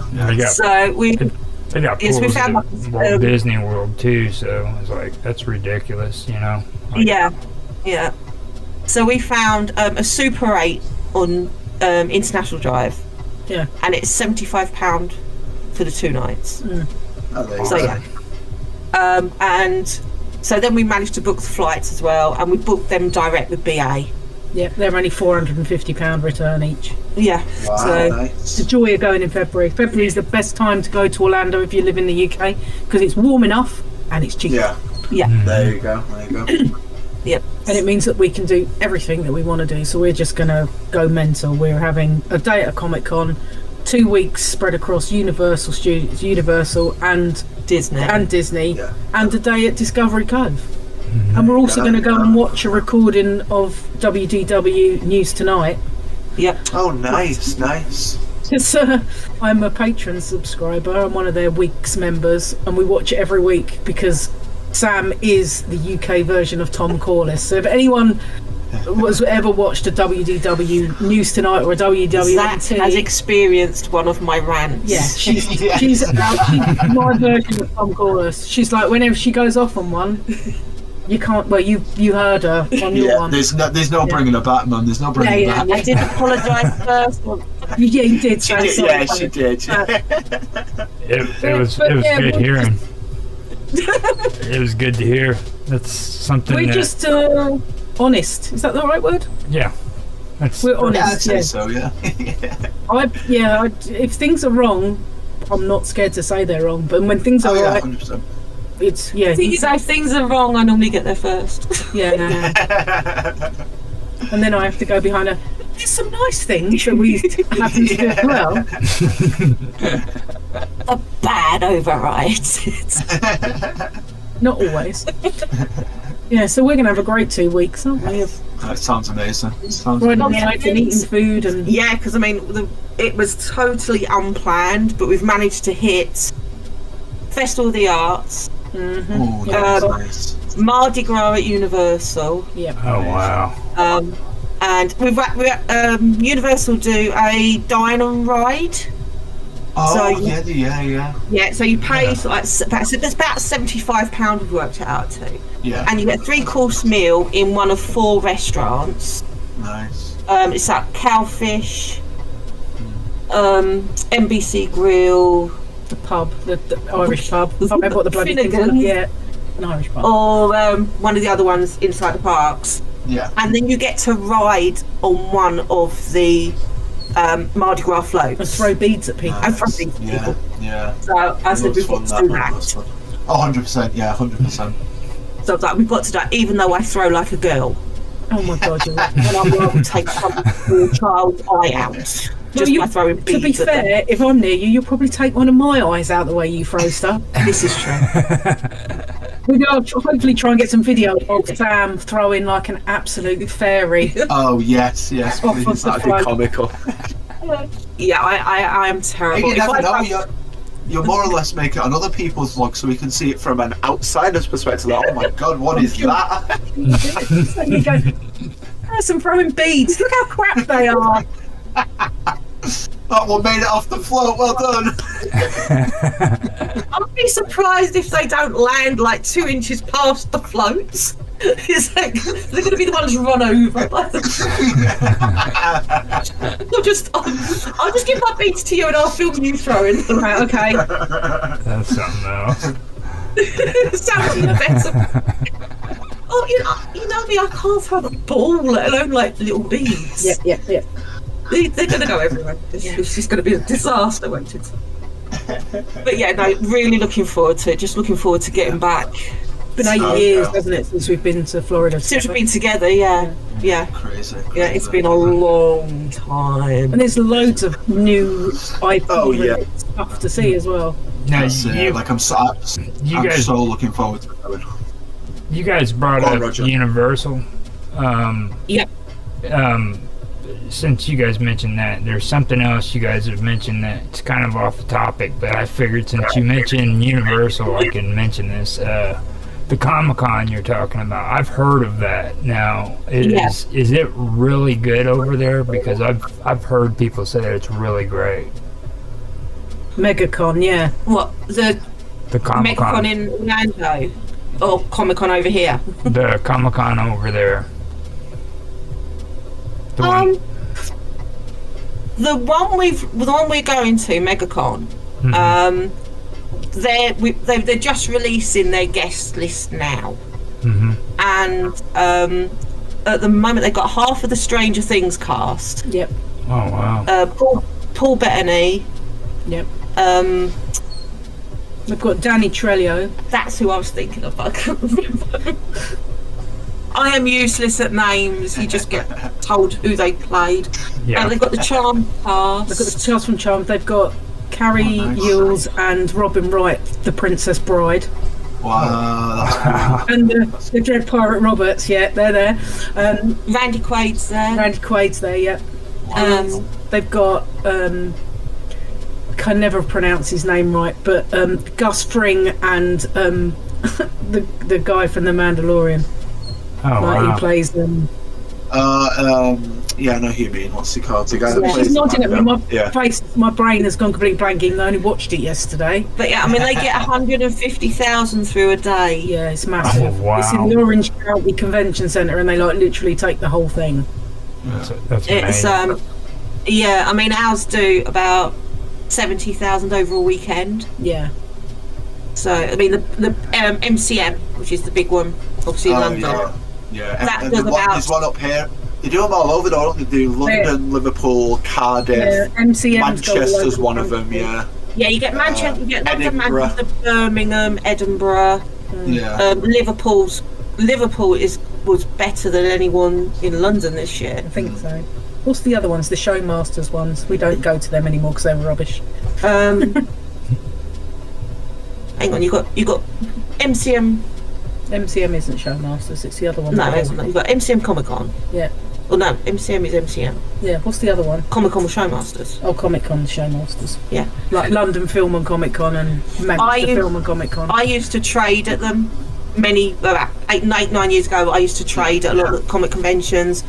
Plus, Sharon and I both used to do work for a cosplay charity, and we used to attend there with their fundraising stand. We used to go to a lot of conventions with the charities, like fundraising stall. So we've done a lot of Comic Cons, but they're not the UK ones seem to be more about making money rather than fan based at the moment. Yeah, so the experience. and the MegaCon one that we're going to in Orlando, the ticket price is like half the price of going to one of the big UK ones. Wow, that's interesting. Yeah, I mean, me and Ben went to Star Wars Celebration last year. This year.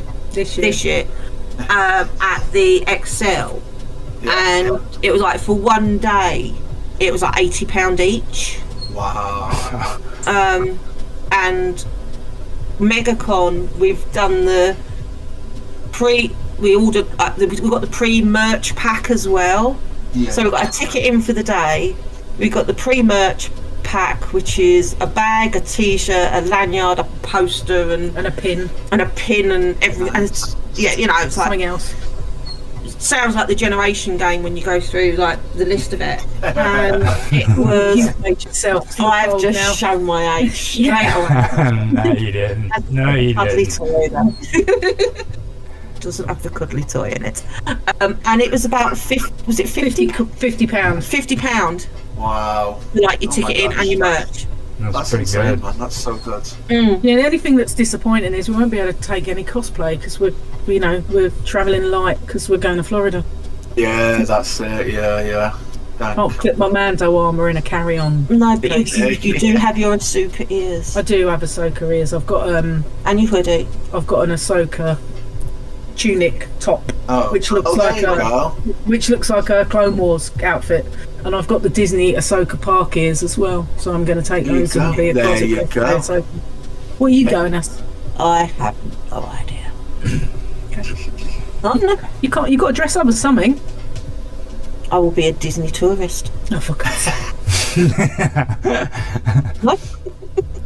Hey, it works, man. It works. Everybody gets upset with me because my favorite Star Wars character is Boba Fett, and oh yes, definitely. He's my favourite character. Ahsoka is my second favourite. I was like, I love Boba Fett more than any of them, and because he didn't have all the glitter, you know what I mean? He didn't have the Force. He didn't have any of that. Nope, he was just a badass. Get everything going on that end. It's 45 or 15 minutes until the hour, so that's when I usually do it, and then I'll hit record if anything interesting happens.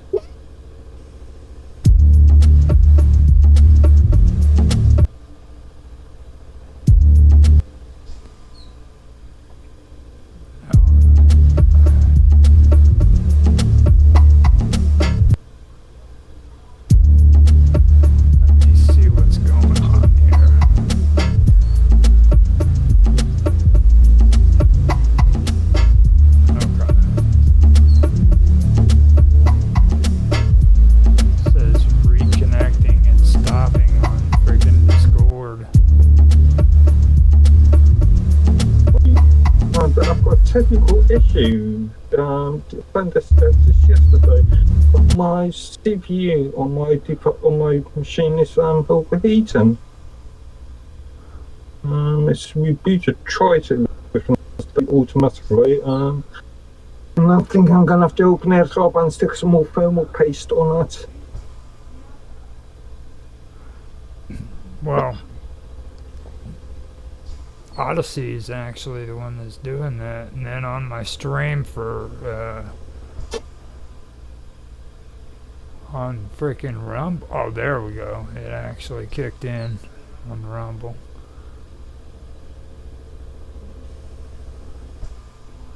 So I have absolutely no idea what's going on there with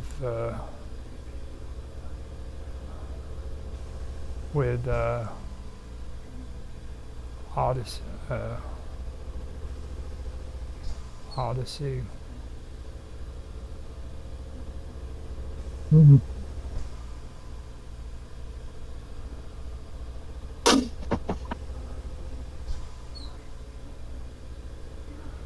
But it was doing that to me the other day too on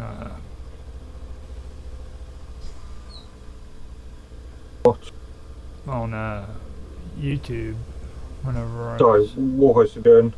The OBS was messing up with the connection. Okay. Yeah.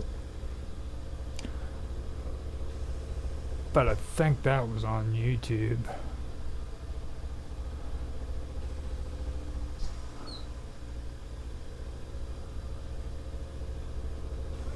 Let me see here. Go to my uploads. Yeah.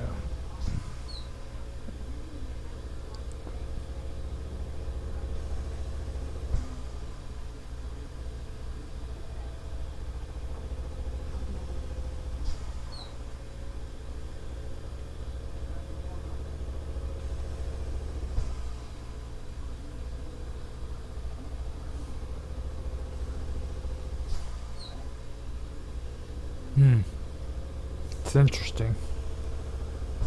More. I'm still going over this, trying to figure out what's going on. Odyssey.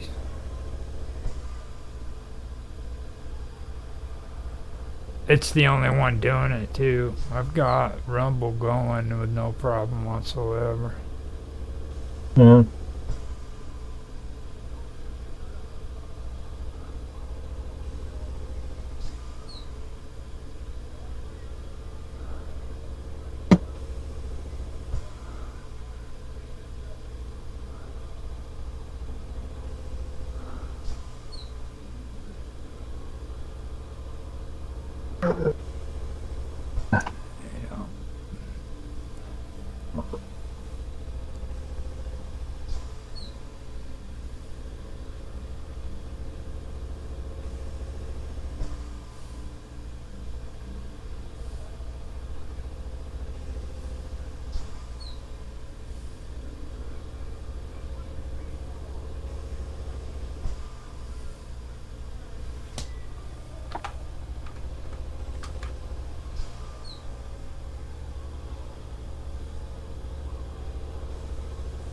Okay, let's try this again.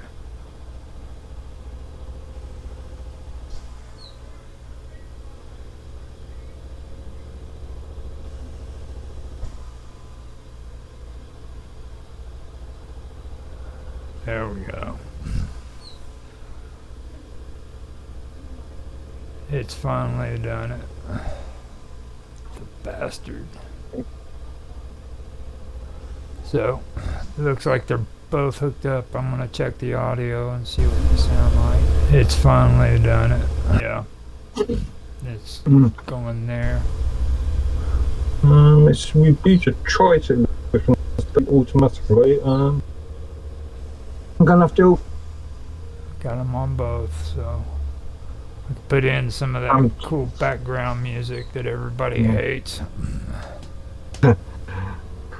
I'm quite curious about your comment, your last comment on like with Roger Hanson, the Indian and the virginity. The Indian and the virginity. Yeah. Okay. This is an old joke. I'll go ahead and tell it to you on live stream, man. Okay. So, there's this Indian boy. He was just hitting freaking maturity, and it was his time to freaking, get married and have a squaw. And he had to freaking, in order to do that, he had to freaking lose his virginity. So he turns around and he goes to his freaking chief, and he tells the chief, he goes, I have a problem. And he goes, what's the problem? He goes, I'm supposed to lose my virginity, but I don't know what to do. And he goes, what do you suggest that I do? And he goes, oh, I have a solution. He goes, I want you to leave here. I want you to go out, walk 2 miles until you come to a tree. And on this tree, you'll see a honeycomb. I want you to take that honeycomb, and I want you to freaking hit it with a stick. And when you hit it with a stick, freaking, I want you to freaking wait a half an hour, and then go, and I want you to put your penis inside of that freaking honeycomb. And he freaking goes and he freaking does what the chief says. He walks out there to the tree and everything. And the chief's sitting there waiting, and he's curious. And a half an hour goes by. Then an hour goes by. Then another hour and a half goes by, and he's like, finally the young guy, Indian, comes walking up, and he goes freaking, oh wait, I messed that joke up, never mind. What's the punchline?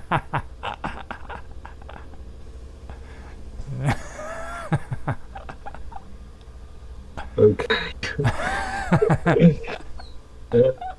Hi guys, joining again with another video.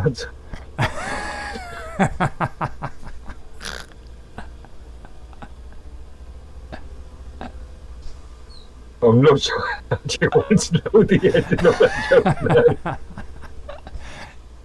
You're waiting for the punchline. John has a video that he put out today, and he thought it might be too spiritual for me. I was like, no, it's not too spiritual. It's actually pretty good. It's about grief, I think it was what it was. Okay. So, let me see. I notice a lot of his content's spiritually related. Yeah, like he wanted to walk away from the channel that I'm doing right now because of the content that was on there, and I was like, oh hell no, dude, don't do that, like, because I understand what he says about subscribers dropping because they don't like the content, the new content and everything, but that's gonna happen eventually. Though it'll level off. So, yeah, you lose some and you gain some. That's just life. Yeah. He's had that channel. That was his first one, and he put a lot of effort into it. So I'm pretty sure that it would annoy the hell out of him that it's losing all that. But I just pointed out some stuff to him too. I was like, I mean, you're comparing your views and everything from 2017, 2019 to now, and like so much has changed on YouTube. You're not going to get those kind of views anymore. I'm not sure. Well, it's this. It's like I said earlier. It's all about marketing, and if you're reliant on YouTube solely for marketing, then what do you expect? Well, his is more aimed at like, or this channel is more aimed at like paranormal and stuff like that. And YouTube's not too friendly when it comes to UFOs and ghosts and scary stories. I don't know. I can think of a few. They really aren't. I mean, they used to be really big on it, but now like everybody's getting into this, fact checking and stuff like that, and like it's like I said before, is right after they started cracking down on people like Alex Jones, and I told everybody at that time, I'm like, you wait and you watch, it's gonna be frickin' Alex Jones, and it's gonna be all these conspiracy theorists. Then they're gonna come after you because you have videos about UFOs and frickin' aliens and shit like that, and nobody listened. And now, guess what? Your views are dropping. Again, it will pick up new users, new viewers. Well, he's getting new users. Just his views have dropped off. Again, the more content he uploads, the more chance of it being viewed and more gain that he receives. I've been putting content up. I've made sure that there's at least one video posted a day for next month. I'm gonna work on that, getting it set up that way, so that he's got something on there. I took some of my old stuff and put it on there from my channel onto his. Yeah. I was just thinking, have you got enough content to justify that in the long run? Yeah. But I want to make sure that it's all nice and edited and everything, so that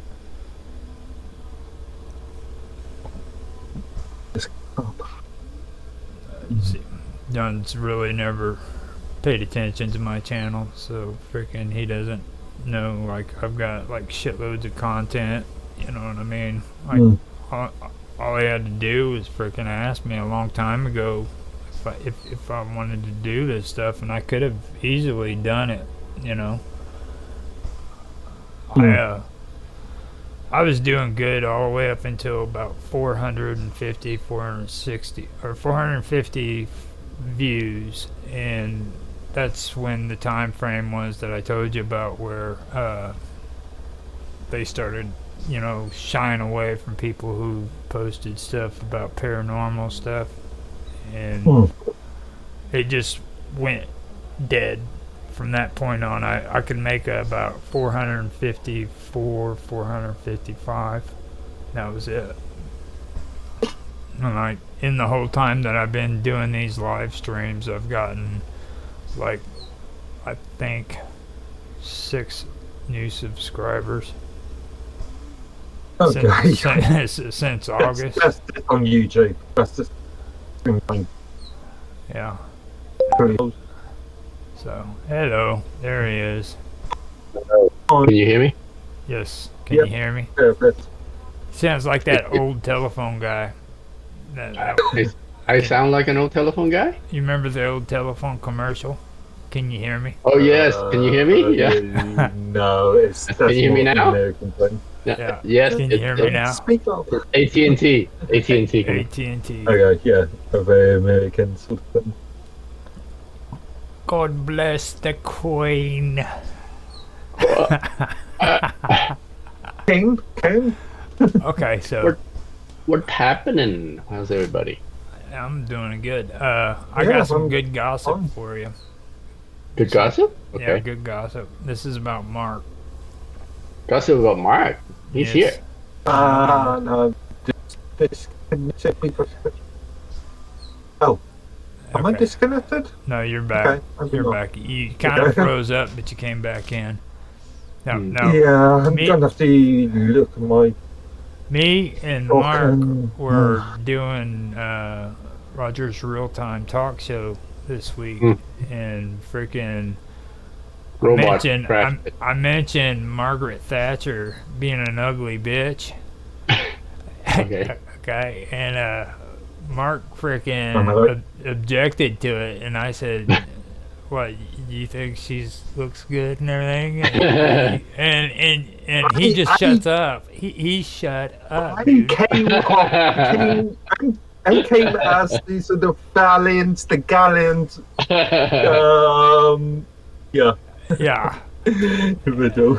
So then he makes this comment. He goes, "Well, you should have seen her when she was younger." Do you have any pictures, Mark, of when she was younger?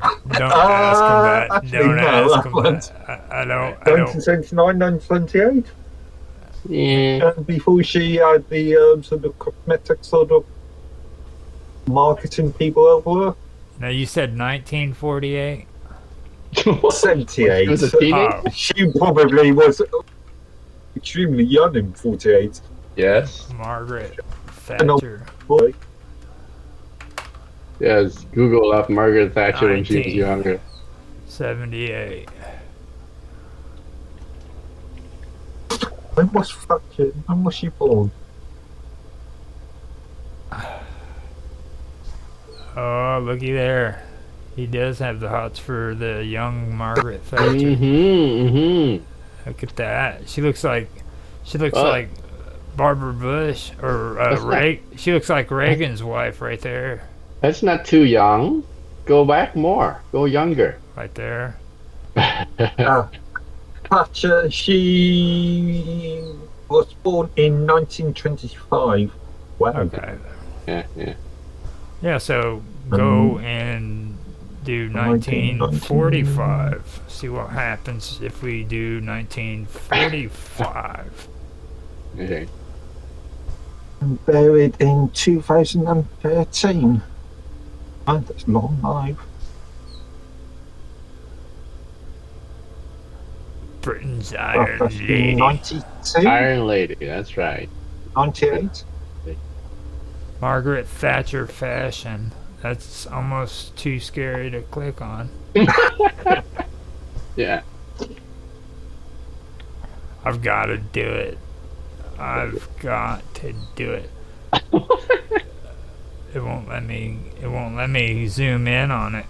Oh, there we go. There we go. Got some styling. There you go. Well, no, that's 10 years. Can't you go back further when she was younger? I seen that one. Oh, there's no record of her. Yeah, there's no picture of her when she was younger. Look at that. That's some sexy Margaret Thatcher. No, that's Marianne Faithfull. No, that's country image though, a bit old. That's not Margaret Thatcher. Margaret Thatcher. Blue suit. Okay, there we go. Oh yeah. Jeez. She's rocking it. Look at that. All right. Now, do you still think she's an ugly bee? No, let me show you the new, up to date, like 1990s Margaret Thatcher. The 1990. This. 1990. Last speech was the no speech in 89, 90. And then 1990 was the no speech. Yeah.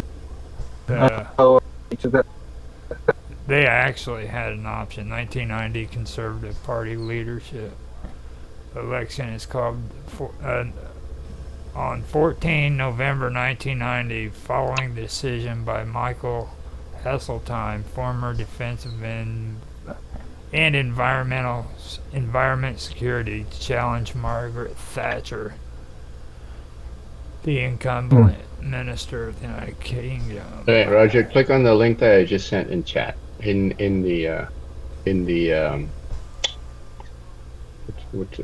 You got the real ugly ones, don't you? Oh, look at that. You got the black hair. Did you click on it? Did you click? I did. What year? Yeah, that one. There you go. That's the one that he's must have been in drooling. the early 80s. That's the one he's drooling over. Here, let me zoom that into full screen for you. Yeah. Mark's blushing. He knows he likes it. He likes it. I'm going to take that off my screen quickly. All right. Hold up. Let me bring it up to 300. And then scroll high res. down. Zoom in on the high res. You know what he's looking at. Right there you go, Mark. There you Stick that as your desktop wallpaper. You see that? No. Herbert. 500%, baby. 500%. Okay, now I'm gonna go to the next one.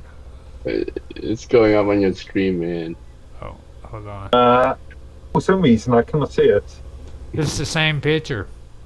Okay, I cannot see anything. I'm not screen sharing. I'm posting it on the stream. Yeah, you gotta look at his stream on Rumble. Yeah, I can do it again. Hold on. I can do it again. Let me organize this for you. There we go. So now I screen share Margaret Thatcher. If I can. I don't know if it's going to allow me to, because just go to his stream, Mike. It's easier. Yeah, I'm just looking for it. Yeah, I found it. There we go. There we go. You see it? Ah, right. Okay. yeah, that's what I was looking for. There we go. Now, can you zoom that into 500%? Yeah, right here. Scroll down. You like that? Whatever, you perverts. You like that? That's what I'm saying. Get her done, Mark. Yeah. She's a naughty girl. She's up there on that podium saying, "I'm a naughty girl."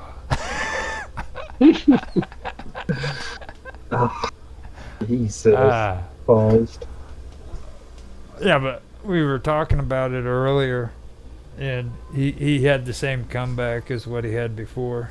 He's like, he said the exact same. Yeah, but now do you think she's ugly, Roger? Dude, when she was leaving, like, her face was all swollen and shit, and it looked like freaking, like, these measles were growing out of the side of her face before she passed away.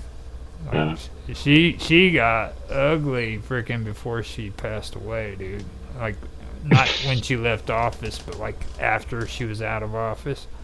She was in her 80s and shit.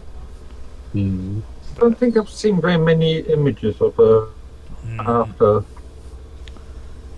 Let me see. Margaret Thatcher. The newer. Well, hell, I don't even know. Before passing. I'll type in before passing away.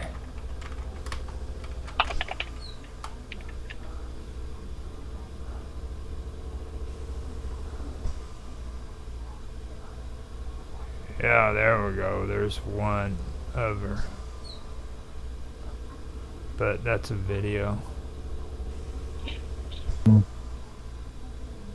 Here you go. There's her when she was a young girl. She reminds me of a ex-home economics teacher from school.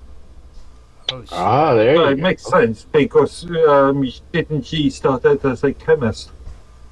Oh no, she started out as a news agent. You see, but she was a chemist before, a food chemist before she went into politics. Allegedly, in the creation of pub-based ice cream. Freaking, you know that the daughter on Bewitched, the original one with Samantha, Tabitha. The daughter. Yeah, the daughter, Tabitha, the little girl. Okay, yeah, I can remember the names of these. I found out she grew up and now she owns a freaking like, you know, those slushies and shit like that you know, the ice drinks. She owns a company that does that. I think it's an alcoholic beverage though. Okay. She's the one. She's one of the ones who started all that in California, I guess. You mentioned snow cones, so. Yeah. My brother was asking about that. He mentioned Bewitched. He's like, I wonder whatever happened to her. And then, like, a lot of people don't even know that frickin' she actually had a little brother too. Like, Samantha actually had a boy and a girl, and not too many people even know that. Like, there was 2 kids. I forgot she had 2 kids by the end of the show.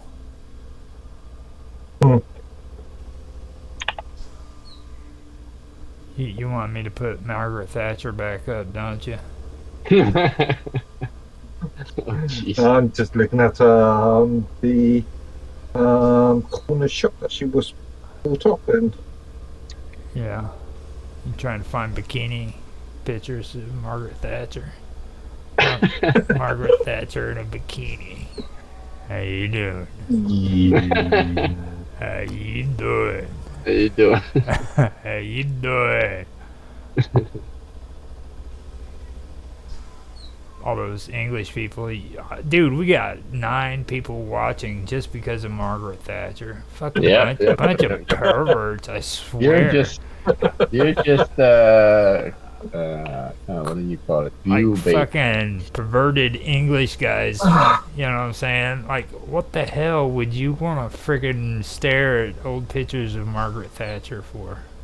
You gotta be sick. 8 people watching. Say hello to your viewers. That's just insane. Insane. I could Google Margaret Thatcher bikini and see what happens. Jeez. I'm looking at the Wikipedia page for a moment. Bikini. You'd be amazed some of the stuff that you... Oh, wow. Hold on there. Hold on. Look at that. Look at that.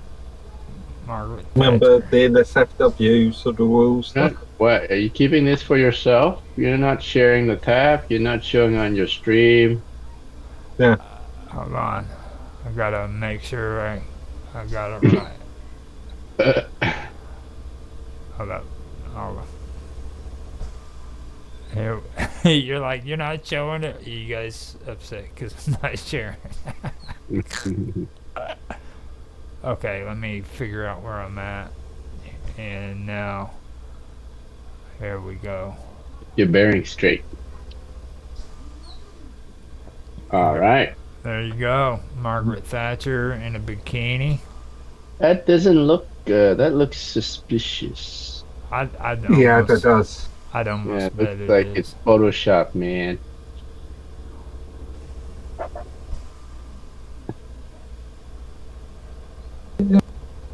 She was elected.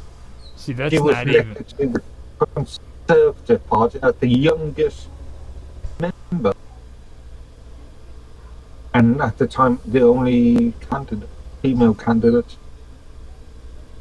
See more images. See how sexy Margaret Thatcher. See, there you go. This is what I'm talking about. This is when she started falling for her July the 2008 on Vogue. Oh my God. You remember Vogue? Vogue, don't you?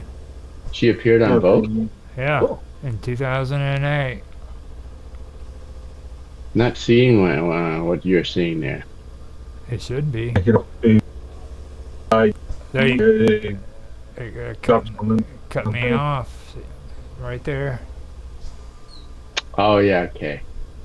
July 2000. She was Miss July. Yeah.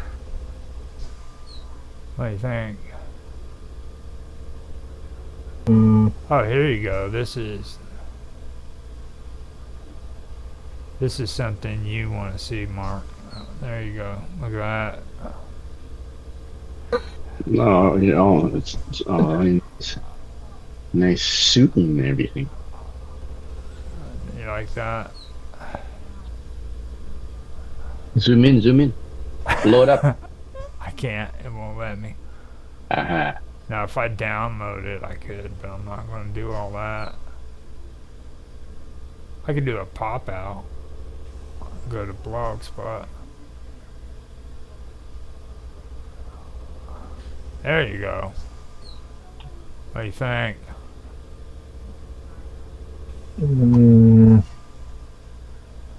Very 1980s business suit thing going on there. She had a breast reduction too. At least I think she did, didn't she? I don't think so. Not that I'm aware. There was something. No, she had like breast. She had a load of. I know she had a load of marketing people around her in 79, 80. And she changed her voice and changed her image a bit.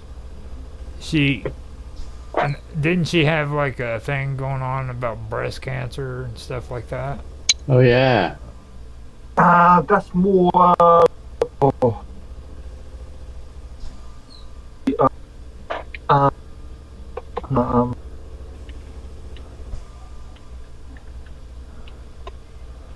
Minister was Margaret Thatcher, home economics. Yeah. Home economics, not economics help.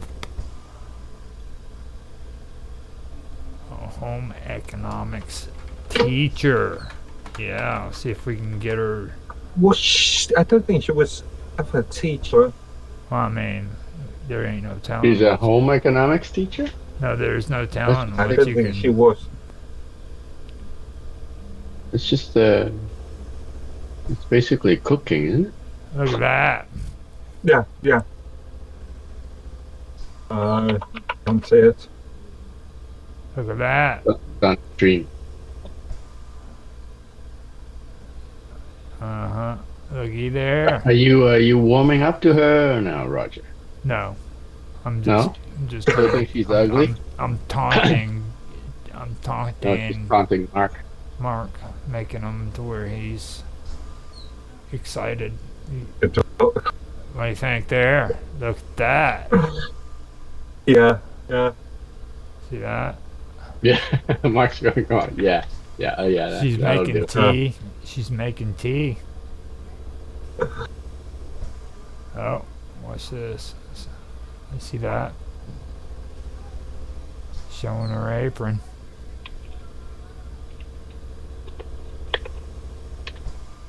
What else she's showing? You know what it's about. Yeah, it was Edwina Colley that you were talking about when it comes to breast cancer. Huh? Edwina Colley. Oh. It was Edwina. It was pushing for more public recognition of breast cancer. I was wondering. I remember there was something that went on back then about that. It says we have 4 people here. Yeah. What? Where? It always says we have 4 people here every time. For me, it says 3. I don't know. You must have a ghost on your end. No, it says it right there.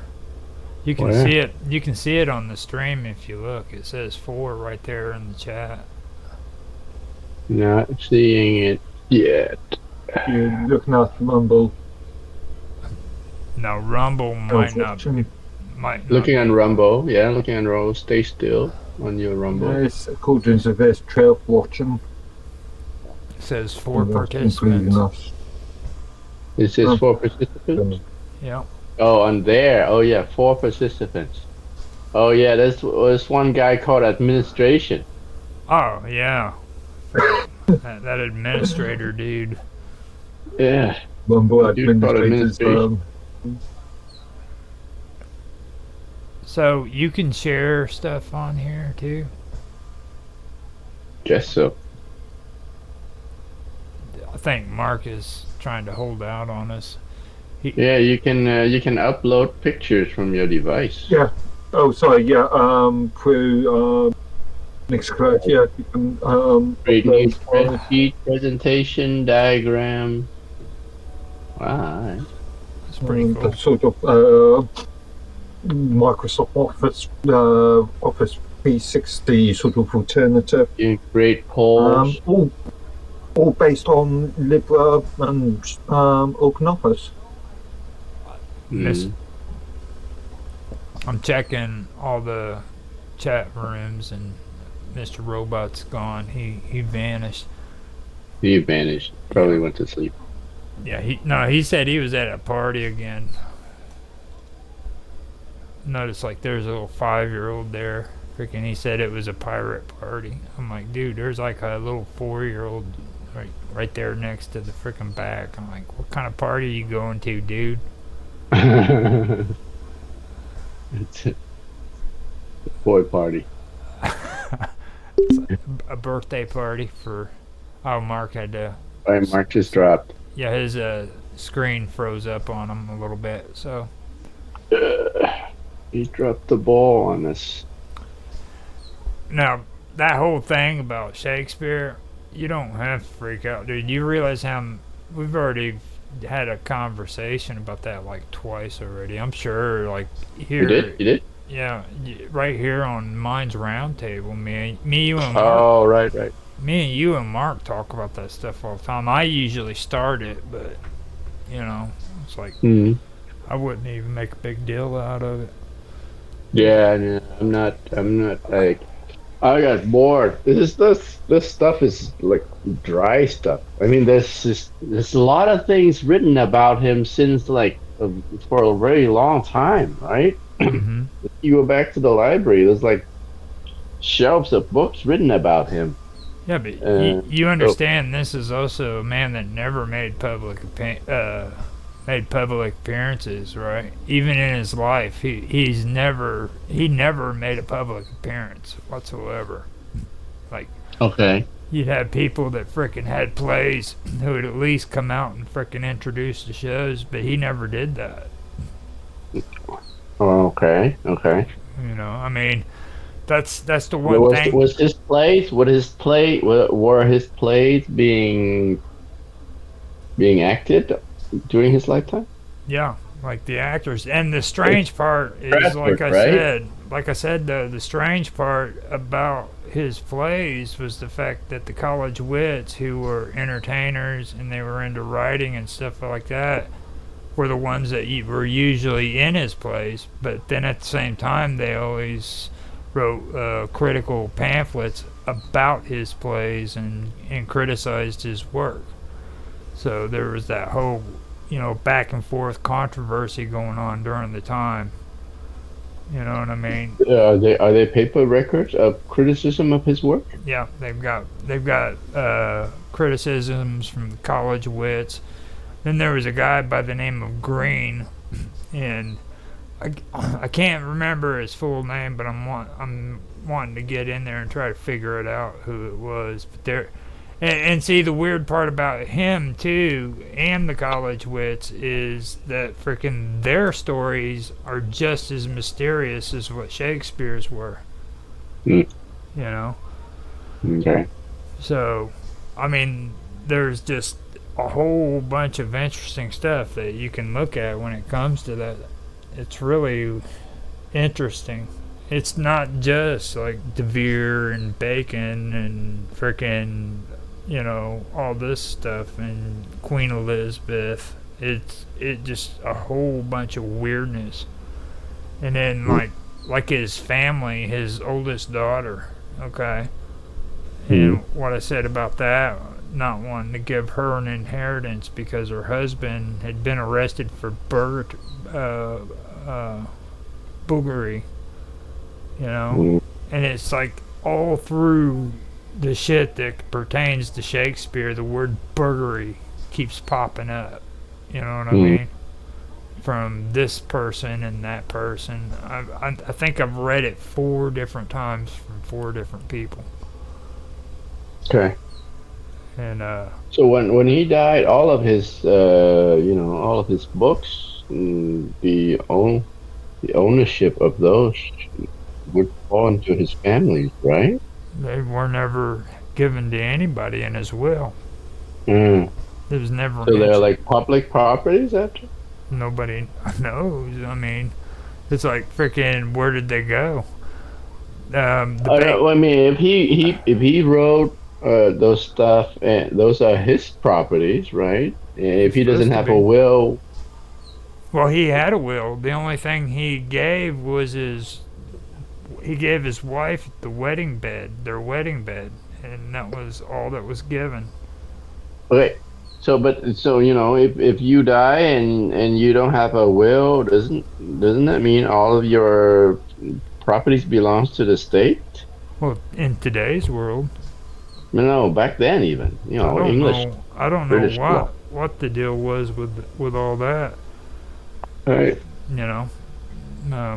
But yeah, I mean, you would think that he would will it to somebody if it was legitimate, you know what I mean? But his will doesn't even mention them.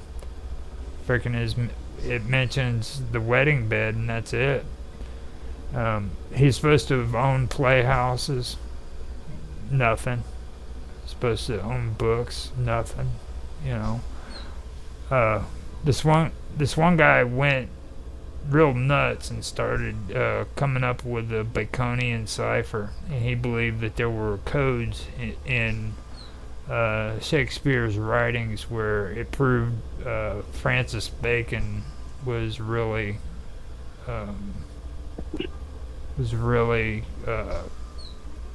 Shakespeare, and he ended up going nuts and spending his entire fortune on it. He ended up freaking broke. That's crazy. Yeah. Yeah. Well, seems like a waste of time. I started reading up on it, but then I found that there's just so much stuff written about him already. Seems like a waste of time to be challenging it. I mean, there's really nothing to back up the fact that they're wrong. There's more evidence proving that frickin' he didn't exist. I mean, no, but there are books written about his life. Where are they at? I mean, and all these books. I mean, do they have anything that frickin' verifies it? I've seen this stuff. I mean, there's absolutely nothing that verifies that what these intellectuals are saying is true. I mean, absolutely no evidence whatsoever. Their biggest and strongest evidence is, the books. He wrote the books. He signed it. No, not only that he wrote the book and he signed it, there's people who wrote about him. Who? What? Oh, jeez. Here's one of them. Written in 1859. A Life of William Shakespeare. And that was in 1859. He was born and raised in the 1600s. In the 1500s, yeah. But what these challenges to his authorship came about around that time, isn't it? In the 1800s. Yeah, because they wanted, or they made the claim that William Shakespeare was the best writer of all times. And that's when the writers themselves said, "Whoa, hold on a minute!" Like, and then that's when they started saying it. And you got people like Walt Whitman, what was his name, Mark Twain, like you mentioned. But you had Walt Whitman, Mark Twain, I believe Emerson was the same way. He was against the idea that Shakespeare existed. Then you had Dr. Freud, who was against it. William James, who was an intellectual religious guru. Can you still hear me? Yeah. Alright, one of my earbuds died. You know, and like a lot of these people who freaking said this stuff, they weren't just writers, you know what I mean? Anybody can sit down and write a book, but they were intellectuals too, like Dr. Freud, William James. You know, I know you know who William James is. You freaking went to school for freaking religion. So. William James sounds familiar. Are you sure it's William? Yeah, I guess. William James. You should have he should have been textbook in college. Philosopher. Yep, religious philosophy. He talks about spiritual experiences and shit like that. That's one of his big topics.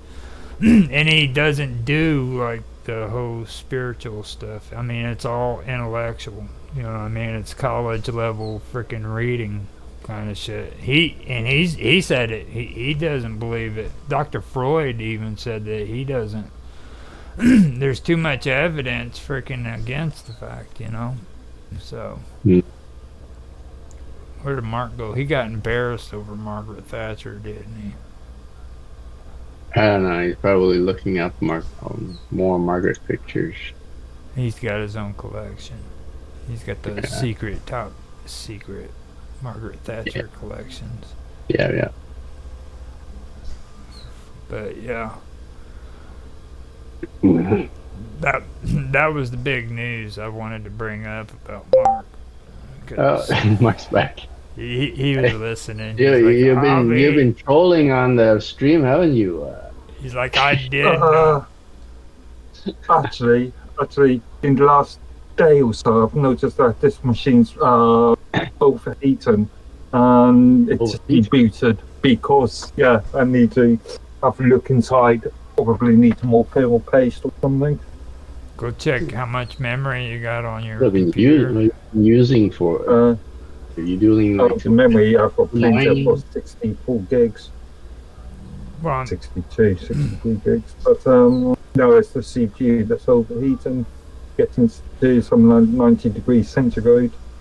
Well, I know if I drop below 100 gigs on my hard drive, it causes freaking more work on the computer for some reason. Like 100 gigs? That doesn't sound right. Yeah. Oh, let me see. You use some Windows 10? Yeah, it's right around whenever I get below 100 gigs. That's when it.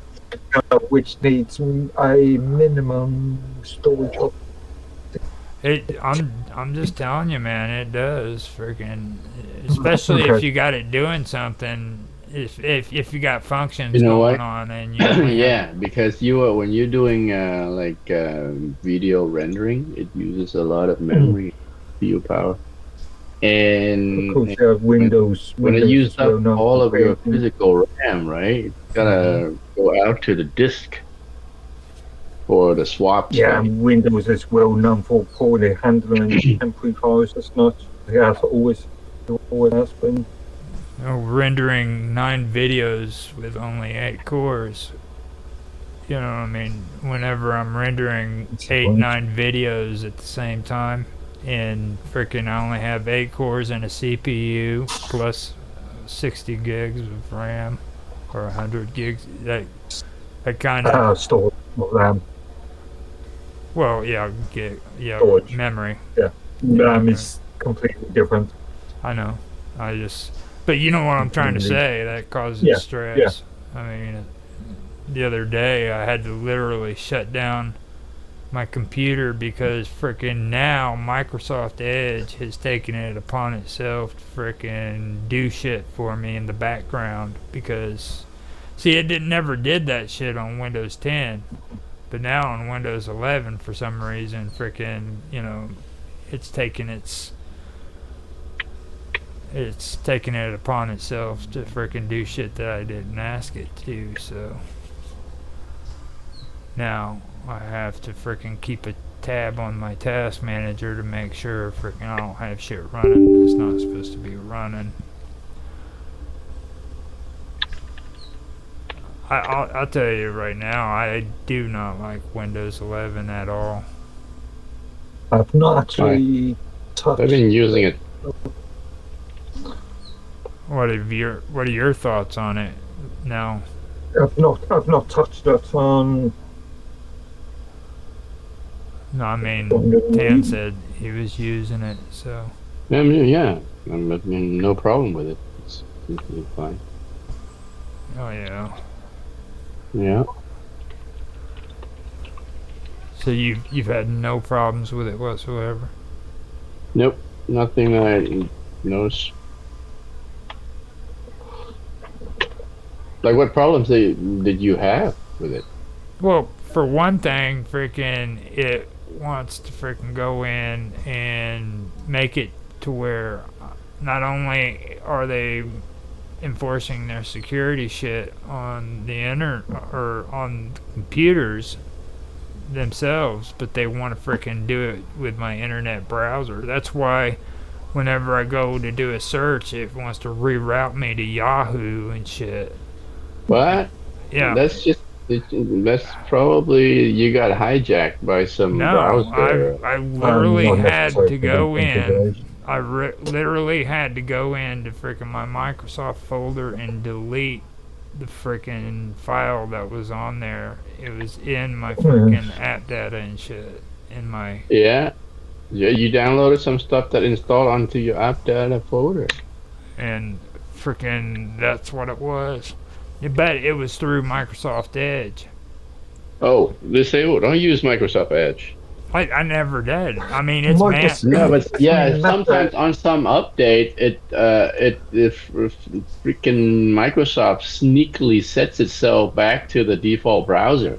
Yeah, so you have to set it back. There was a ruling just in the EU which has determined that Microsoft has to now produce a European version of Windows 11, which allows for the disablement of Edge and the removal of those applications.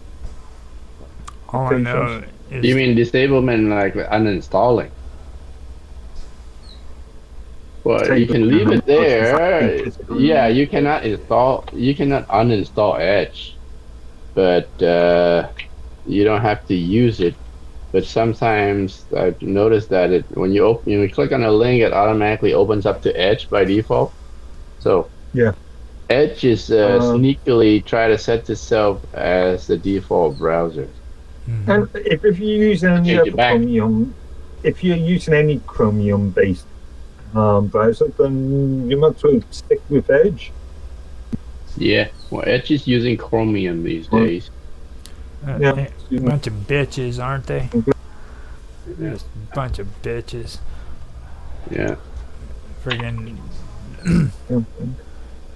Well, that's Google. That's my whole point. That's why I said it. It's like Microsoft is using Chromium now. Chromium is freaking Google. You know what I mean? Google, what happened? Chromium technically isn't Google. Chrome is. Well, yeah. Even though Chromium does get sponsorship by Google. Sponsorship from Hanson and various other companies. Chromium is open source, but it's isn't it funded by Google though? Right? Yeah, Google, Samsung. Yeah. He's still in denial. He's still in denial. He won't admit the facts. Like I mentioned it to him about the.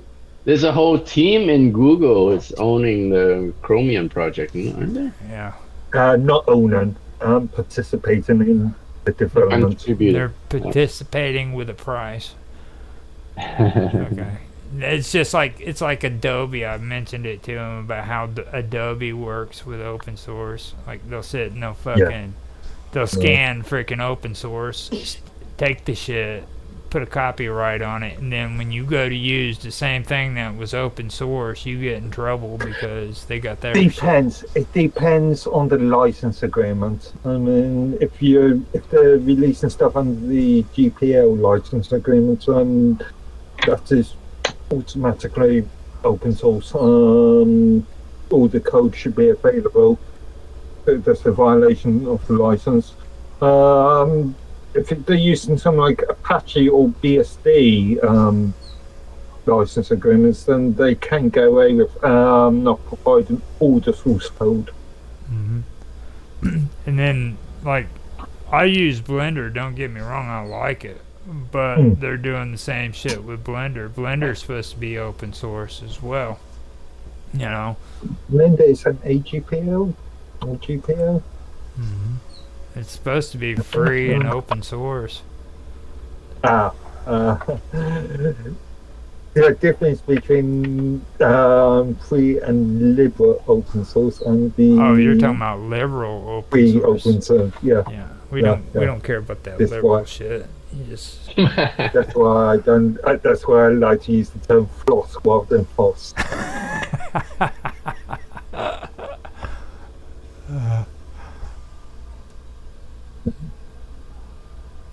Yeah. Blender is released under the new UPL. That'd be version 2. Yeah, version 2. Blender Cycle engine is available as Apache 2. Mm-hmm. Use BSD and MIT license. I mean, don't get me wrong. So Blender as a product. You're cutting Blender as a product itself is the source code is available, but for some of the libraries that it uses, my window capture got shut off, dude. What the hell is that all about? Yeah. That's crazy as hell. It sure as shit did. Oh yeah, your stream window was black. Mm-hmm. Now you're sharing your Windows Explorer. Yeah, I know. I gotta put something on there for a second. Give me a second. That's crazy. I just realized that it did that. And like OBS crashed on you? No, I just decided that it was going to do that crap. My OBS has been on the whole time. There we go. Yeah, well, I mean, you're still streaming, so. It's been doing weird shit like that here lately. And I've been on here the whole time. Like, I haven't been messing around or nothing. I've been moving off the screen or anything, so it should have been there. It's back on now. Yeah, it's back. Mm-hmm. That's the messed up part. And weird shit like that has been happening all month long, and not just on here, but like it's been happening on Jitsi, it's been happening on Discord. It's I've always expected it when it comes to freaking Skype, you know, but I don't get on Skype as much anymore. So Jeffy came on Old Man Talking too. Oh yeah? Yeah. Huh? He came in and talked about the weather. I think he I think he gave all of John's followers a heart attack whenever he came in there. He started talking about pirates and shit. And global warming. Okay. They're all used to like aliens and ghosts and ghost sightings and shit, you know, and here comes Jaffe. He starts talking conspiracy theory and freaking pirate network and all that. And, and this one guy gets on there and he writes in the comment section, "Mercy" with an exclamation mark. He's like, what? But that was on my channel, not on his. I think he had fun on there. He finally got him to talk about his dreams that he's always talking about on his talk show. He finally was able to talk about it. I said, well, since you're not on your own channel, man, why don't you talk about those dreams you keep talking about, you know? So he went ahead and told us about it. He had some weird ones. Like, he had this dream about World War Z is what he called it. You remember that, don't you, Mark? Vaguely. He said it was kind of like a sci-fi dream that he had.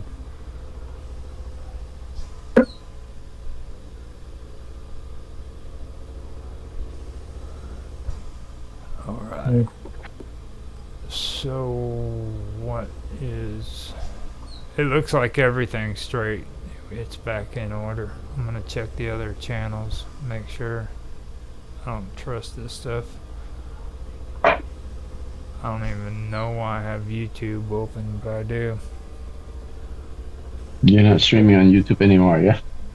Not right now. I usually upload the final thing to it. Alright. Whenever I freaking do it that way. I think I've been putting it on as a live or a video, but it might be part of the podcast stuff that I've been doing. I'm not sure. I know Old Men Talking is part of the podcast, but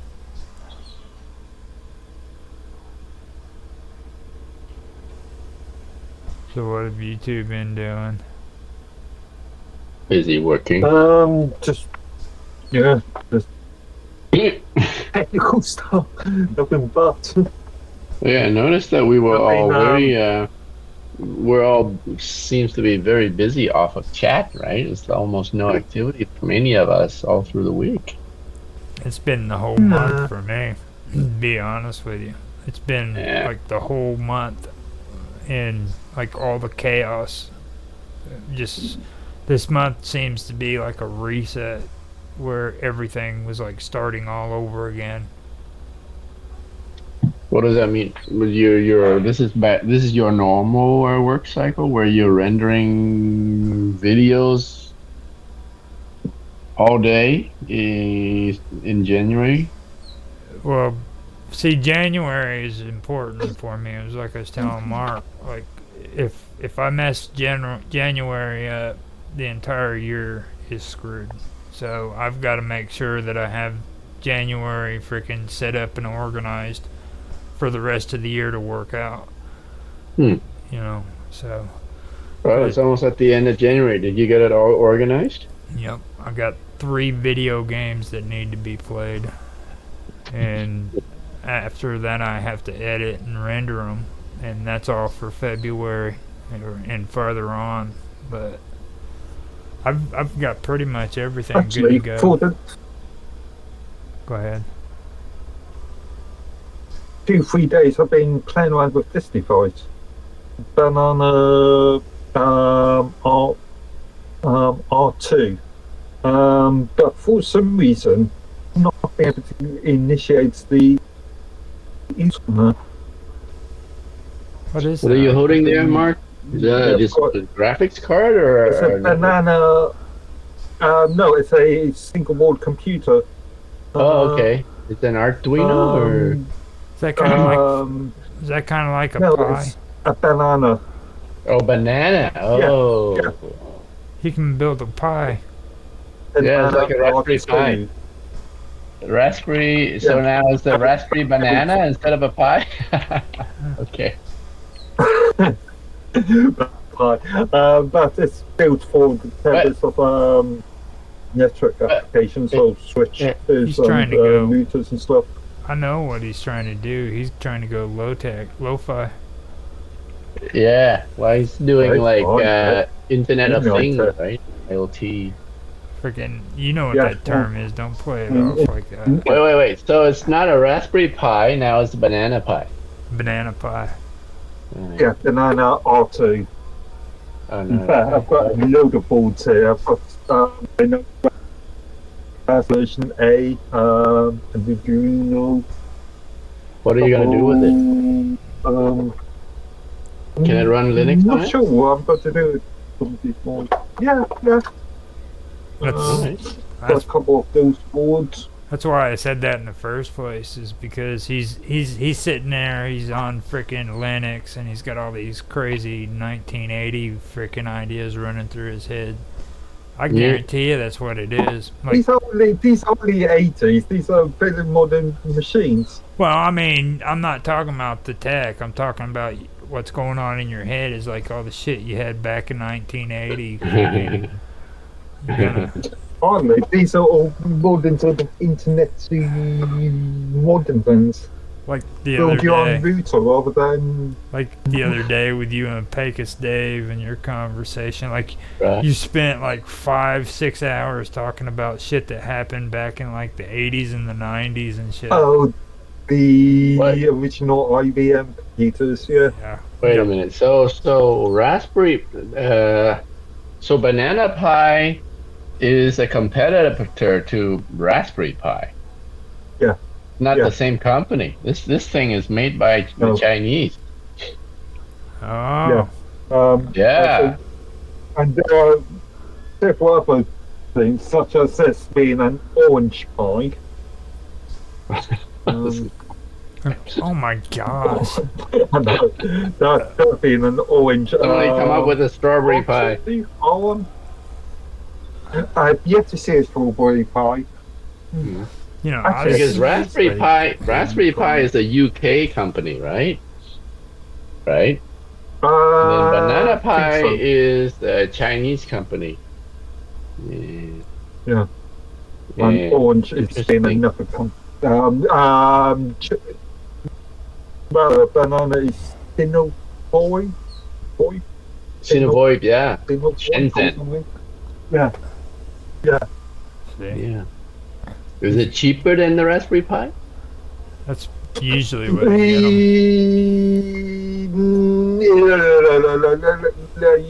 you have to work out on like by like because of they create different boards. Okay.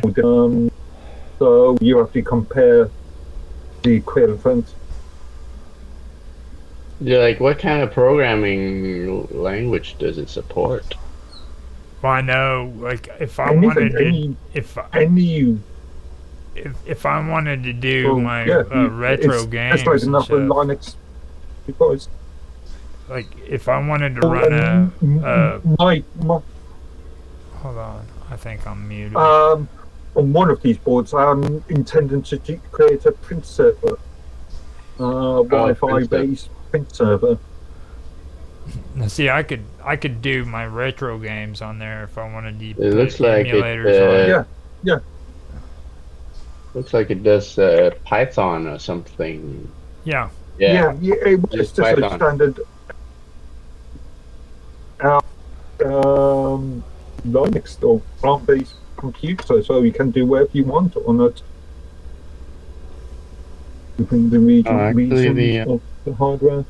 Now, it's the adapters that come with it, though. Like you have USB, you have to hook USBs and everything to it, and shit like that. And it's you mean the board comes with these TLS adapters? That right there is pretty cool, right there. The board comes with HDMI or USB ports. Yeah, it comes with two normal size USB 3s and one mini or micro USB 2. Wonder how that handles the only real disadvantage disappointment on this thing is the inbuilt Wi-Fi chipset is flaky.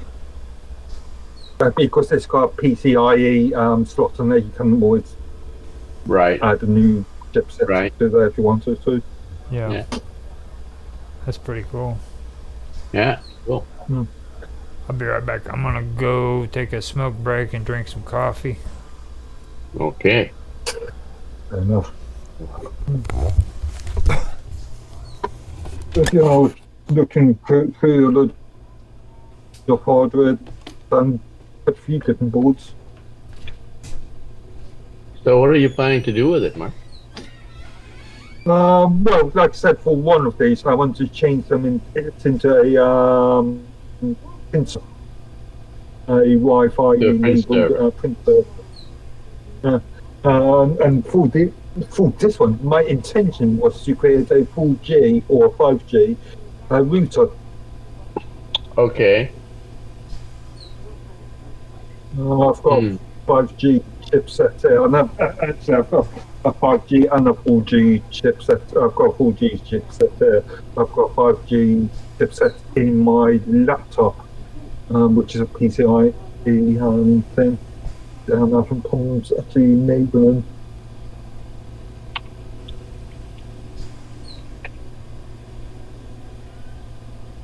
So 5G by 5G router, you mean you can put data? You can put a SIM card into it, and then it can provide internet for the for the Wi-Fi network or something. Yeah. All right. Cool. See, generally speaking, I use a 4G connection anyway. Just because of portability, really. But, I mean, I do not want to go into a public area and then attach myself to a public network. I will do it this way.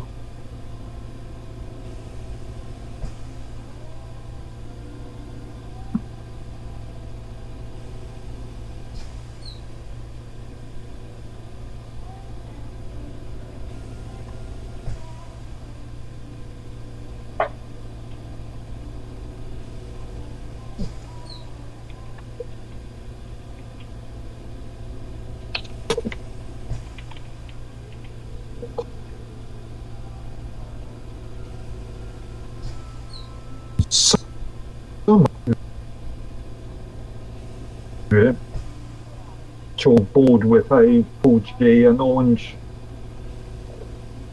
I think they called it an orange 4G IoT device. I think it's marketed as. But I thought that would make a good basis for a sort of phone-related device. Right. But a phone-related device with actual USBs and a HDMI connection on it.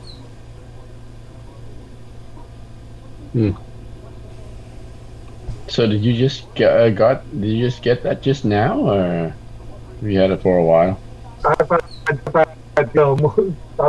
had this with me for the last week, meaning to do something with this for a long time. I'm just time.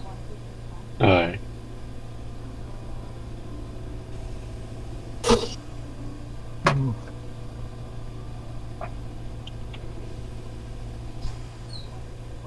Got a load of specification document, a lot of technical documentation somewhere.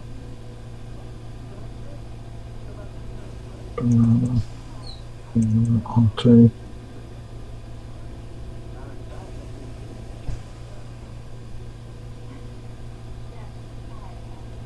wiring diagram for this board. An entire set diagram.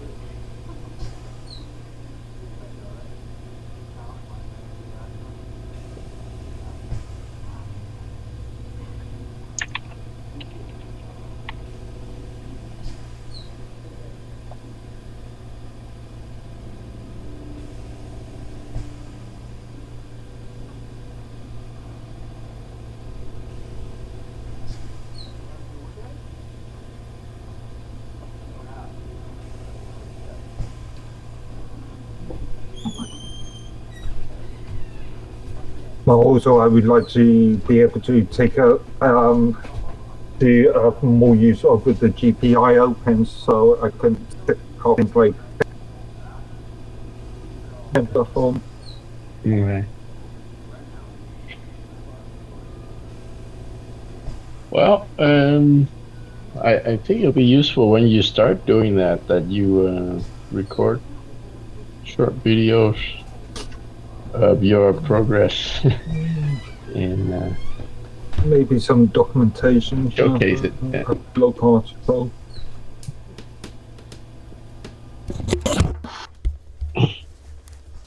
And just looking through a directory on my for separate documentation. Interface and documentation. Data sheets for the chipsets. It's an ARM chipset, isn't it?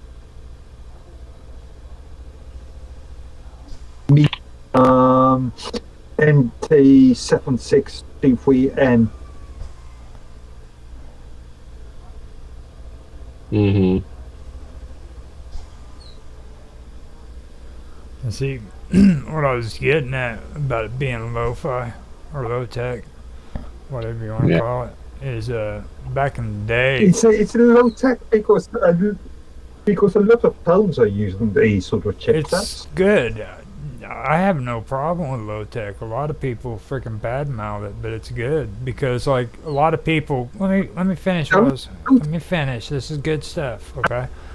Back in the day, people used to freaking do like reality RPG, where they'd freaking have those little freaking pies and shit sitting in different locations in the city, and you had to go through like obstacle courses and shit and to reach it, and puzzles, and they'd have it sitting up in the freaking corner of like maybe rooftop, you know what I mean, or freaking the ledge of a freaking window.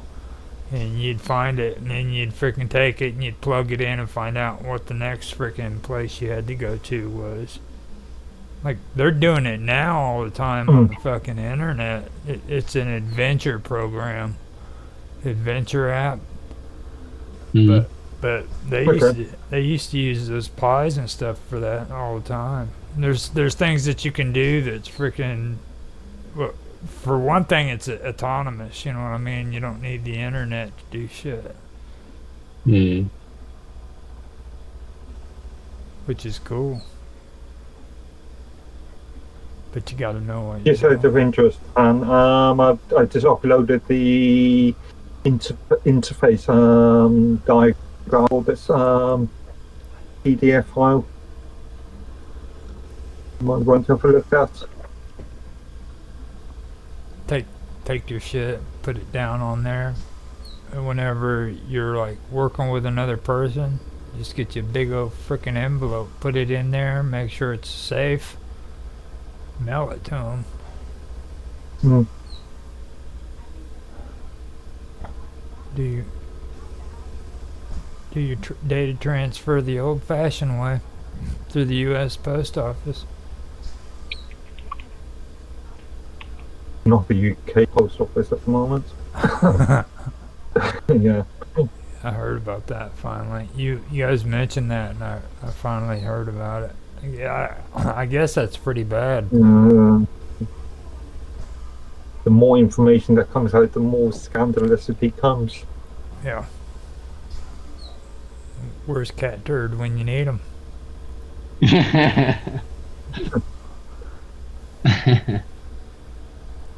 I thought freaking Mr. Robot was picking on me until I freaking figured out there was actually a guy by the name of Cat Turd. I'm like, what did you say that for? Yeah. Like, you trying to say I sound like a cat turd? Fuck, dude. That's not cool. I thought you might have I've never heard of the dude. misunderstood. I've never heard of the guy until today, and I went on there and checked out that video he posted. And I mean, the guy sounds pretty cool, actually. He's an older guy too, so it seems like these older generations are now, getting popular on YouTube and stuff like that, doing stuff like that. That stuff that he's doing, somehow it catches on and becomes mainstream. You get onto mainstream medias and what he's doing is nothing more than what we're doing, to be honest, from what I've heard. Yeah, that's right. Your day will come. Your day will come, Roger. All of us, what we've all been doing, you know what I mean? I don't want like freaking. I don't want to become like Cat Turd. All we ever do is really get on here and just bullshit, and people seem to like it. Like freaking old men talking with me and John. Freaking, it gets good views, believe it or not. It does. And then this one right here, freaking, it gets good views on Rumble. Like, people actually get on it and watch this shit, Like, we got 5 people watching now, and I bet you by the end of the night, we'll have at least 200 views. At least. Okay. And those guys have no. Can you on Rumble? Can the average view in timers? The average view in timers. Yeah. The average. No, they eye on screen. Their analytics doesn't get as complex as YouTube. Now YouTube does it. Okay. But I mean, I see that as kind of useless whenever it comes to YouTube. Like, what Rumble really has them beat by is that ECPM, the thing that you don't like.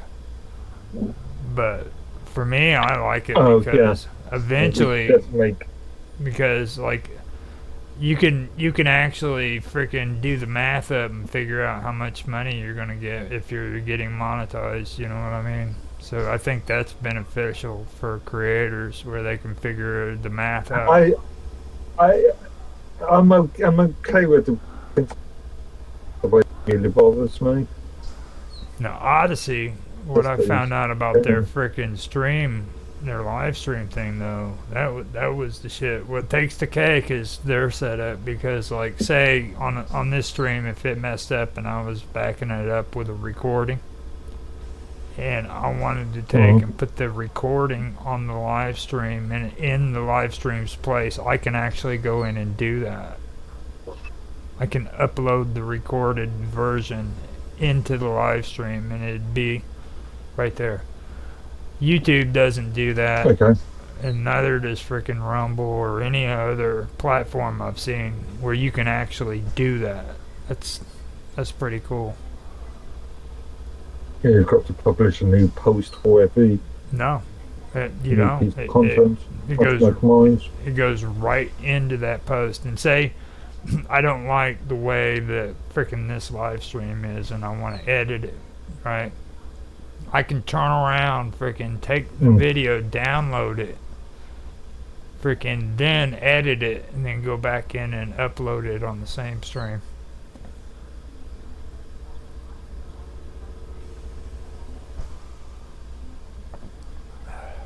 Which that's pretty strange. That's what I was saying. I mean, somebody should be catching on to that shit, because I've never seen a channel or a platform do that before.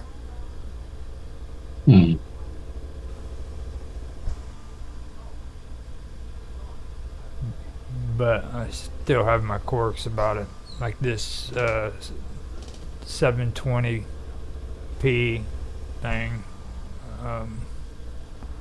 But mine's did it for the longest time too. And BitChute does that shit too, so making it to where you have to put videos in 720.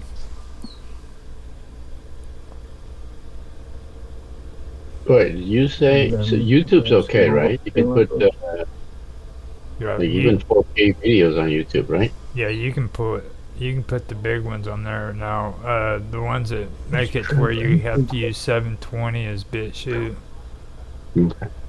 And Odyssey does it too. What's that? That's 1280 by 720, isn't it?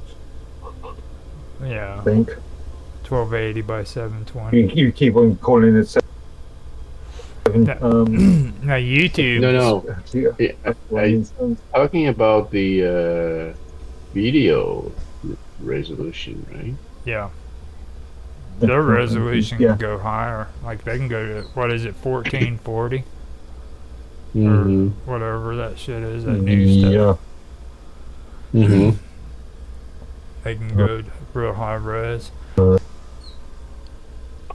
4K is how much? 4K. Isn't that 22? It's 3,038.40 by 2160. That's just crazy. Yeah. That's crazy. You know what?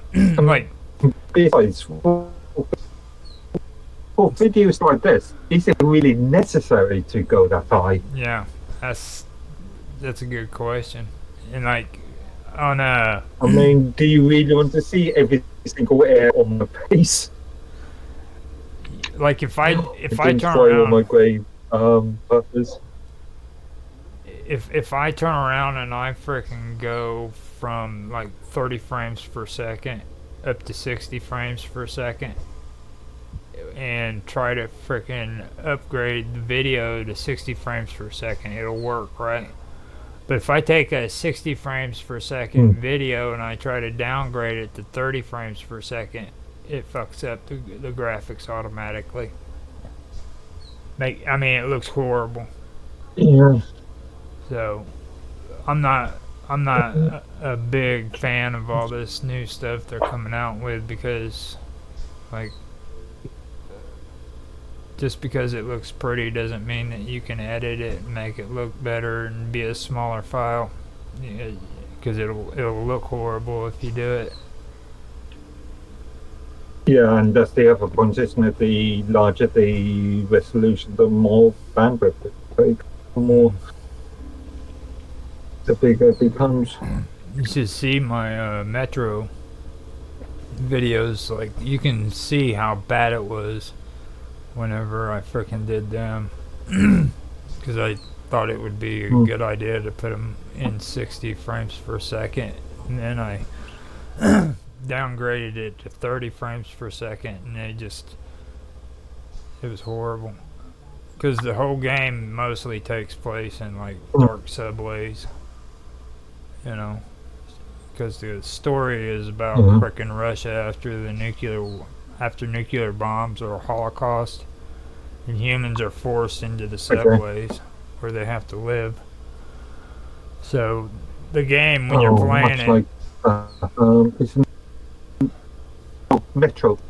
Yeah, that's the one I'm talking about. Metro, whatever it is called, yeah. Metro 2033. Oh, which reminds me. It's actually based on a book, and I've been trying to look for the book, and I can't find it. I've got the PDF if you want it. I think I've got more than one of them. What, the original novel? I mean, I can send it to you if you want me to right now. I believe. Let me go check and make sure I've got it. God knows how many copyright rules. Oh, it's a PDF. I can send it to you privately. Let me see if I can find it. Yeah, here.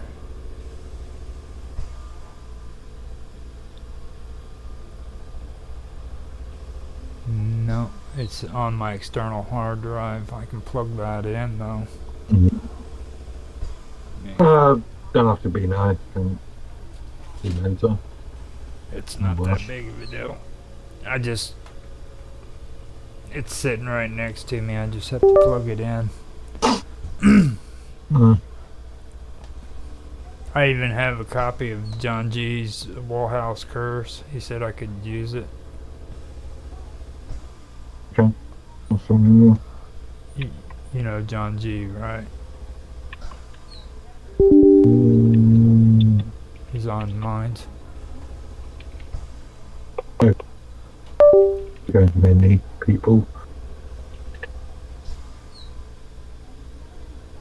Oh. Hold on.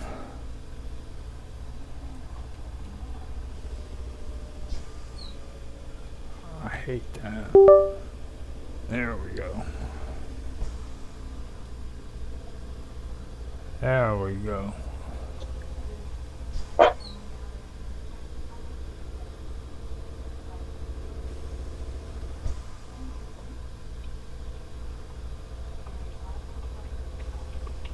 Wait a minute. Documents. No?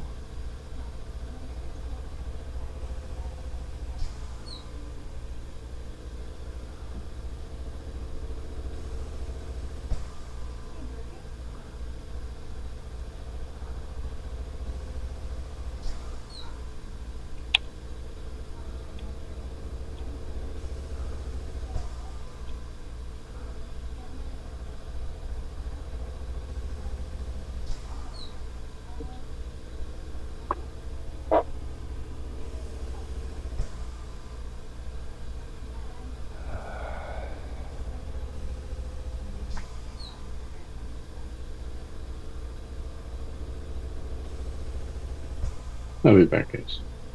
All right.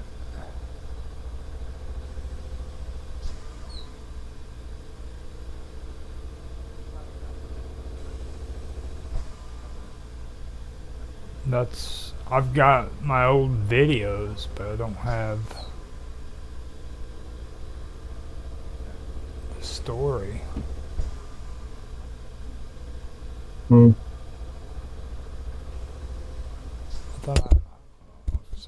I thought for sure I had freaking, let me check in here, it could be, mm-mm.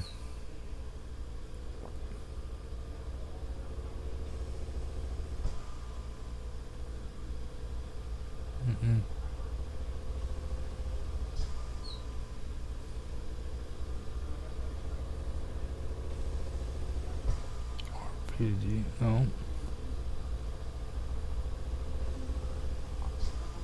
I had PDFs set up in different areas at some point, and then I screwed up and now I've got to figure out where everything's at.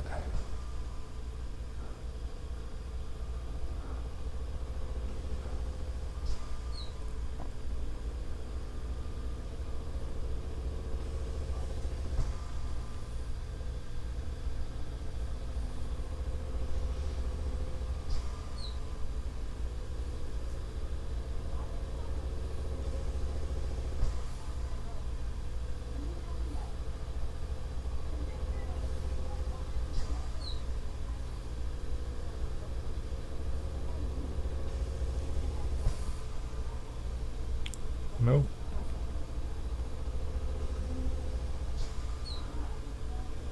Yeah, I have no idea what the heck I did.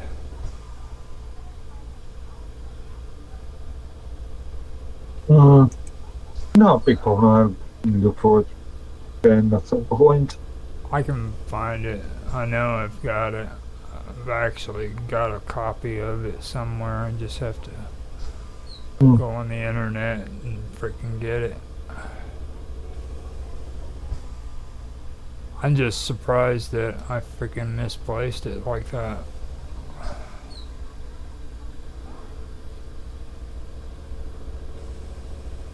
Because I used to have it in my storyteller folder. And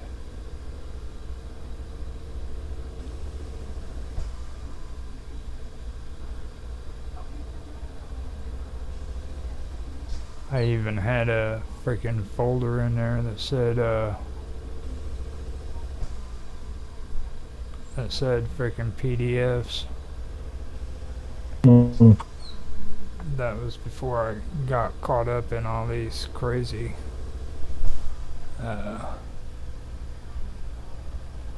upgrades. Everybody freaking says, oh, you need to upgrade. Yeah.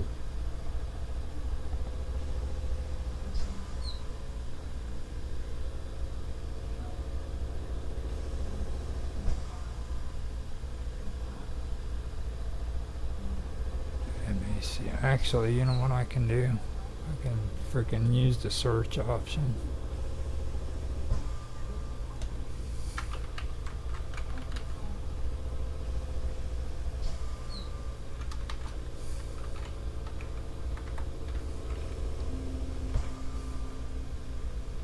Oh, let me back out of that. Go to documents and then do it.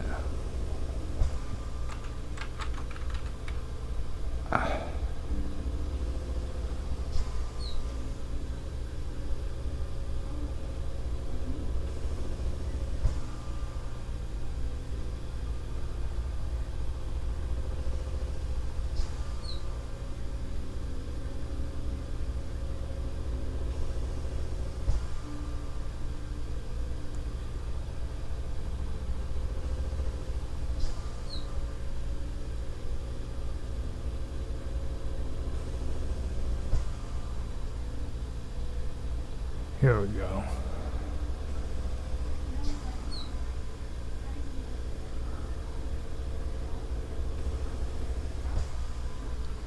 Double check, make sure.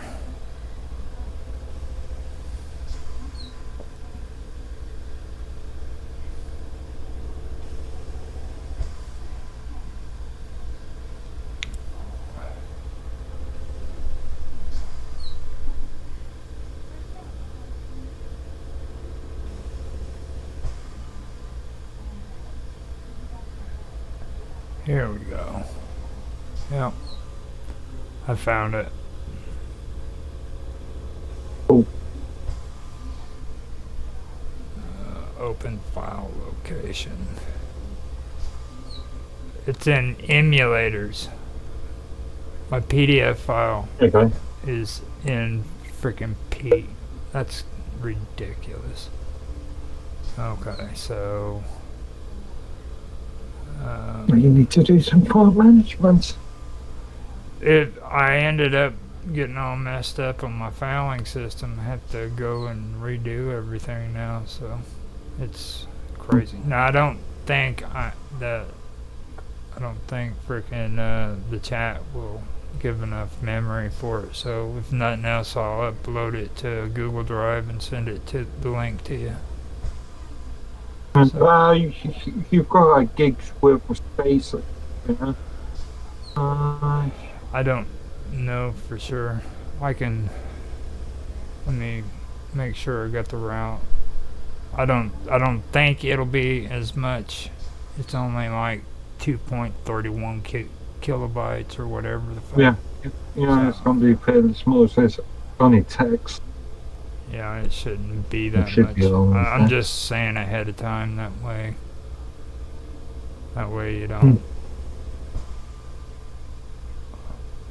Sure as shit, there it is. It's not even supposed to be there.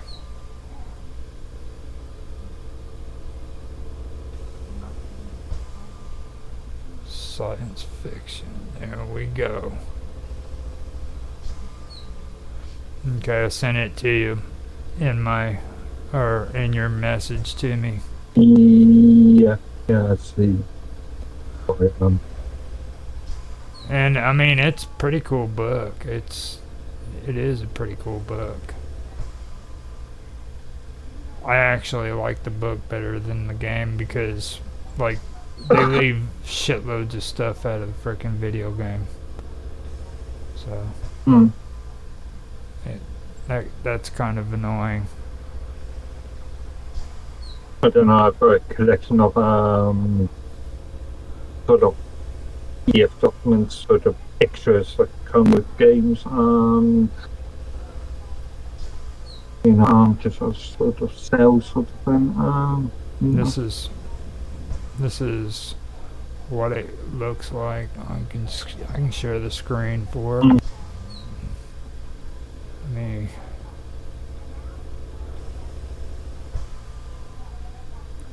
But here's what it looks like. And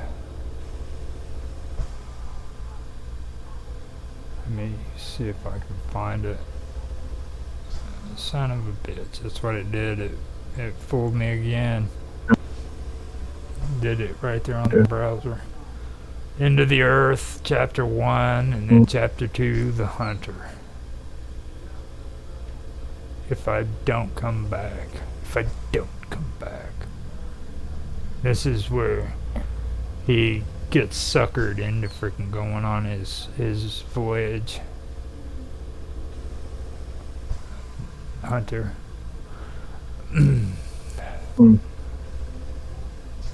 They don't mention the fact that he had to lie to his dad, or his stepdad, I guess you could say, foster dad, in order to go. And like they make it out that he dies and shit. And Hunter never dies. He just tells him that he needs to go to Polis in order to freaking deliver information to him. So it's pretty cool. And then there's a lot of his story, you know what I'm saying? Like they don't freaking point out, like in the game they don't talk about his past and the things that are going on in his story, so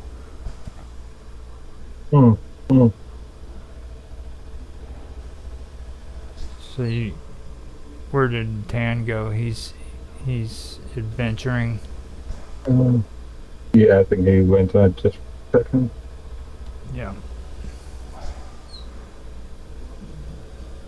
Let me see here.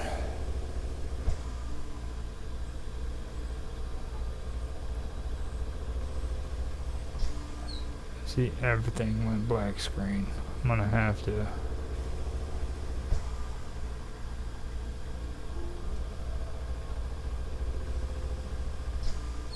Seeing like window capture straight up.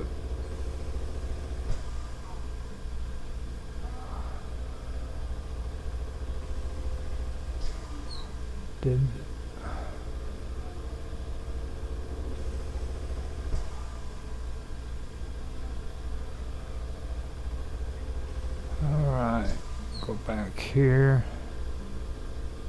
We are back on track. There we go. That's why I don't like messing around.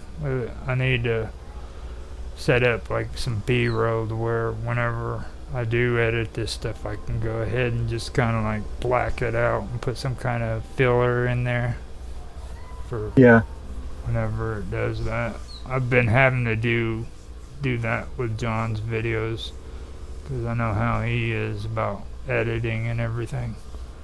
So. Well, you're talking about the stuff too. Like you want me to put a description and shit in the just because it's easier for users to be able to find, or viewers to be able to find out and find. I'm mute your ass. People. You start mentioning that shit in my comment sections, I'll mute your ass. Freaking, I can shadow ban now. You know that, right? Fucking motherfuckers. I'll fucking make it to where you can just say all the comments you want. You don't get I don't see a damn thing. Like, everybody's like freaking pissed off about that. Like now YouTube allows everybody to shadow ban. I'm like, why not, dude? Fucking some asshole getting on there and constantly trolling your channel. I mean, I'd fucking do it too. You know? I have no shame about that shit. Like fucking mute you from the channel to where you can't freaking talk. Well, you can send a message all you want, but nobody's gonna see it. You know what I mean? Yeah. And everybody's offended, like that's a bad thing. Well, that kind of means you're a freaking troll. So you're getting on there fucking talking shit, and people are freaking muting you from their channel. There's a reason for that. It's not because you're such a great guy. You know what I mean? I don't know.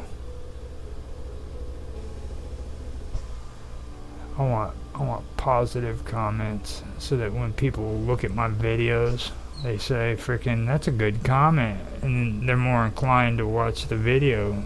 I don't want fucking some asshole leaving a fucking bullshit asshole comment on there like, yeah, man, you need to do this, you need to do that.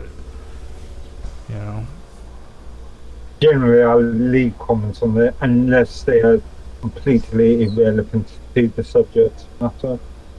Well, if it's relevant to the subject and it's constructive, I'm fine with that. But I'm not gonna sit there and freaking leave a comment on there that freaking just somebody being an asshole. You know what I mean?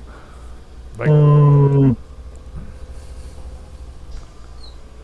don't know. Depends on the actual comment itself.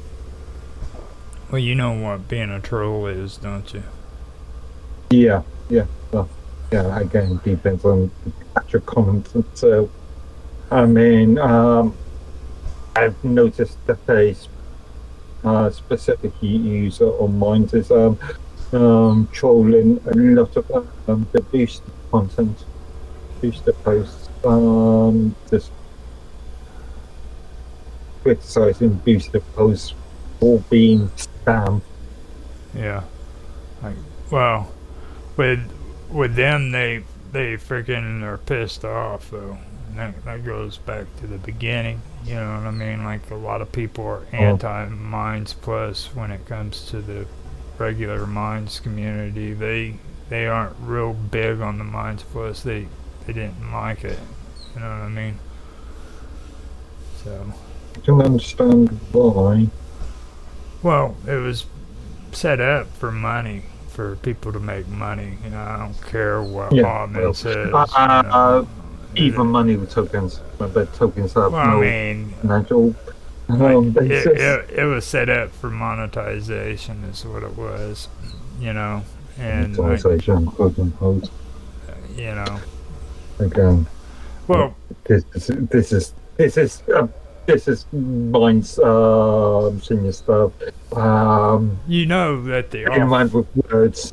That the offline tokens are worthless, right? Like there's no value whatsoever in them. Technically, according to the terms of service, the online tokens should not be worth anything. Yeah, I mean, I understand that. I'm just saying, like, the offline tokens, which they offer you, is completely worthless. I mean, what's not quite. Not quite, because remember, you've still got the token-based Minds Plus and Minds Pro lifetime subscriptions. I can't pay for that. If you can make 25,000 or 2,500 offline or Minds tokens, then you could use that as the basis of payment for Minds Plus. They still want you to convert it over to freaking online tokens, though. I've tried it. There is no documentation in relation to that. I've tried it. They even send out the converter from freaking what is that one? The freaking Uniswap or MetaMask. I believe it's MetaMask. No, Uniswap is the one they do.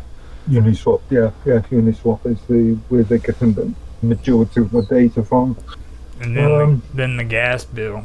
After freaking it pops up, like the gas bill to convert it is just insane. As far as the company's concerned, in relation to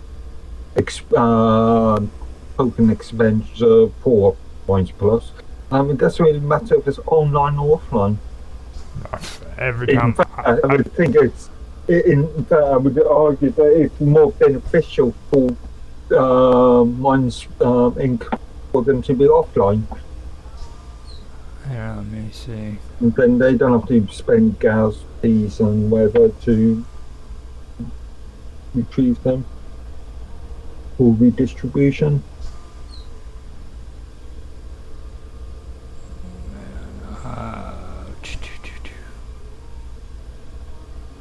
But yeah, the entire monetization thing, have been critical of it for some time.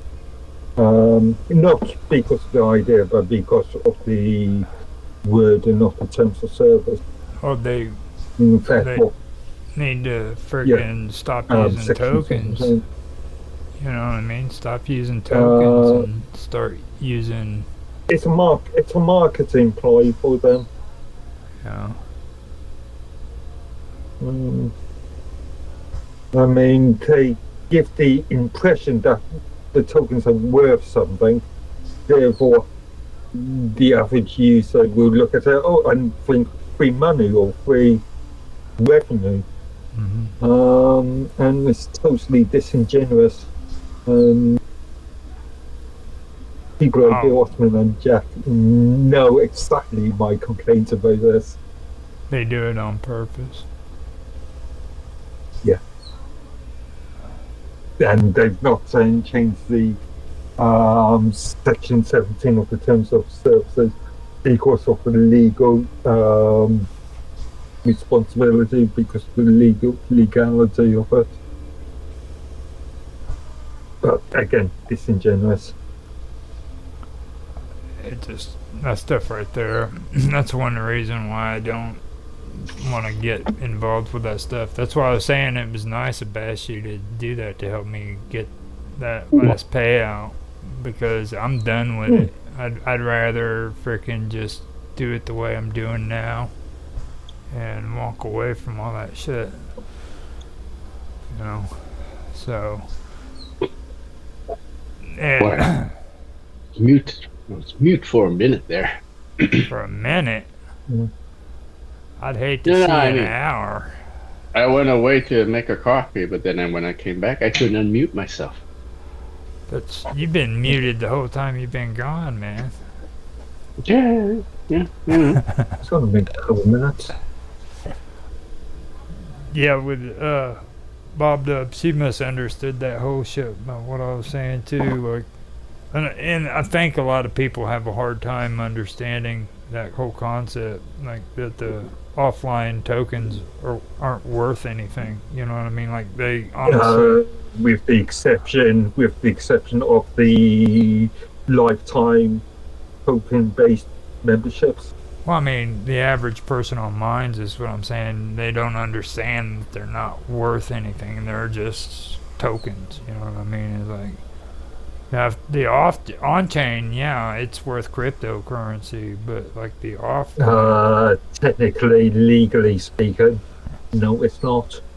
I'm gonna go buy some. Section 17 of the Terms of Service Agreement. I'm gonna go buy some just to spite you, dude. Go buy some. I've been trying to buy some, man. My bank wouldn't let me. You just keep doing it wrong. Why do you really want to buy tokens? If you can gain tokens, and okay, so I don't see the point of buying. What you do, except for Aiden and Minds, except for what you do is you get a certain amount of Minds tokens. Say you want to get $100 worth of Minds tokens. You get that, and then you have to get $100 worth of Ethereum. So in order to have $100 worth of Mind tokens, you have to have $100 worth of Ethereum to go with it. You buy the Minds tokens with Uniswap, and then you transfer it over to your freaking MetaMask wallet. Okay, you take your MetaMask wallet and you create a portfolio. After you create that portfolio, you go in and you switch or you transfer freaking the Minds tokens from MetaMask onto frickin' your wallet, okay? Wallet. to BitShoot. To BitShoot? Yes. Or not the BitShoot, to Coinbase. To Coinbase. The Coinbase. Because Coinbase wallet is what frickin' Minds.com reads in their currency. It doesn't read MetaMask anymore. It's Coinbase. No, it uses the data directly from Uniswap. No, you can use Coinbase wallet as well. And yeah, Yeah. But the things like the price, the current cost, and the current amount are read by Uniswap. As long as you have your frickin' Coinbase wallet frickin' connected to your crypto or to your Minds account, frickin' you can take that and you can transfer it into liquidity. But you have to have both the frickin' Ethereum and the Minds tokens on frickin'. You do not need Coinbase per se. There's you can do that by Uniswap. There's enough one. If you wanna transfer Ethereum over to Uniswap, that's up to you. But that's expensive shit too. I mean, I would do it the other way. Send your Minds tokens to your frickin' Coinbase, because I mean, you're going to be paying a lot of money. Uniswap, you think frickin' Coinbase is bad? You still haven't answered my original question. Huh. Why would somebody, apart from assisting the company in revenue, why would you want to buy tokens? Because I'll fucking sell them after I'm done. I'm gonna fucking use them. I'm gonna sell them. Again, that could well be a violation of the terms of service. I'm gonna do it just out of spite. WN. Just out of spite. I don't think you can sell. How will you sell it? You just transfer. You go in there and you frickin'. I can do it right on my wallet right now, dude. Frickin'. On your wallet, you can sell. Wait a minute. All right, on MetaMask, I know. He's technically converting them to Ethereum and then selling them. So he's not technically selling the tokens. He's technically selling what the tokens become. Right. See? That makes sense. That's it. Yeah, you convert it to Ethereum, basically. Mm-hmm. Yeah. That's all you do. Again, it's still technically a violation of Section 17 of the Terms of Service. Are you saying just converting the token to Ethereum is a violation? 17.5.W? Well, what did let you remind myself? I'm 17.5 point. In terms, isn't it? I've got to remind myself here. Why did it let you do it if it's a violation? Because 0.5 because Bill Altman doesn't think it's a violation. He wants to make money. Yeah, well, he has not stated anything. Every time I raise this point of staff, they go quiet. They go extremely quiet. They don't want to say it. They don't want to admit it out loud. That's why they want to go into freaking Mastodon and all that shit, is because like they're scared shitless because they've been doing all this shady shit with cryptocurrency, and now all these freaking platforms are getting in trouble. 17.5.10.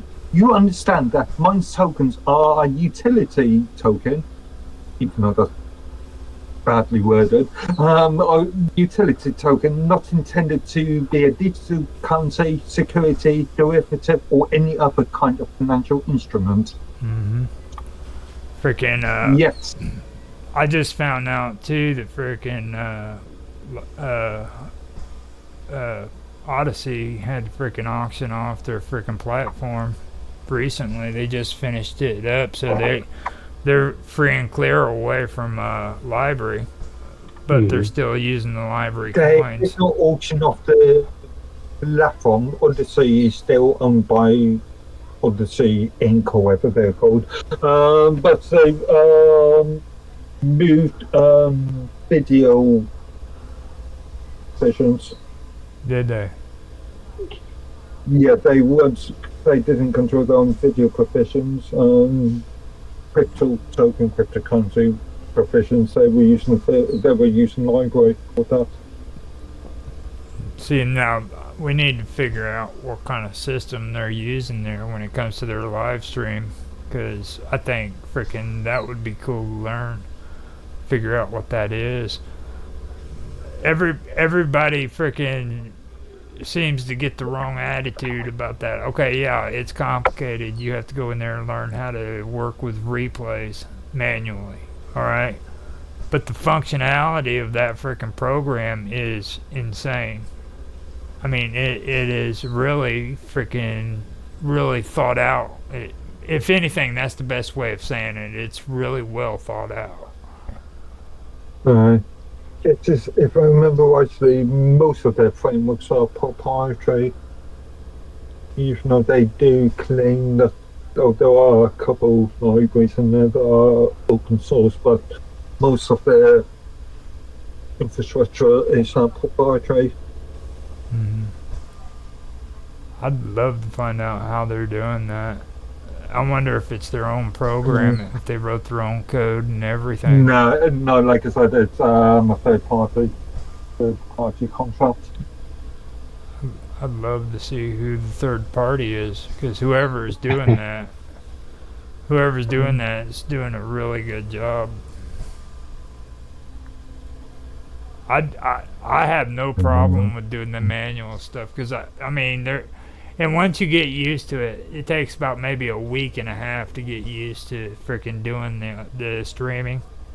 But once you get used to it, freaking it's worth it, because like the payout is a lot better than the effort that you have to put behind it, you know. Because like I said, here on my OBS, I'm live streaming now, okay? But at the same time, freaking, if I was live streaming and recording, all I'd have to do is freaking take the recording and upload it into the stream if the stream messes up, and it'll use the freaking recording instead of the screwed up stream. And that's a unique setup.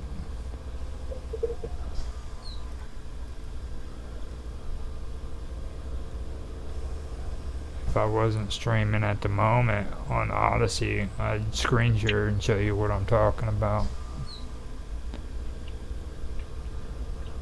I think we got a viewer on there too. I believe so. Participants? No. I actually could be the viewer. Now that I think about it, fucking loser. Watching your own video. Doing your own content.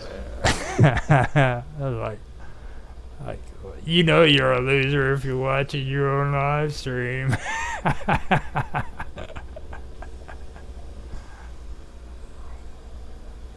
What do you guys get quiet for? I only view my own content if I need to. Well, if I create a post or whatever, so if I need to create a description or something. Well, it just makes the guy kind of self-conscious when he says something like that and everybody just goes quiet. Yeah, I mean, so...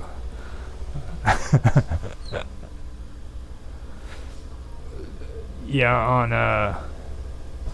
on that though, I do like that. But, you know, I mean, I'm not going to buy and sell freaking mines tokens, not unless you want me to. You know what I mean? No, again, that is technically a violation and could, in theory, allow the staff to remove your account. It's being honest, I ain't got nothing to lose on there. You know what I mean? Other than I can probably get on chat without even having to go on the fucking. Technically, a violation of the contract, and therefore it would be a civil case. Like they're gonna do anything.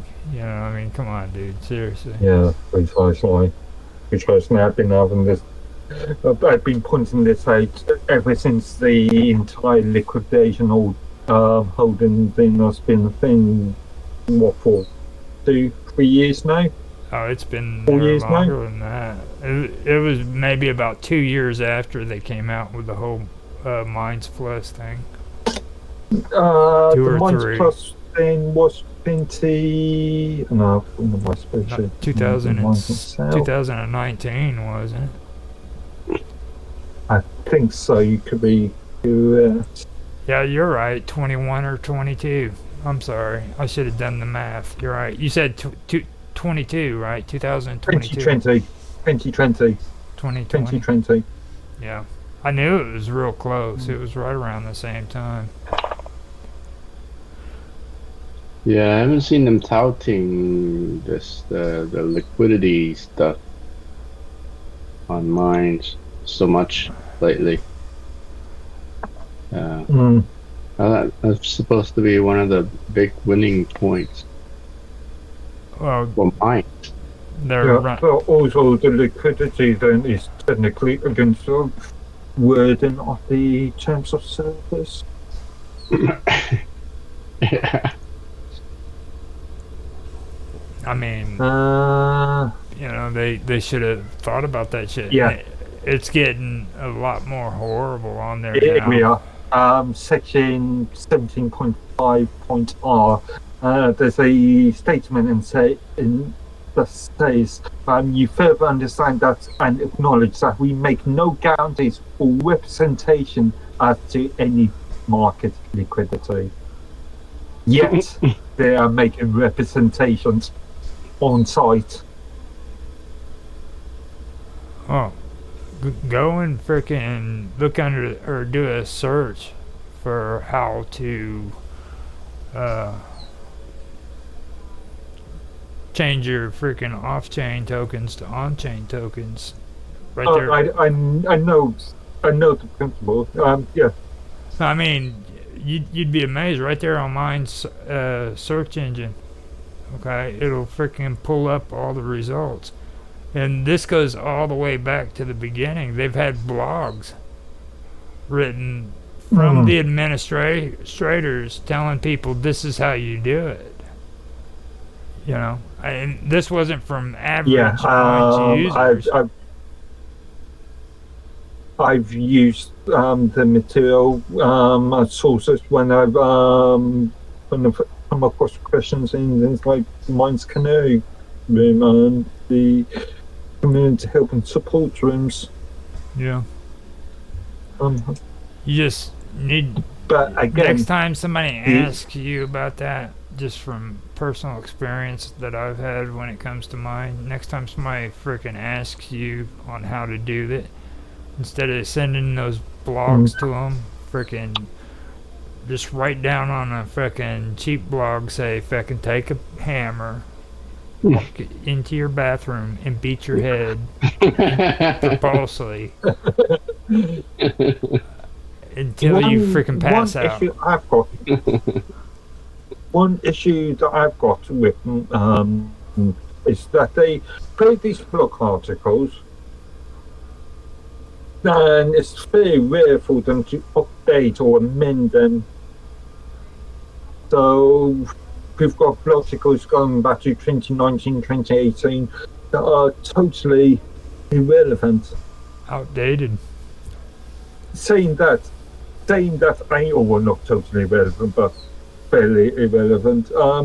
But saying that, I know that Barshy and mine are working on rewriting some of the support articles at the moment.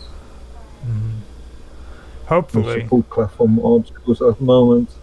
Hopefully they get it done. And I noticed they were talking a little bit in that conversation with that, what was it, that roundup or whatever the hell they called it, where they had everybody come together. Town hall.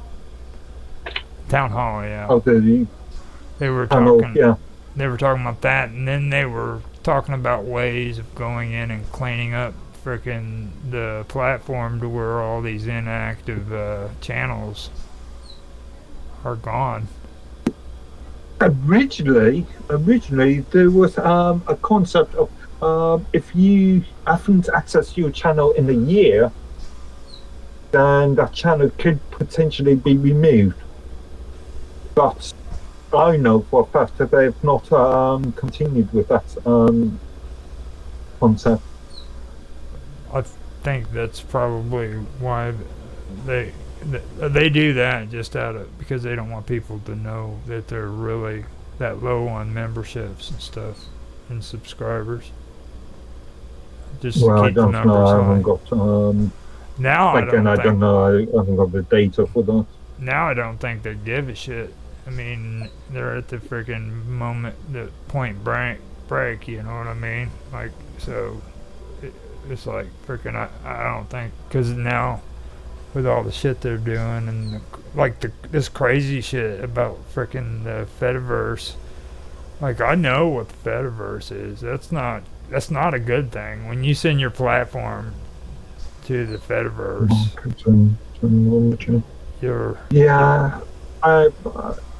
I've been somewhat critical of them because of the sort of acceptance of terms of services. If you haven't new users creating accounts and technically bypassing the terms of services, bypassing the agreement of the terms of services, that raises a whole load of questions. I mean, they don't seem to care about any of that. No, Ryan makes the excuse that it's like email. You might receive email from a Gmail account, but you're not a member of Gmail or Google Mail. And I disagree with these concepts. Because again, I'm not registering for a Gmail account when I create I can send a message to a Gmail account on a Hotmail. I mean, you know what I'm saying? Yeah, but they're not directly interacting on Gmail. I'm not directly interacting on Gmail. I'm interacting with another service provider. In my case, it's my own. The concept of the Minds Fed First concept, you are interacting directly. If I'm sending a message on Hotmail to Gmail, who am I interacting with? You are not interacting directly on. You're directly interacting with user that is on, but you're not directly interacting on yourself. Oh. Does that make sense? Yeah, actually, that does make sense. That was kind of tricky how you said that, because that could have gone bad real quick. You have to think about that. Yeah. No, I was like, good play, so. But yeah, I know what you're saying. Freaking. Well, I mean, like, the only benefit I see from it for anybody is people who aren't on Minds. Like, freaking, they can send me freaking a friend's request or allow me to freaking be on chat, and then like automatically a puppet freaking account is created on Minds that has absolutely no arguably, and arguably this is sort of massaging user figures as well. As we know, in this game, in the social media game, it's all about user numbers, isn't it? Mm-hmm. So this sort of massaging it a bit. Because, like, in my view, I've seen about 3 accounts so far where they have absolutely no freaking information whatsoever on the account. And, like, I know from being on here and on Tech Talk what that's about with you guys. So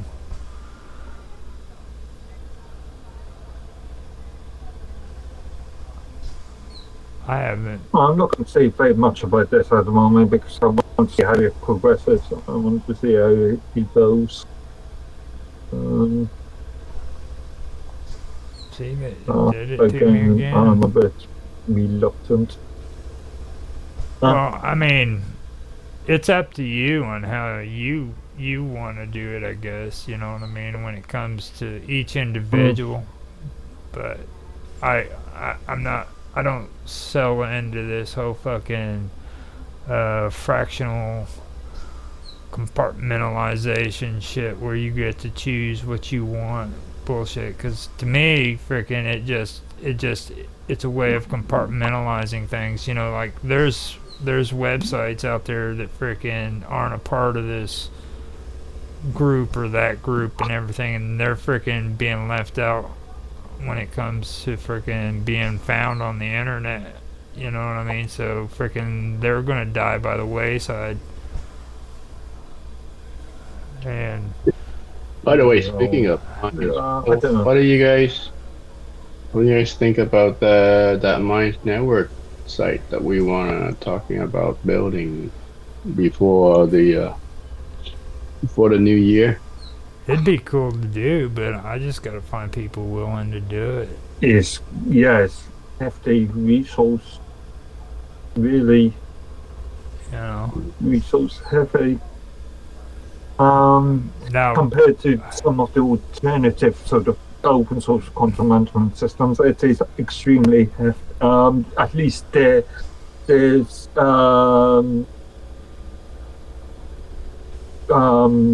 specifications, the determined specifications seem to be extremely. Well, it doesn't have to be anything fancy. Can we not use even Minds itself? I was also hold up. I was thinking about something too. But that's not actually creating your own site. That's using the point of an open source content management system. Like this, you'd be able to slap it on your own server, or you'd be able to create your own infrastructure.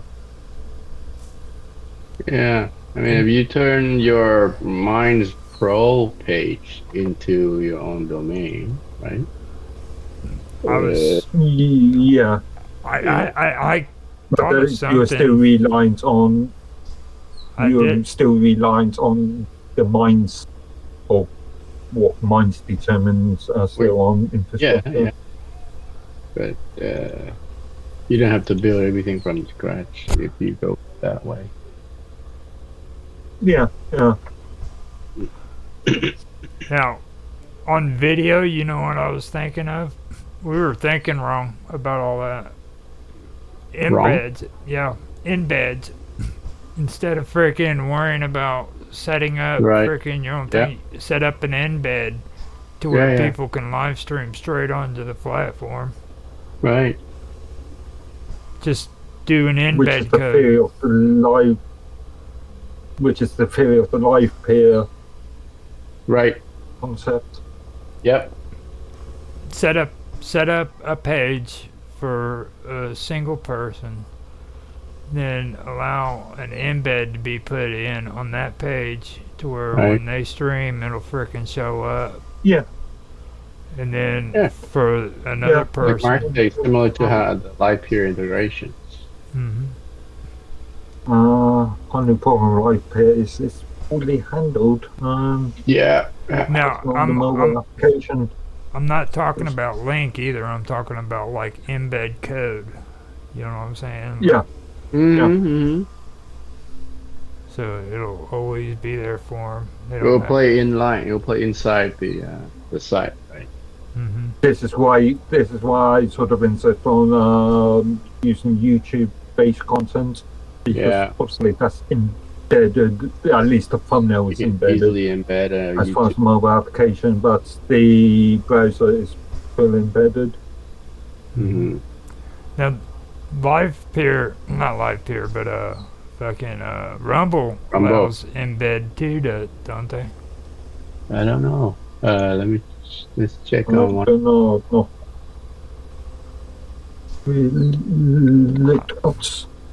I can't check. I'd check if I could, but we're actually streaming there at the moment, so. Yeah, I can check. I can do a share. Oh yeah. Rumble does let you embed. Like right off of the video, there's a button that says embed. It's pretty cool. And it pops up a dialog with some JavaScript that you can copy paste. And I want to know this personally. Is there a way where we can do my idea with mine's freaking server where we set the format according to a format like Discord? In what sense? Where you have your server and then you have channels on the side.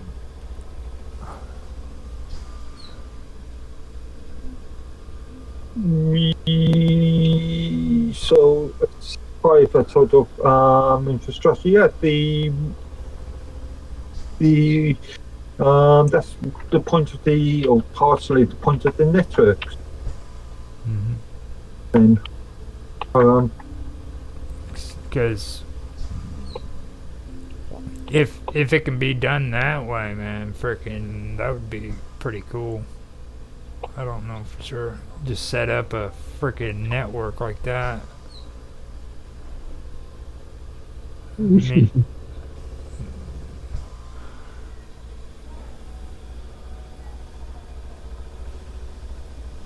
and also, yeah, I was just looking at the About Networks page and at the team,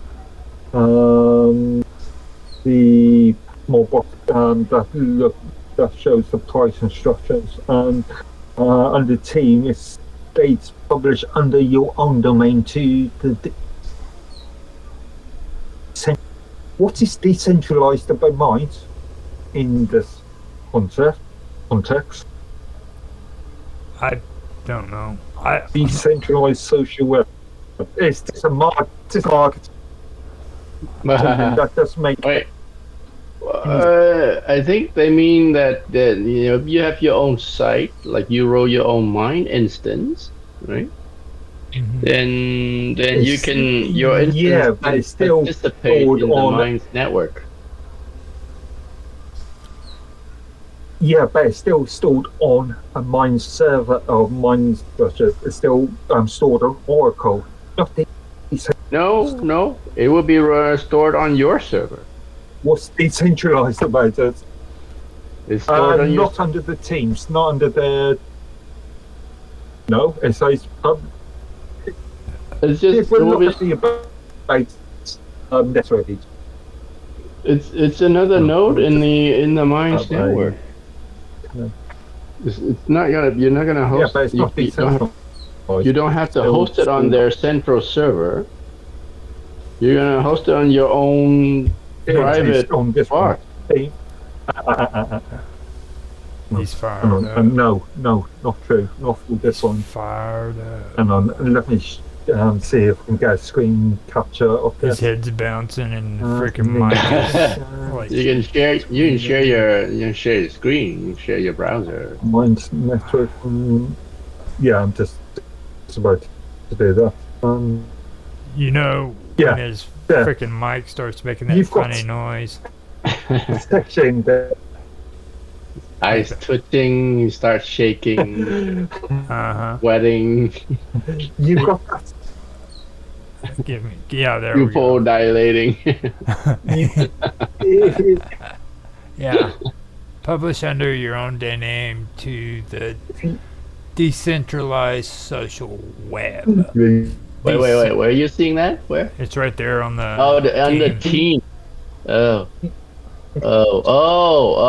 In your own decentralized. Yeah. We'll see.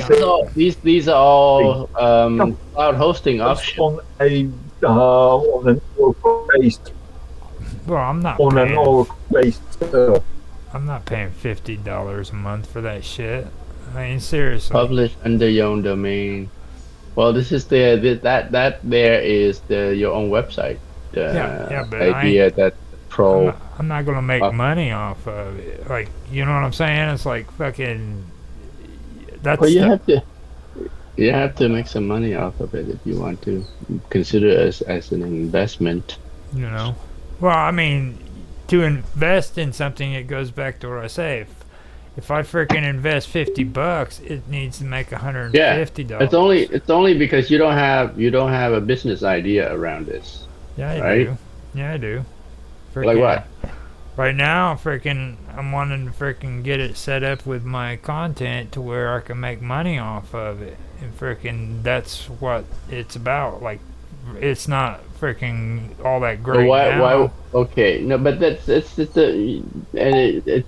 your primarily video content that you're selling. Exactly. And why would you use? Why would you not use Vimeo or something like that, or where you have your member have to pay to watch your video? Well, for one thing, that shit doesn't really work. Like, people don't freaking pay to watch people's videos, okay? I mean, it's just like on Minds, okay? I've got my freaking super Minds on there, okay? Okay, so wait, take the example of YouTube. Like the YouTube, they've done something really popular, right? They make movie rentable on YouTube, right? So you pay to watch the movie. That's a video, right? Yeah. So Vimeo did something similar. They saw some people, like I've seen them post their private productions on there, and then they send the link out, and anybody who wants to watch them have to pay like $2 or something to watch the video. Nobody ever freaking answers to it, though. That's the thing. I did. I did want, but then, see, once you pay for it, then you own, like, you have it on your library there where you can watch it whenever you want. I've dealt with freaking what the fuck is that? Not OnlyFans. The other one.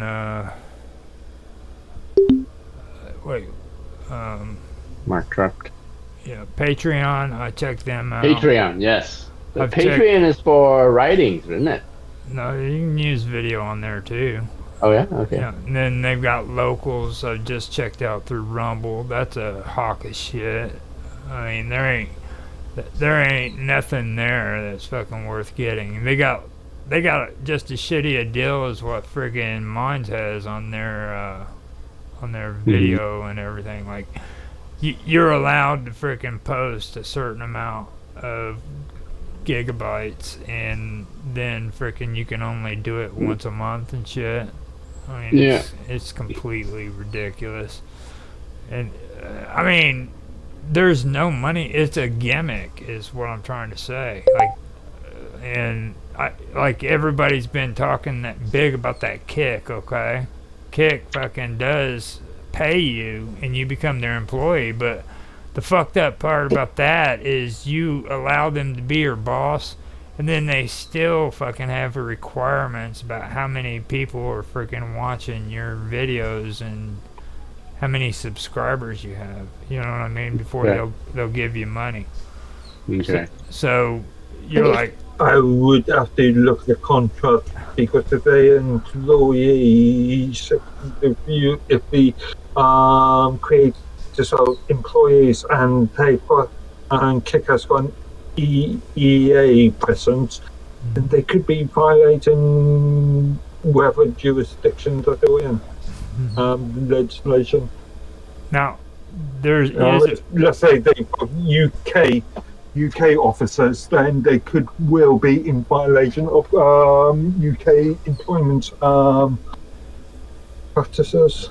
There is a bright side to the story. We went from 9 cents this month to 25 cents on Rumble. So Okay. since August until now, we have made it to 25 cents. Did you try Patreon though? Yeah, I've got a Patreon account. I made it private and closed it out because it wasn't worth shit. Wasn't working? Okay. People don't do this that. This is where a good marketing strategy comes into play. Find your you guys methods of creating revenue, and then market it on that. Okay, now that's my whole point. Like freaking NFTs. You know what I'm saying? NFTs are a big freaking seller now. People love that shit now. And I was talking to you guys, and Robot I think was on here too when I mentioned it. But NFTs, you can do NFT videos as well. What in the world? It's an NFT video. Oh, I see. Non-fungible token. Okay, yeah. But isn't an NFT? Isn't it just something that you create out of thin air that you assign a value to? Yeah. Yep. You can create a Roger Hanson NFT. On concept. Anything. It can be an emoji. Freaking Reddit has emojis now that are freaking NFTs. Yeah. When you hit like, somebody's making money, dude. Yeah, that used to be what happened to mine. Yeah, when you like their posts. Mm-hmm. You upvote when you remind. They've never played NFTs, and that might be a thought too. In my opinion, there's an early sort of concept. So an NFT is not something physical? It's not something. NFT doesn't have to be physical? No. No, it doesn't have to be physical. It could be a digital. Minds Gaming has been producing sort of the concept of the old chewing gum packet cards. Yeah, but it is physical. Playing cards and trading cards and stuff like that. It's a digital. Yeah, it's a digital trading card. Oh, I see. So yeah, really an image. You can, like, imagine. How does that work though? How does that work? It's like if it's an image, does it have some sort of unique signature to it that it cannot be copied? It's a non-fungible, fungible token, or however. You can't fungi it. Yeah, and what happens is it's like a painting. Whenever frickin' you have a painting, it has a frickin' note that frickin' comes with it that says that it's authentic. Okay. That's all. Who's to say somebody can't just copy that? Now, what happens with a token? Yeah, in theory, yeah, they can. What happens with an NFT is you're getting authentication that is your token. Right. Whatever that token is attached to is yours. Does it have a chip in it that makes it unique that can be authenticated, or what in the world? No. You could, in theory, create serial numbers for each of your items. Right. One of the principles I would like to see NFTs being used for. Yeah, one of the principles I would like to, or concepts that I would like to see NFTs being used for is for receipts. That would be interesting. Let's say you buy a product like a cup or something, and then your receipt becomes an NFT as a proof of purchase. That would actually be pretty cool to see that. Mm. I would like to see it already an kind of an NFT because it has a receipt, it has an order number in there that can be tracked and associated with the purchase. I would like to see what happens when like porn starts doing it, because freaking people are going to be pissed off then because they've been getting free porn on the internet. Right. Wait until them porno companies freaking start figuring out all they got to do is like make their shit into NFTs. Right. So how would you turn a video into an NFT? That is what I'm talking about. There's freaking resources. We looked it up the last time. It's like you would put like a watermark. Put a watermark on the video with some serial number. They realize it's on a EXF tag or something. Well, check it out. If you set the page up, right, and you use an NFT as freaking the emoji for like, dislike, whatever, okay, and then freaking somebody comes in and they watch your video and they like your video, bam, you're freaking getting money because they just clicked on your NFT. Where's the money coming from? From the NFT. Yeah. Sorry.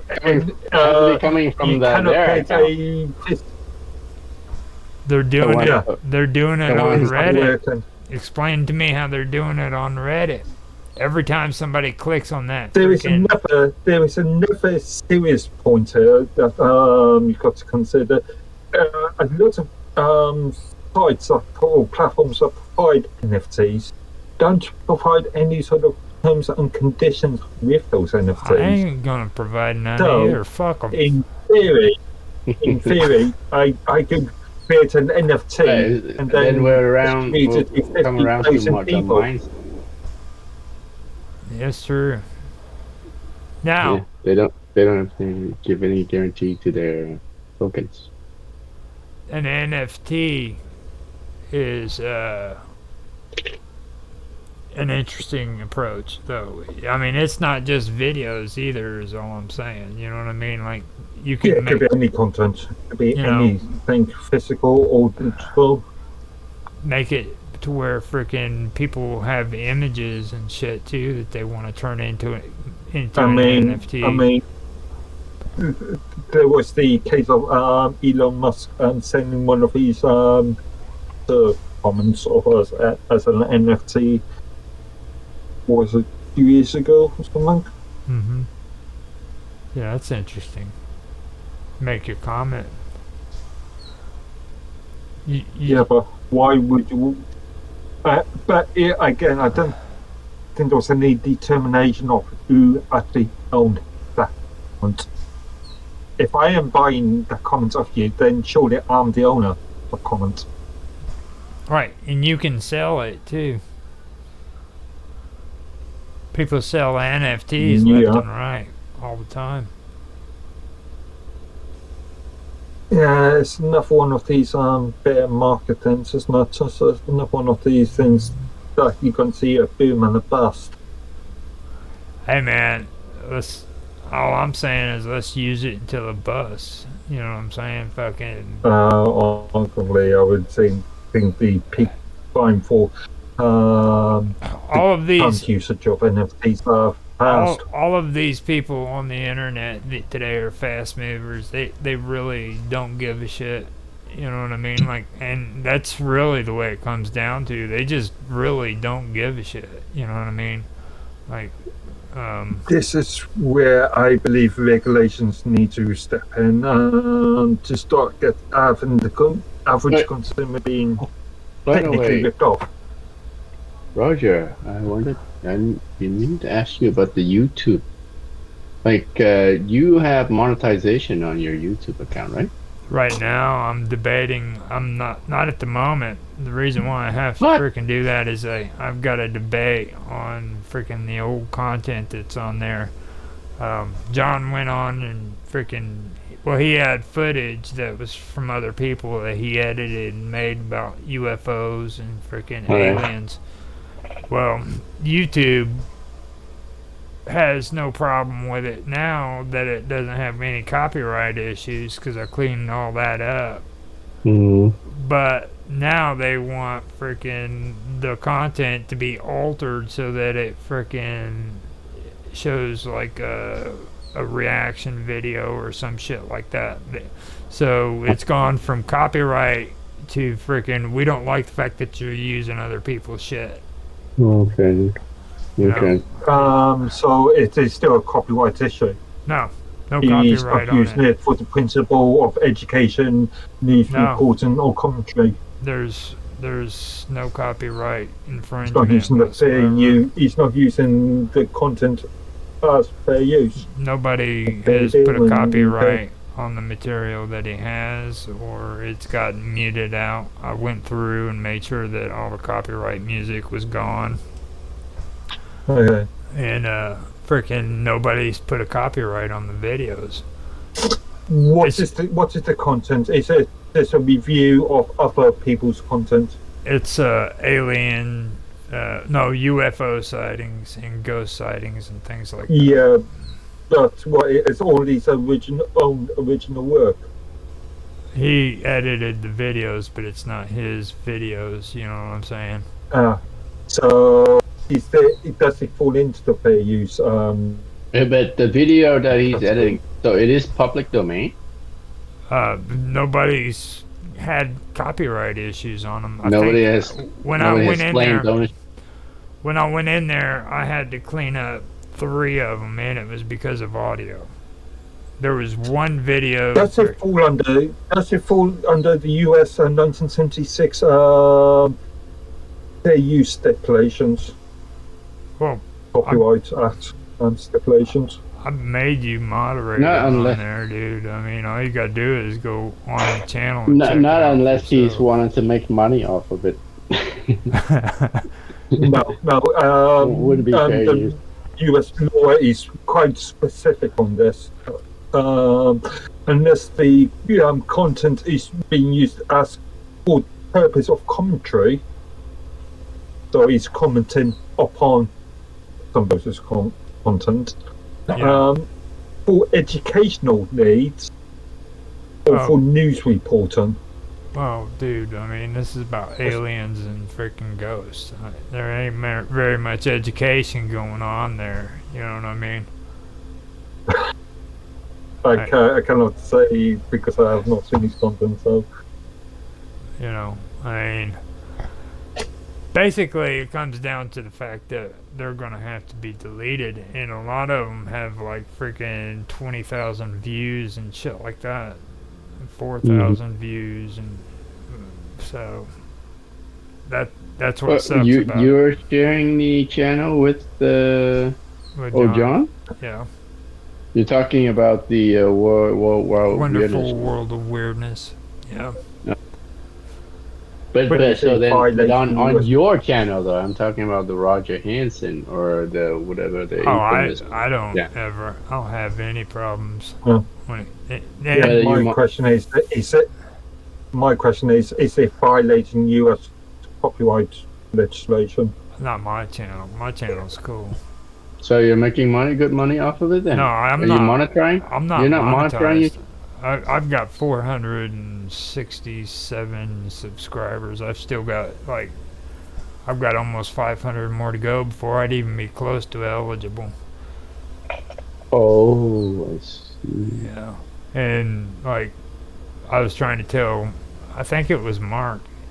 No, it might have been you just a little while ago. Where like after freaking 450, they just shut me down because freaking that's when they started coming down on Alex Jones and all that shit. Yeah. Okay, you know, and I mean that shit's real. You know, that shit is real. Fucking, I can say that that is true. Yeah. I mean. They came down on everybody. Now it's people who are into conspiracy theories. It's the ghost sightings, the UFOs, anything about aliens. They don't want any of that fucking. They don't like condemn it, but at the same time they don't support it. I don't know. I can think of a few channels that have been successful on this. There's a good American YouTube channel called Y Files. They have been extremely successful. You know what's the difference between them and me, though? The promote button. They've got bigger budgets.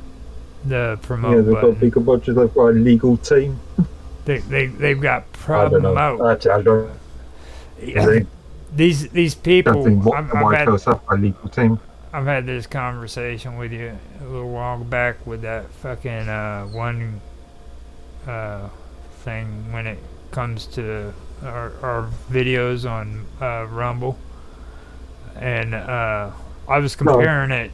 I was comparing it to those 3 dudes that have their freaking videos that you showed me, and they were talking about how horrible their stats were on Rumble, and that's why they didn't want to go from YouTube to Rumble.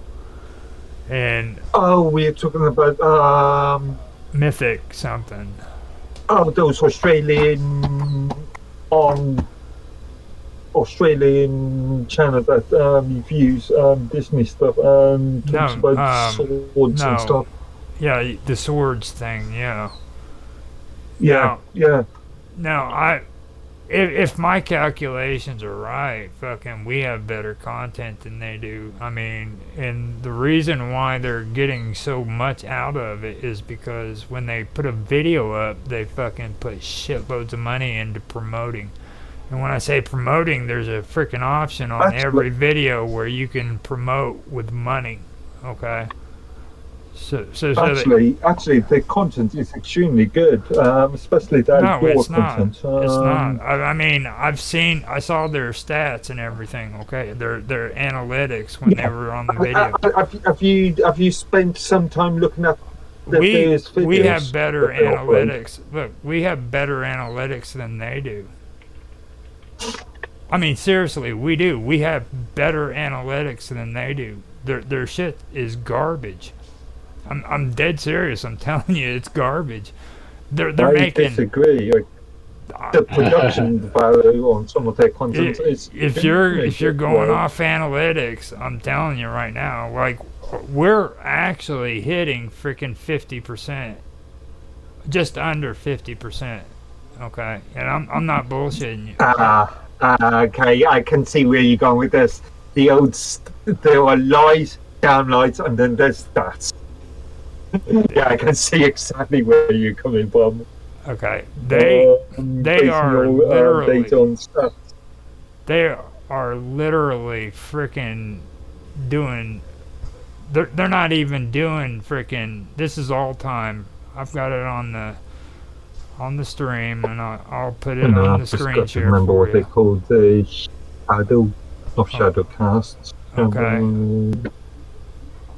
We've got 9,223 raw views on all the videos we've done. Okay, unique views, which is the important. This is the actual views that you're getting from, and they said it was as close to YouTube as it gets.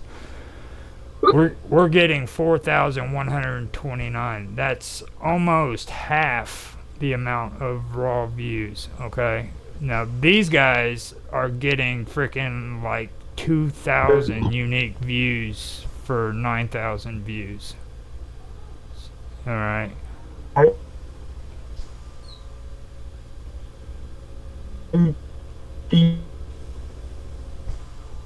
Here, I can screen share. I can barely hear you. You're getting excited. You know that. It's probably. He's getting excited. Moving around. Hardly. Something's going on. When I hear that mic start doing that, I know something's up. Yeah. Hold on. No, actually, I have to increase my. Okay. let me pull this up. Let me pull this up real quick. Can you see that?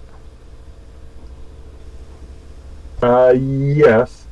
Okay. Now this is lifetime, which is less than a year. It's been since August, okay? All time. Yeah. Okay. This is our freaking views. Our raw views since freaking August is 9,223. Our unique views are 4,129, which is almost half of that. Okay? Now, freaking, they freaking, with theirs, if it was on theirs, they would be getting freaking like 2,000 views. Alright? That's suspicion. You've got no actual evidence of that. That's what it is on their freaking video. They show all this on their videos. On their video. Right, okay. On the video that I watched. Okay, yeah, the video that they published before Christmas. I think back in November. No.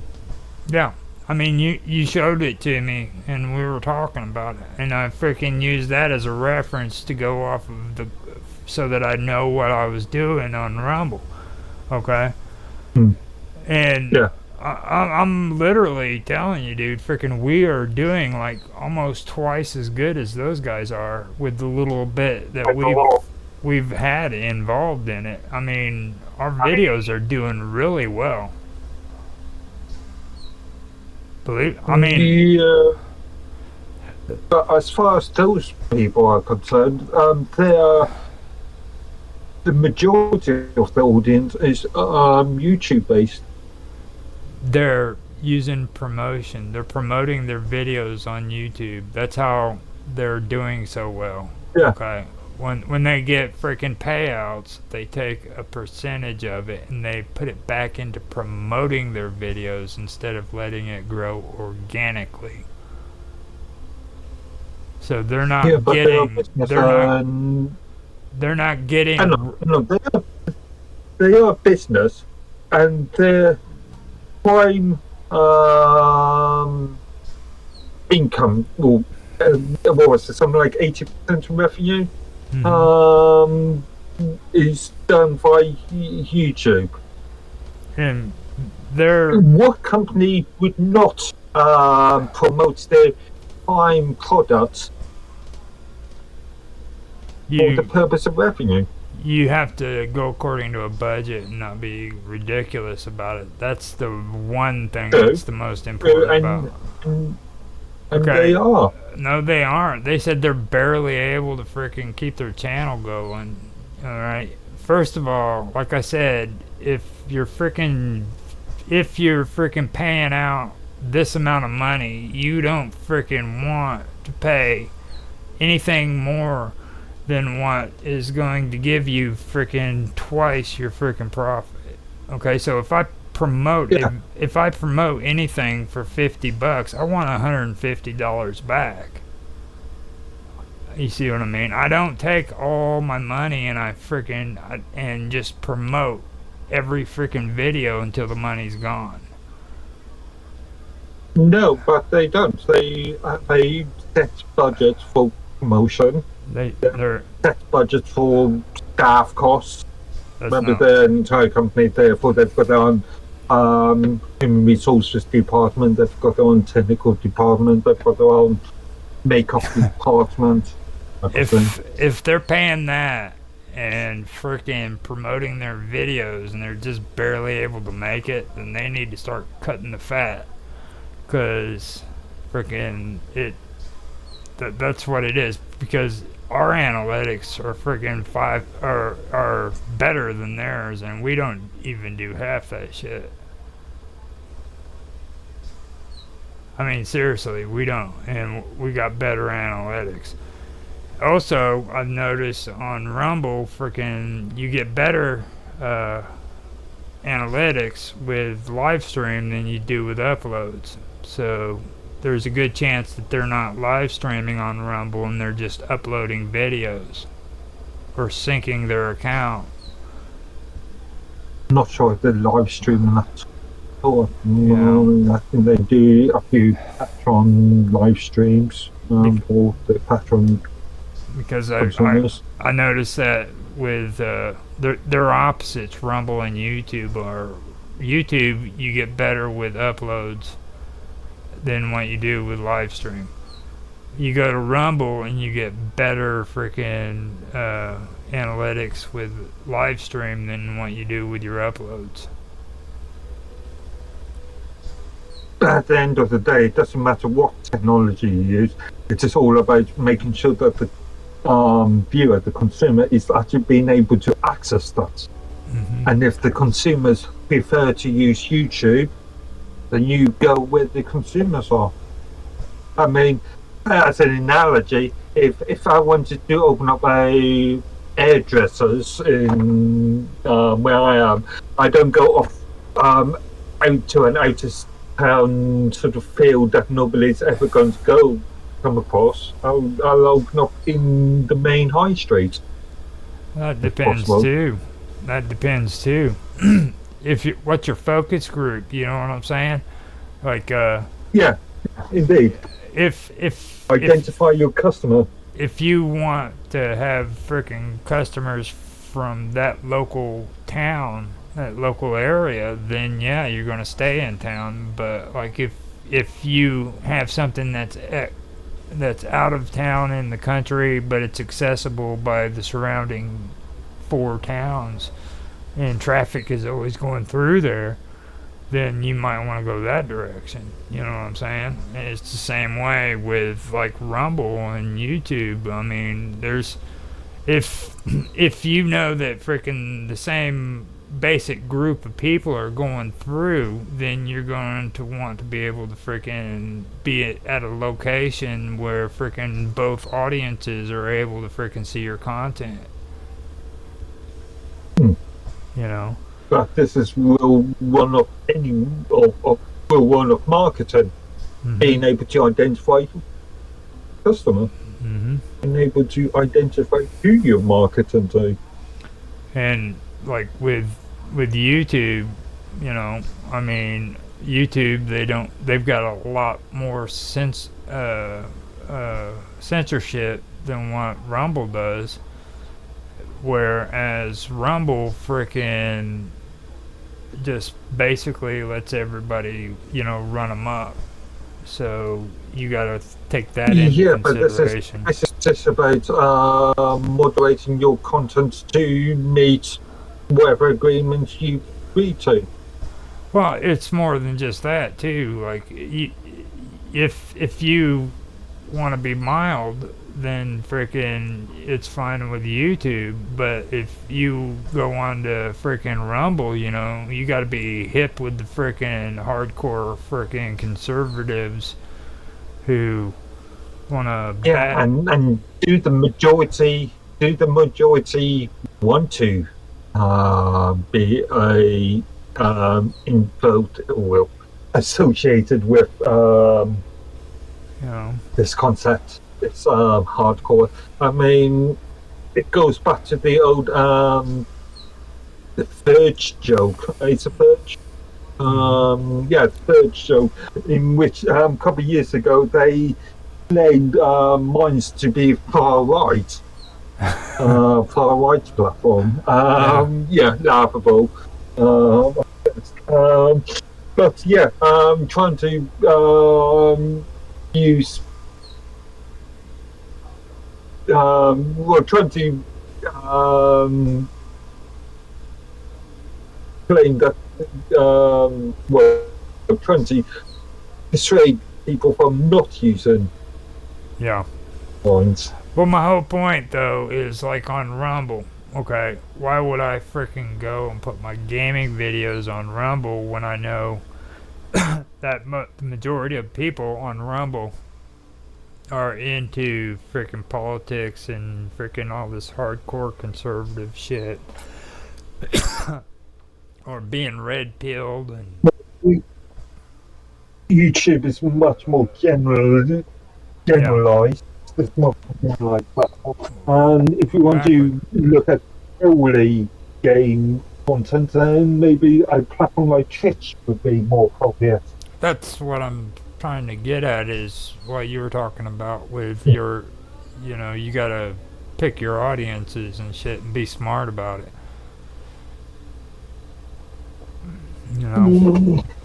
Apart from actual time to upload the content, it doesn't, generally speaking. Well, like I was saying, if they're not willing to freaking live stream on Rumble, then I don't see them doing very well. So, like, you can go on there and upload until you're freaking blue in the face, but you're not going to get the views that you want. Not everybody needs. So I'd almost live stream. Well, you have to. You should see my uploads on there. They're horrible. That's where I get my views on Rumble, is from the live streams. Yeah, but not all the live stream. Unmute real quick. I had to. Hi? Okay. That's better. Sorry, I was muted. I didn't realise. You kept getting choppy on you. It was me. I ended up. Okay. You got freaking choppy, and I hit mute and I asked you to unmute it because that usually fixes it. Okay. Yeah, like I was saying, not all content creators would want to live stream. That's my whole point. I mean, some content creators will just create a video and upload it, and then that's my whole continue point. That. I couldn't think of. That's why they probably are wanting to stay with YouTube, because they know that they do a lot of their videos where it's edited and uploaded rather than live stream. That's the only way I can see it. Now, that would also explain why the freaking analytics are so freaking low. If they're not promoting the shit out of YouTube, and that's how they're getting the views, which I could see that too. I mean, that's the only alternative if that's what it is. They're concerned more about uploading freaking edited content rather than live streaming, and that's it's either that or they're freaking paying money for it, excessively high amounts of money. Well created edited content is more suitable for some creators. Well, I mean, it's suitable for everybody. How many hours? It's suitable for everybody. I mean, compared to live streams. Streams. I've got edited content. It's on YouTube though. I don't fuck with that shit on Rumble. I ain't gonna waste my time fucking uploading Rumble videos. I don't know. Even though I've said I did really all these going, I'm a big fan. You're cutting in and out. If you push as many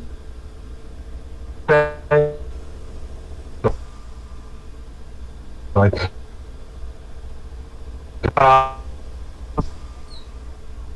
as many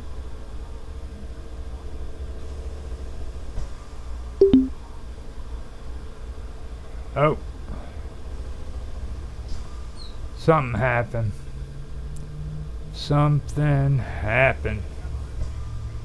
He said we're sick of his shit.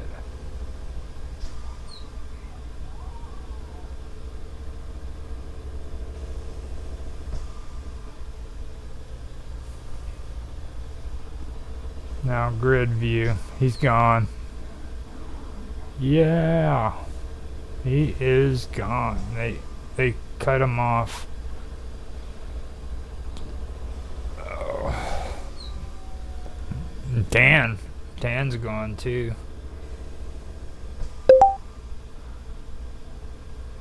Hello. Yeah, there you go. You finally actually got your screen up too. Okay. You finally have your screen. It might. My screen was sorted. No, it was blank for the while. So. But yeah, it looks like it's good. But hold on, let me go to the bathroom and everything, and I'll be back and we'll finish talking because that was actually a good conversation. So. I'll be right back. What you do? I'm going to make myself a quick coffee. I'll probably do that too. That sounds like a good idea. I'll be right back. Yeah.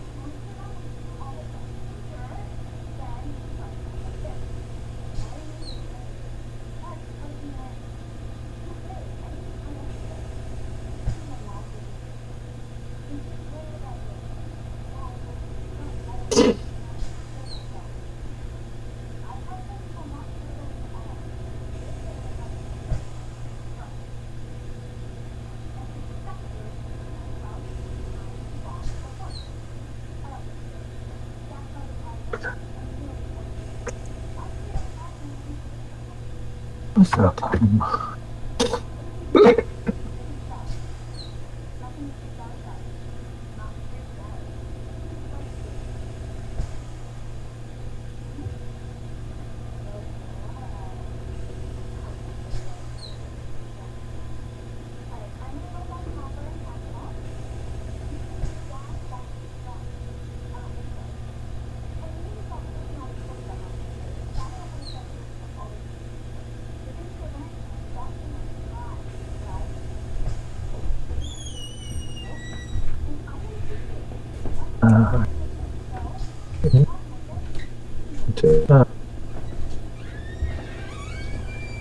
Yeah.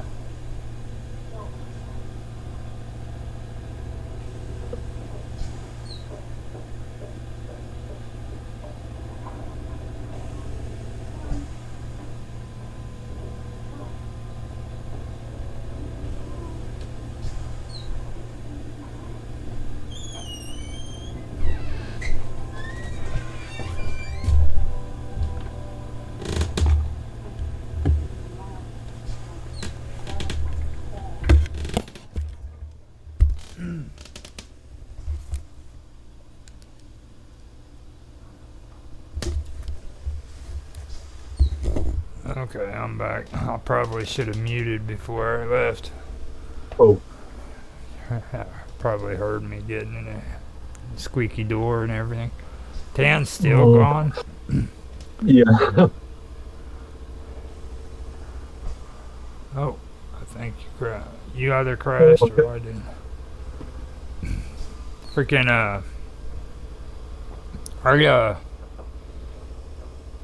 don't know, with that stuff though, that's the thing that stood out to me whenever I was checking it out.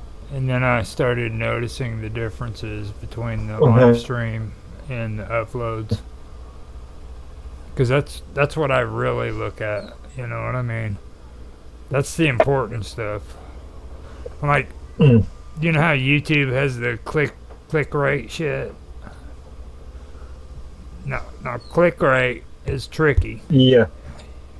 People think it's good if they've got freaking a click rate of like 15, 16, 20, and all that shit, right?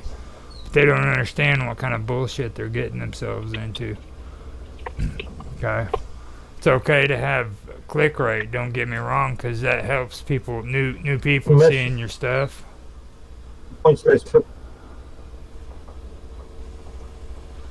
It's a point. Yeah. Because I could quietly and then click on another video. Right. And ignore the first one. Well, it's supposed to go off of impressions too. Much like mine's. Yeah, impressions. Much like mine page view themselves. Now, see, with me, freaking, I'm okay with having a click rate of about 1.6, and that's it. If it gets up to 2, whatever I'm doing, I stop because I don't want fucking it to get any higher. You know? And the reason why I do that... I'm not sure metrics you're using. I'm just using my observations that I've learned. There's no metrics behind it, because the reason why I do that is, like, when you get a high click rate, that comes down to bad comments and thumbs down on your videos. People don't like your shit, freaking they'll vote them down, and then the more votes you get down, or it used to be if people vote down, the less freaking YouTube freaking allows your video to be shared. Okay, so if you're wanting to get those huge click rates at the YouTube algorithms, So if you're wanting to get those high click rates, freaking fine, but just understand if freaking people are downvoting your shit, freaking it's gonna affect your views. You know.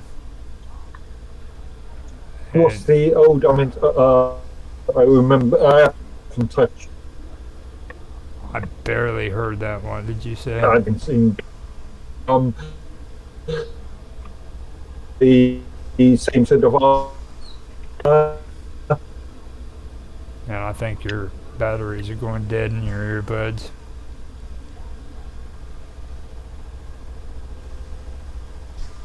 It's like you're doing that chirp thing with when you're talking.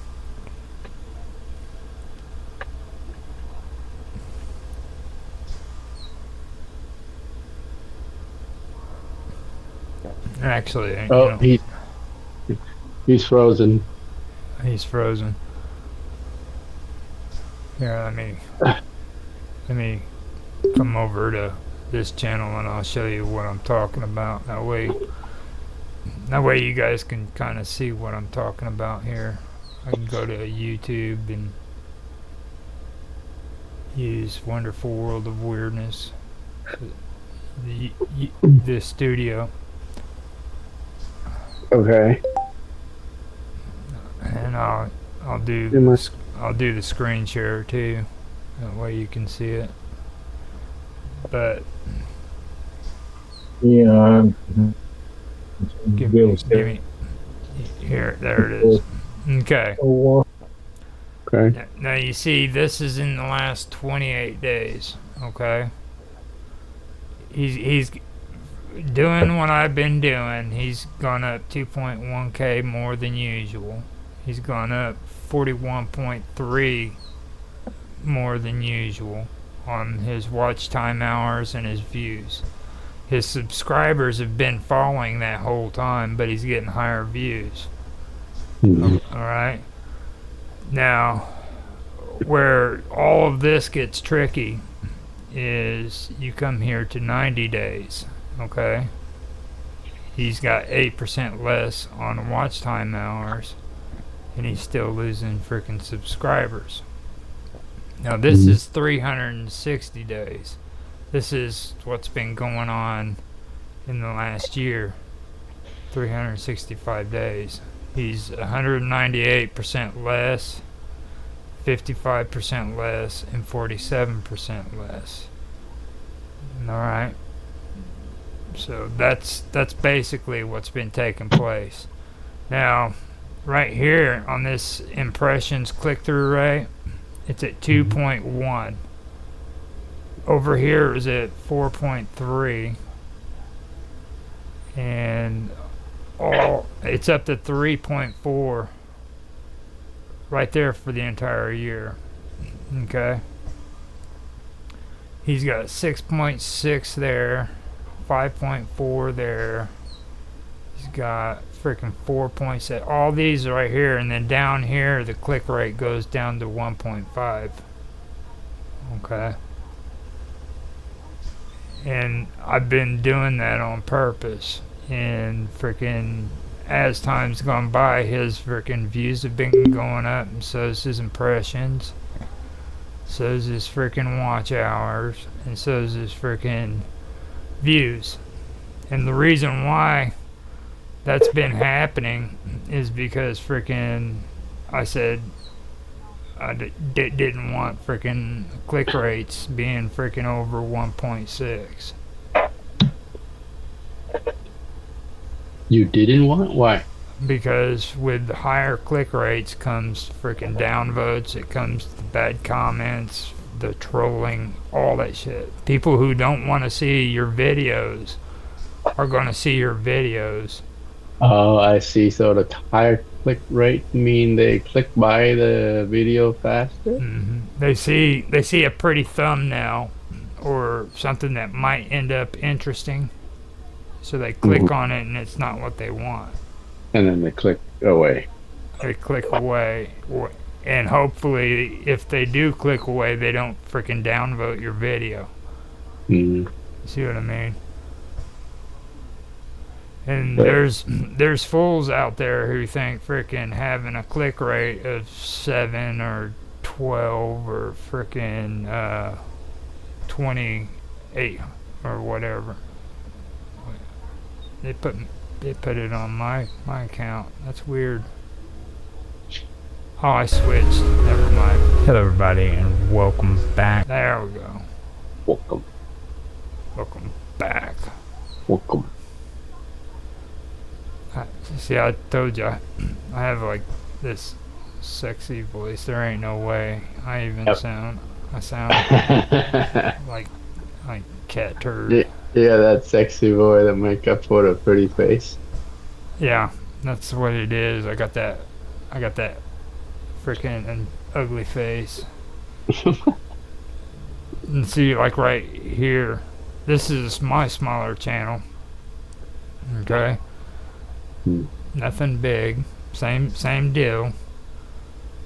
You know, smaller scale, 114, and the freaking typical is 90 through 130. So it's good. And then my watch time hours are going up, and I got 5 new subscribers within the last 28 days. Yeah. You see, it's a slower process, but you know what? I'm not getting shit. And it's growing. And that's what I was trying to explain to Mark. What's going on with Mark? He's on drugs. He's taking DMT. My machines are worse. My machines acting all strange. He's on DMT and doing weird shit to his computer is what's going on. Thank you. That's better. He's on GMT.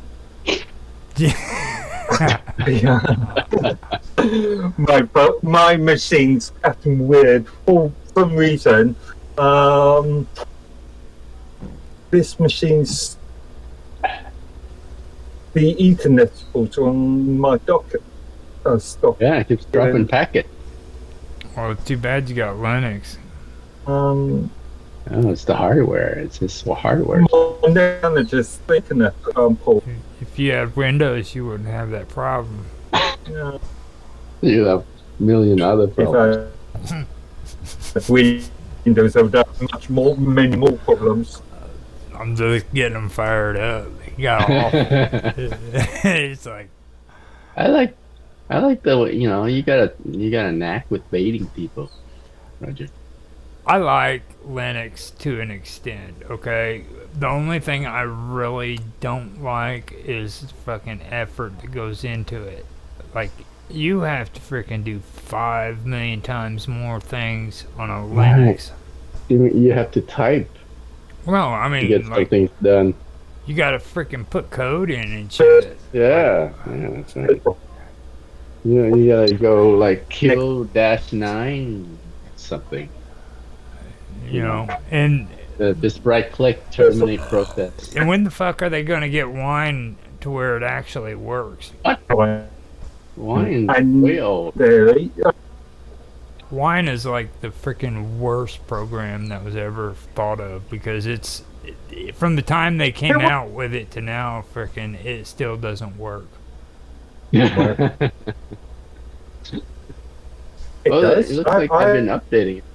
I use it. Oh, I know. Yeah. You need to switch your audio to ALSA. I know, freaking. That's probably what your big problem is. It's not set on ALSA. What's ALSA? That's Linux audio. He's probably got it on some cool freaking, some cool freaking retro Linux audio freaking add-on from Mint. Everybody on Linux loves Mint. They think Mint is just all that. Ubuntu and Ubuntu is just so 90s. Okay, my earpod is. He's frozen. He's frozen. Like you can hear little words that pop in and out every once in a while. Yeah, he's frozen. Hit reload.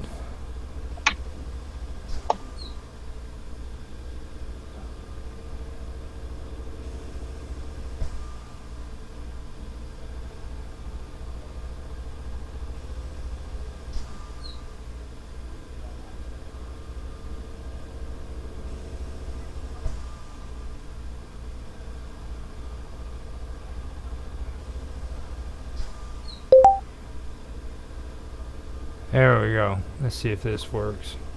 Well, what'd you reload? No, he's still frozen. I reloaded just to make sure. Is he still frozen on your end?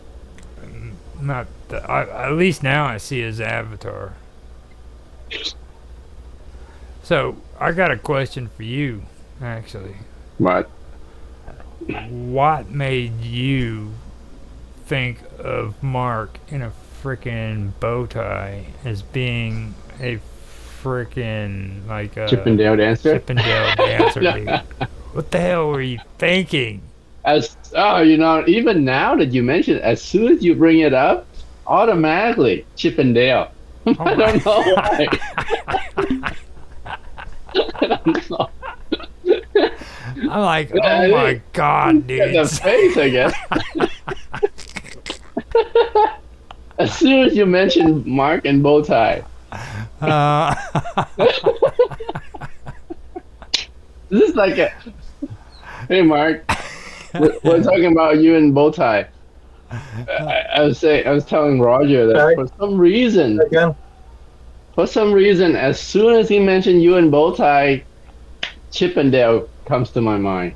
Yes. I asked him, what the hell were you thinking, dude? Like, just out of your mind, freaking Chippendale. I'm like, what the fuck? He's got that, he's got that body. That. I'm digging a hole for myself. That's just horrible, dude. That is horrible. You're like, man, I swear I need to go to the gym so I can have Mark's body and shit. That's right. There you go. Dude knows kung fu and everything, and he thinks you got a better body than he does.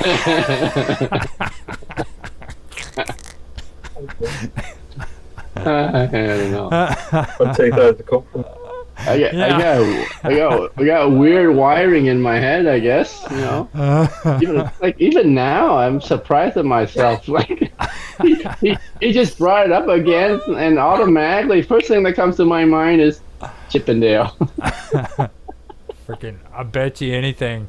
One of these days, we're gonna get on YouTube. We're gonna see like a video clip of Mark at London's Chippendale doing a dance for the ladies. He'll be Mr. Professor. Do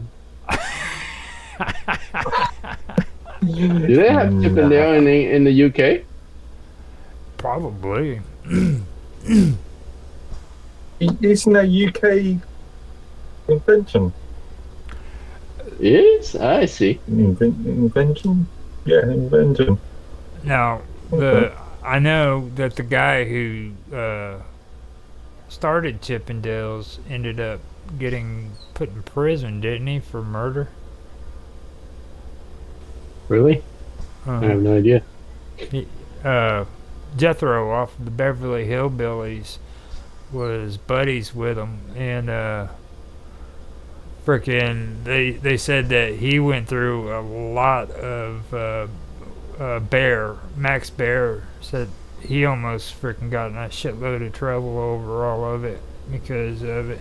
He invested into Chippendales. They were like buddies, rubbing elbows in Hollywood and everything. There's a big story behind it. What was it? As a matter of fact, that girl that was a freaking Playboy model, Star 80, the movie that came out for her, her husband, who ended up killing her, was involved with Chippendales too. They were friends. All of them were running around the same crowd. It was a real weird background on that. Soman Banerjee, Banerjee, Banerjee.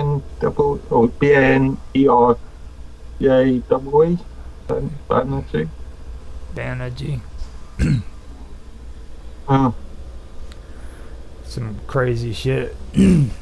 I know. Entrepreneur that was he? Did he get in trouble and go to prison? Not sure. An Indian entrepreneur. I know that. I could be getting that confused with U-Haul. I know that the guy who started U-Haul was murdered by his partner. Mm-hmm. I don't know if you guys know what U-Haul is up there. It's gay or something? U-Haul is a moving company. They were one of the biggest companies in the world. Now you guys up there, I believe, get Yellow or no Arrow. Arrow is from the United States that travels to Canada. I know that much. No. Yeah. I'll just in a bit. The Chippendale murders. Actually. Okay. Sex and Scandal. Mark Edworthy. What? What are you searching? I can. You want me to? I'll Google it. Oh, I thought you were just talking out loud what you were searching. You know, that might be an idea, because maybe if we can get a photo of Mark's face and talk to Robot, we can get a picture of, or an AI of Mark doing a Chippendale dance with a thong on. Not going to happen. Not going to happen. Oh, you know, send Mr. Robot.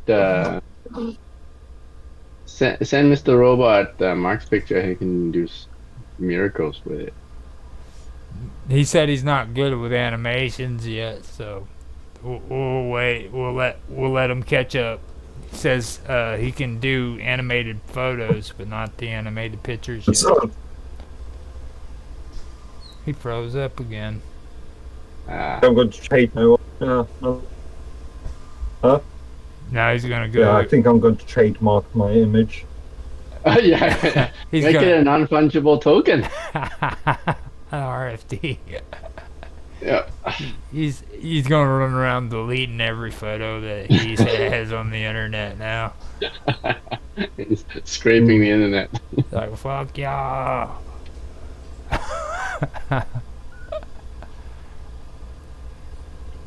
No. Myself. Swiping the internet. Well, the good thing about being a Chippendale dancer, though, Mark, is you get all the ladies. Yeah, that's right. You know, I mean, let me go back and make sure this is working right, because I took it off the live stream. 3 people are watching. Whew. We're on top. That's the 3 of us, I think. Yeah. Well, Well, I think it was higher. You two plus another person. Yeah. And I don't ever frickin' remember. No, we got 1 watcher, and that's probably me. So on Odyssey. Oh, No, I got 4. On the Odyssey. Wait, 4 now, huh? See now? No, on Rumble. Oh, on 4 Rumble. now. That's cool. So we've cleared. Did we clear all that up with Chippendales? What was the confusion? Well, I was wondering what made you think, or what made you, think, I guess is the best way of saying, of Mark Edworthy in Chippendales. You know what I mean? And Right. like, that. I don't know. I guess my head is wired weirdly, I guess. Really? Now, we've had it like in the past episodes where I did a freaking poll and it says, and I asked you guys, I was like, would you take it up the butt for $2 billion? You can do a poll for here. $1 billion now. Now, there's 3 Get of item? us. There was Get item. There was 3 of us there, and 2 of us said that they would do it, and I know I voted no. Okay, so. Wait, that Karma was there too, wasn't it? Yeah, Karma. She said she'd take it up the butt for $1 billion. Wait, it's just you, me, and Karma? So Mark wasn't there? No, Mark wasn't there at all. Ah. I bet you he would have freaking voted yes. I bet you he would have. $1 billion. You may think that, but he's like, no, I don't think so. For $1 billion, Mark. I was rethinking it after you voted yes, though, because I was like, dude, freaking $1 billion, that's a lot of money. That's right. Now, originally it was for $1 million, and she upped it to $1 billion. Yeah. Now, $1 million, he said no. I'm being fair, he said no to $1 million. Yep. But when I changed it to $1 billion, he freaking was right on that shit. Yeah, that's the best way to do it. Is just sign out the moment freaking it starts doing that. Oh, he went away. He got sick of it. No, I'm still here. I'm just. No, I know what you're doing. You're down there. You're down there working on your computer. I'd do the same thing, man. That shit would be getting on my nerves right now. Well, yeah, especially I think it's time you get a new network card or something. He's got to get. The Ethernet card is on board, or the Ethernet chipset's on board. The Wi-Fi card is off, and I replaced the Wi-Fi card that's in with it with something a lot nicer. Now, have you been doing a lot of freaking work today on your computer? Not really. I've been all day, but as far as work's concerned, a bit, but yeah, nothing technical in relation to this machine. No, I was getting ready to say, because the other day I had to literally shut the computer down because I was overdoing it. So, you were talking about overheating and everything. So,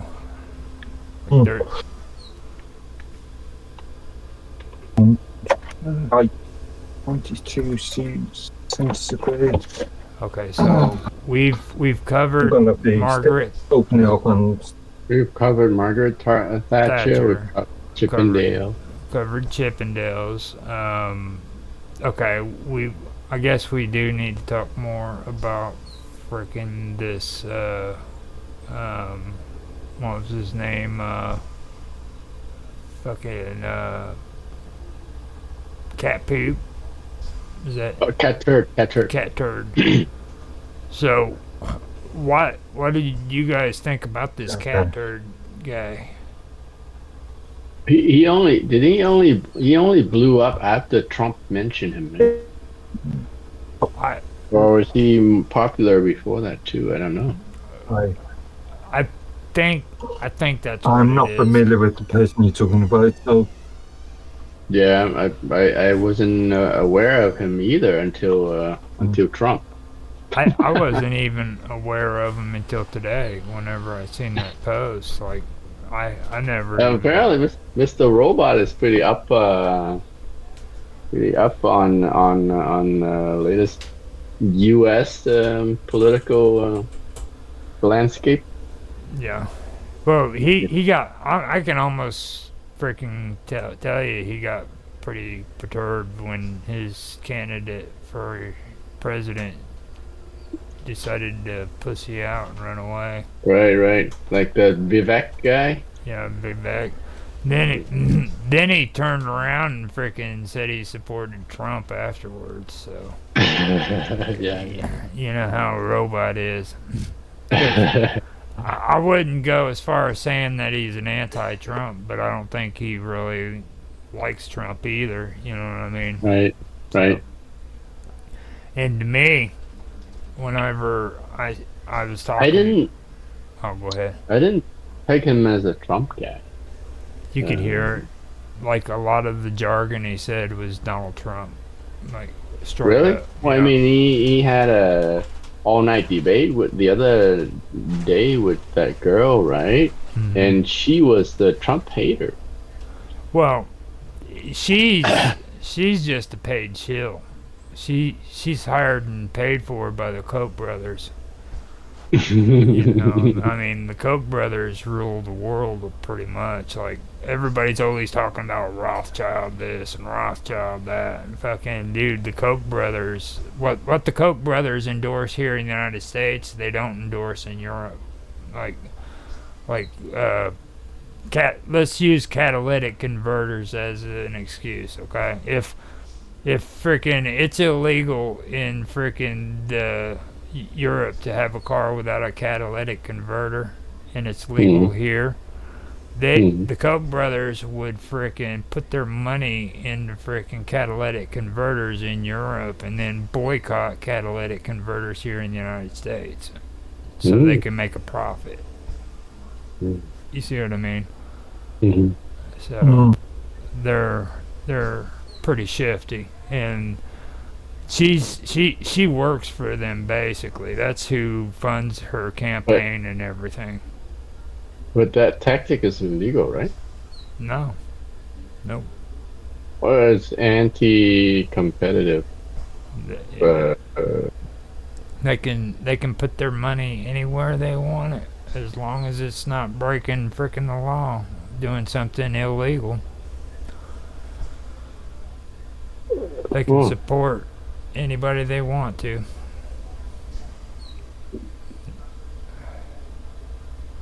Like, they've got environmental, they got money in supporting environmental laws and shit in Europe, where over here frickin' they support people who frickin' are against the environment, you know what I mean? Because it's the popular thing here in the United States.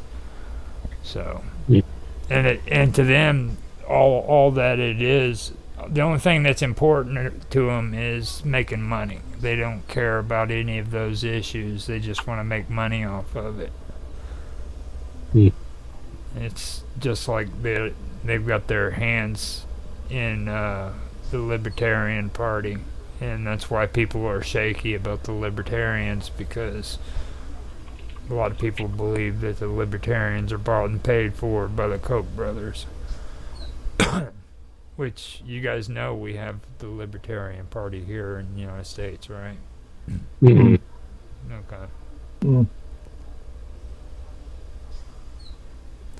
But my whole point is that's why people don't like her. She's bought and paid for. She's a shill. And Vivek is 100% Donald Trump. I knew that from the time I first listened to him when Robot told me, because, like, Donald Trump, if you remember when he first ran for president, he came out on the stage and he just started attacking the other candidates. Vivek did the same thing. bam, he was right on him. Mm. It was a straight up Donald Trump tactic. Mm. And then whenever Robot was talking about Trump not even showing up for the debates, well, I can understand that. I mean, he probably freaking had respect for Vivek and didn't want to fucking be a part of it. Let him freaking have a chance, you know what I mean? Because they're two peas in a pod. They really are. You watched that debate he showed on chat, didn't you?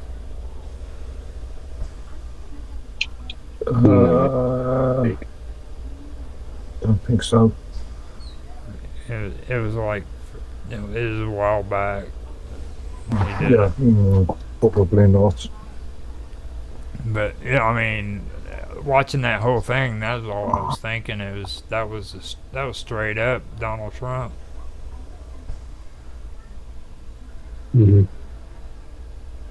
So,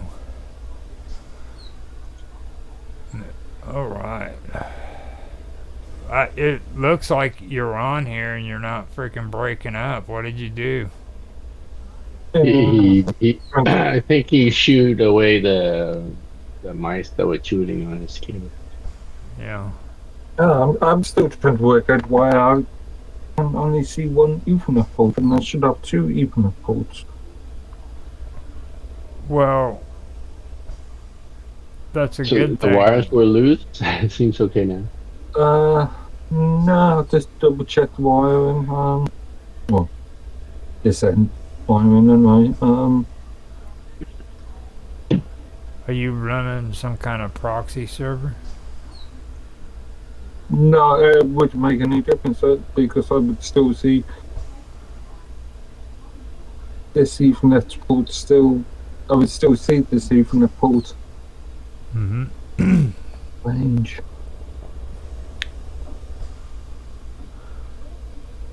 At the moment, I'm disconnected by wireless. Everybody hates wireless for that kind of shit.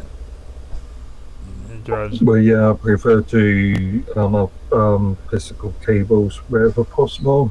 Mm-hmm. Not me. I'm a rebel. I like that. I like that wireless shit. Makes me feel cool. I got technology, baby. Technology. Watch me pick up my home computer and carry it anywhere I want, all throughout the house. I put wheels on my desk. You just freaking stroll along. It's just come. That's odd. Hold on. Are you not? I heard people have like hard times with the reception in Ireland. Are you in Ireland right now? No, I'm in the UK. I'm in England. I mean, real close to the Ireland. No. Because I know a few people that.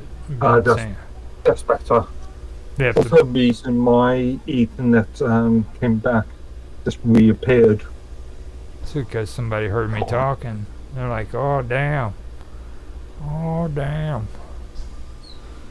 Some people, some people I've noticed over there have to use those freaking satellites, where freaking you plug it up at your house, and face it upwards, shit, and have to do kind of like that stuff I was talking to you about before. We have to set up your own network. You don't have to do that in most. Well, you don't have to do that in any sort of major sort of metropolitan area. No. In Ireland. We're talking about Ireland. Yeah, but they've got. If they haven't got some sort of wired network, they've still got cell networks. Living down by the 4G, Isle, 5G, man. 3G. Like down by the Isle. I mean, man. we are. This isn't Great Mongolia. I would beg to defer. You guys are like freaking like don't fool nobody about your sophistication and shit. We know better, dude. Like you guys don't sit around drinking tea all day. I've watched Shameless. I know. Some of us don't. Some of us don't. Okay.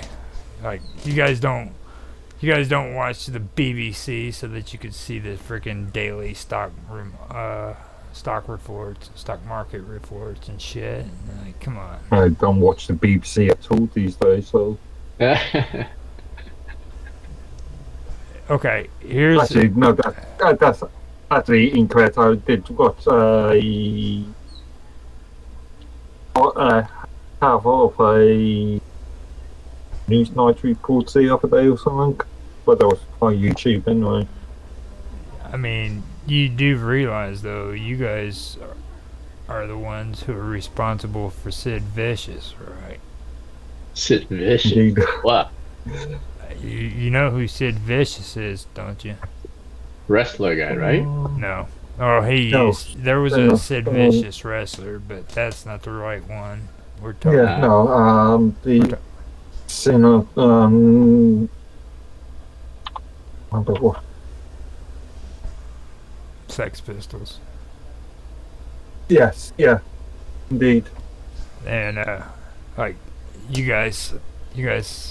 Everybody talks about the Beatles and shit. Like, fucking, have you ever listened to the Sex Pistols? It's like, oh my god, dude. Like, yeah. That came from England, is my whole point. You know what I mean? There's no freaking sitting around drinking tea when it comes to the Sex Pistols, man.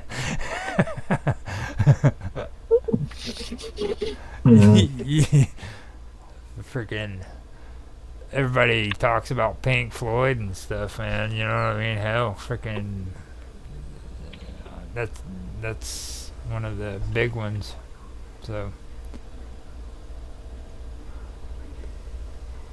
So how long have we been going now? 4 hours. 4 hours again. My goodness. We're gonna get rich, guys. You're gonna get rich. We're gonna get rich. Fucking 4 hours. I can't believe that we actually went from 9 cents to 25 cents in the last month. I mean, you realize we started this like back in August, and between August all the way to freaking January, we only got freaking 9 cents. But within this 1 month, we made freaking what?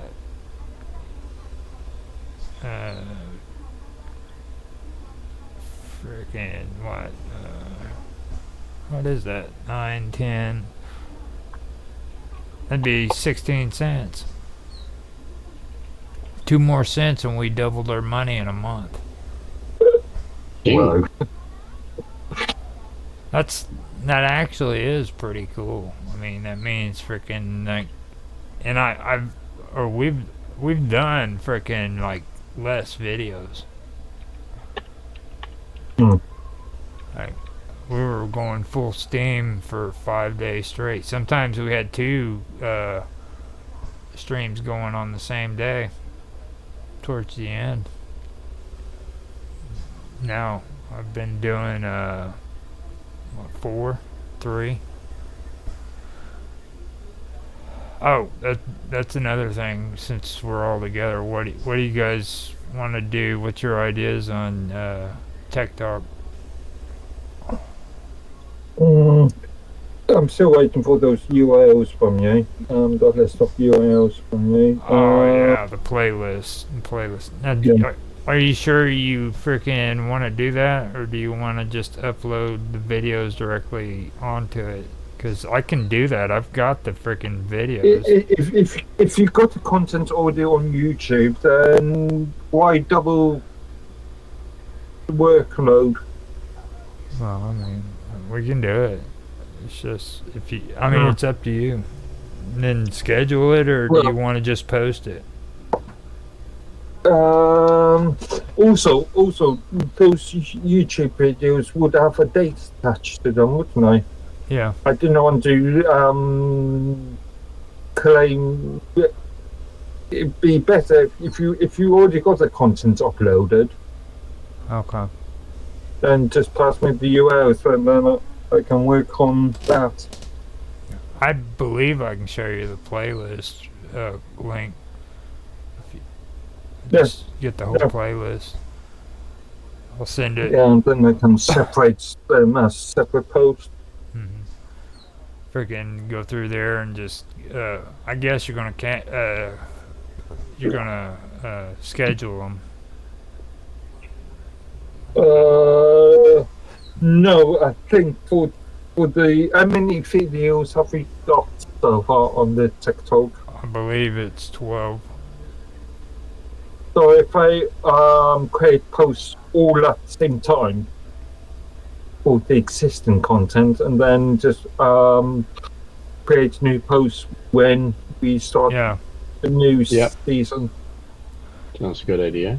Just create one post with an index of all the old posts. All the old. I mean, yes, so I can set them in some sort of sequence, and then I'm going to have to review them to try and ascertain some sort of description for each of the videos. And when you do that, I'll copy your description and just put it right onto the video too. That way, freaking it'll be on the video. I mean, I don't have to review the entire videos. I just have to review what it's about. Create a synopsis. How's that? If I review every single video and each video was an hour and a half, it's going to take me days. You're gonna be in trouble. You're gonna be sitting there and listening to freaking everything over again. Yeah. That shit was crazy. You do realize that. I mean, when I create my post in relation to the Mines Town Hall things, I review them in entirety before creating this description for them. To be fair, I think we freaking did our shows pretty stable. Be honest, I don't think we did anything that at the most 2 hours long, and that was stretching it. I don't think we ever did like a 3 or 4 hour video. I don't think so, at least. So I know you two were sticklers about the time. Like you wanted me. Yeah, that sort of content doesn't really bode well. It's not really the long format is not really applicable for those videos. So I mean, I think we did pretty good on our playlist when it comes to time. So wait, let me. Yeah, there we go. As for the new season of TikTok, you want to start in April? I mean, it's up to you guys, but like that, to me, that would be the most sensible. To give and a if break. If we want to try and get Dave on the stream as well, and he's haywire at the moment, isn't he? Yeah. I don't really know what to say, what to think or anything about that, because like Pecos was the one who we actually freaking came up with it with, you know what I mean? It was basically him and us talking, and then we said, well, let's just do it, you know what I mean? And then when we finally did it, he wasn't there. He just vanished. So I don't really know. I mean, I like what we did. I thought it was good content and stuff, but I mean, I just don't want to freaking depend on anybody else, to be honest. If we do this, we can do this together, you know what I mean? So that's okay. Yeah, for playlist. I mean, honestly, I think you know where I'm coming from, though. I mean, like think about it. All three of us, we came a long way from the first time we did that. Just think about the audio and video that we freaking worked out as we went through it, you know? Like, even with this one, I mean, remember how horrible our first stream of the round table was? Mm-hmm. You know? I mean, I think we do a lot better now today than what we did when we first started out. Like, I'm a bit confused. I'm looking at this playlist that you just sent me. I'm just a bit confused. But hang on, maybe not. Season 2, episode 1 was 2 weeks ago. Yeah, S is live for stream. season. No, what was the first one? Actually, a month ago. Interview with Dr. Thins. Is that related to Tech Talk? That was Tech Talk interview. It was actually the 10th episode. Okay. Yeah. No, it's 11. Was it 11? Roughly. 1, 2, 3, 4, 5, 6. That could be. Yeah, that could 11. That could be the one. That could be the missing freaking episode that Tan's talking about. Well, I already showed you the missing episode that we. Oh wait, no, that was for this show. Yeah, never mind. Yeah.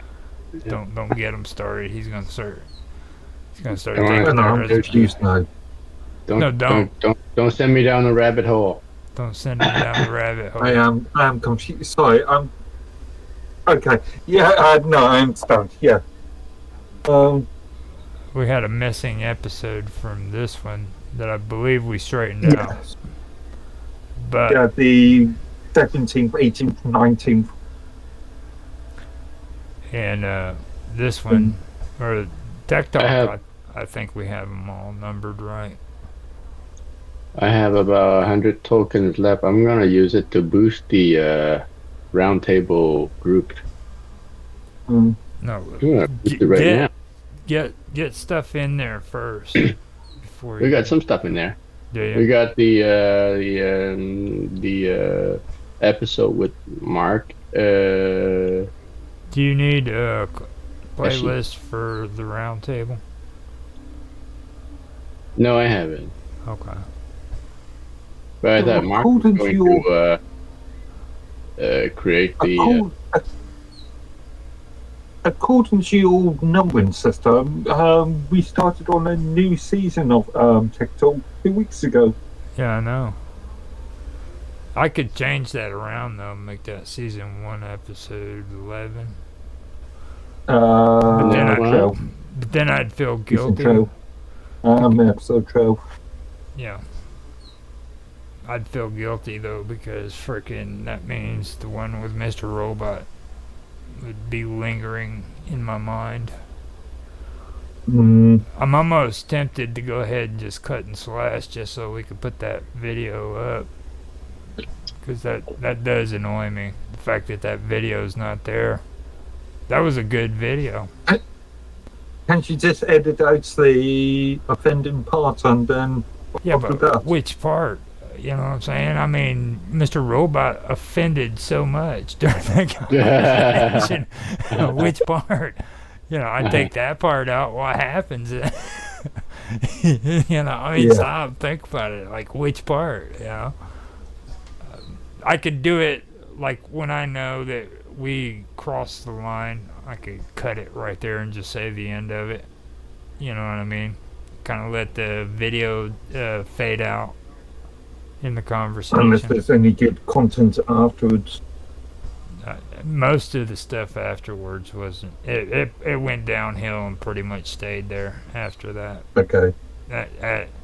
Once we started getting into freaking the vaccines and shit, you know, it was over. I mean, that's really what killed us.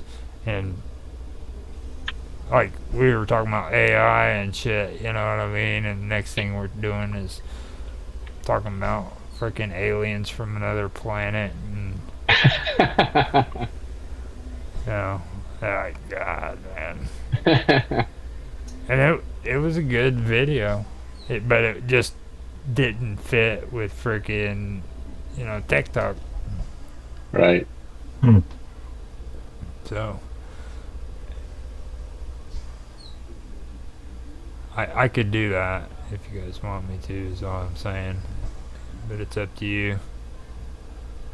It'd be nice to have it on there. But I don't think any of it was interesting before we started talking about the crazy shit, to be honest. Can you remember what the main topics were? It was artificial intelligence, AI on the computer and shit. Okay.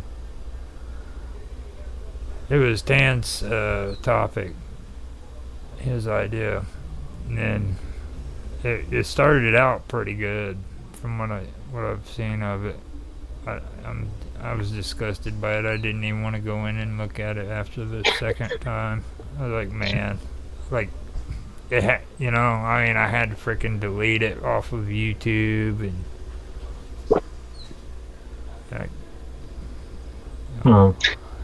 almost had a freaking seizure when I found out I had a website on there. And it's not a big channel. Not a big channel at all. I've got like maybe 42 freaking subscribers, but this is like an archive of everything that I've ever done when it comes to YouTube and videos. So that's my memories. And I should have known better than to put TikTok on there. Anything, really. I also realised where I was getting confused. You've titled the channel Working with Audio and Video. Yeah. Yeah, and I can see where I was getting confused. Yeah. What you may want to change the title and change it to what? Something more brand friendly. Yeah, think about it. What? I mean, you don't want a generic name. I mean, TikTok would be a generic name. You know what I mean? Everybody freaking uses the term TikTok. Yeah. You know what I mean? Like in a search engine, in SEO, whenever freaking somebody types in a search, you want it to be at least unique to where freaking it pops. You know what I mean? Something that stands out. And also something that's memorable. Yeah. No point in getting a channel unless or getting a title unless the user base can remember what's called. Something that rings out.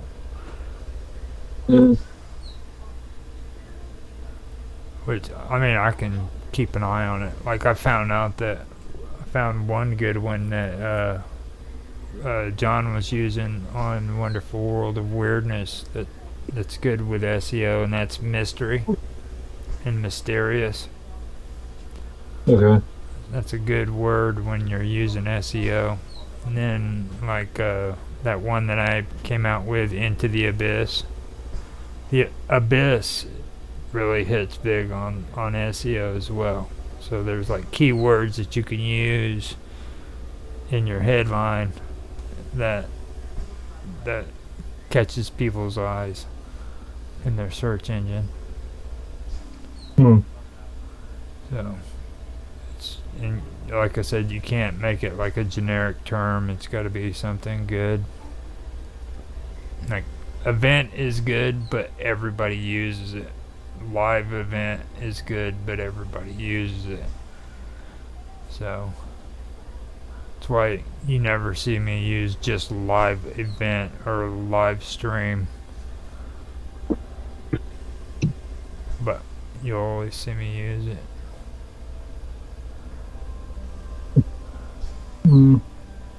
Like on this one, it's Minds Roundtable Weekend Event.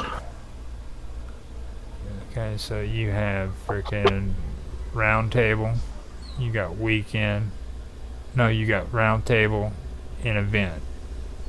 Round table, it's not as strong as live and all that, but it's still strong. Then you have freaking event, which is pretty decent. So people, or SEO picks up on those two words. Again, depends on. Well, it depends on various rules.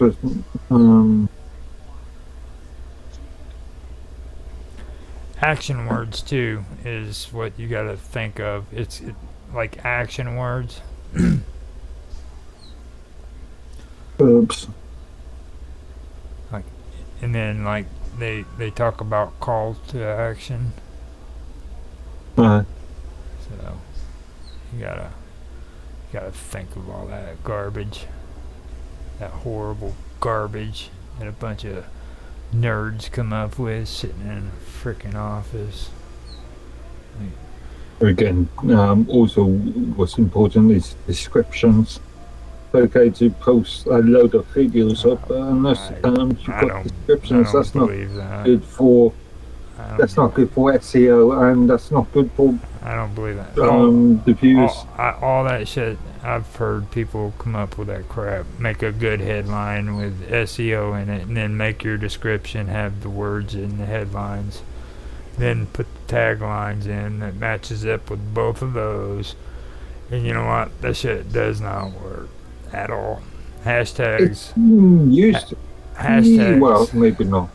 Hashtags are the ones that work. I mean, you're talking about a time when you could go on Google Chrome, go to the Google search, and then hit refresh, and it'll show you frickin' what the top search results were.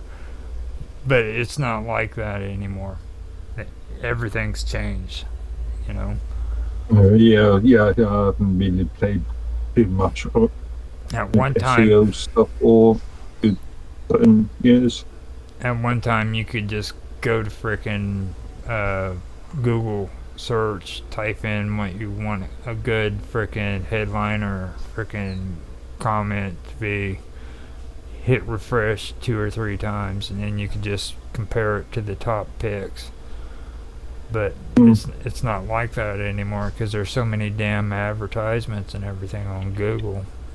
It's pathetic.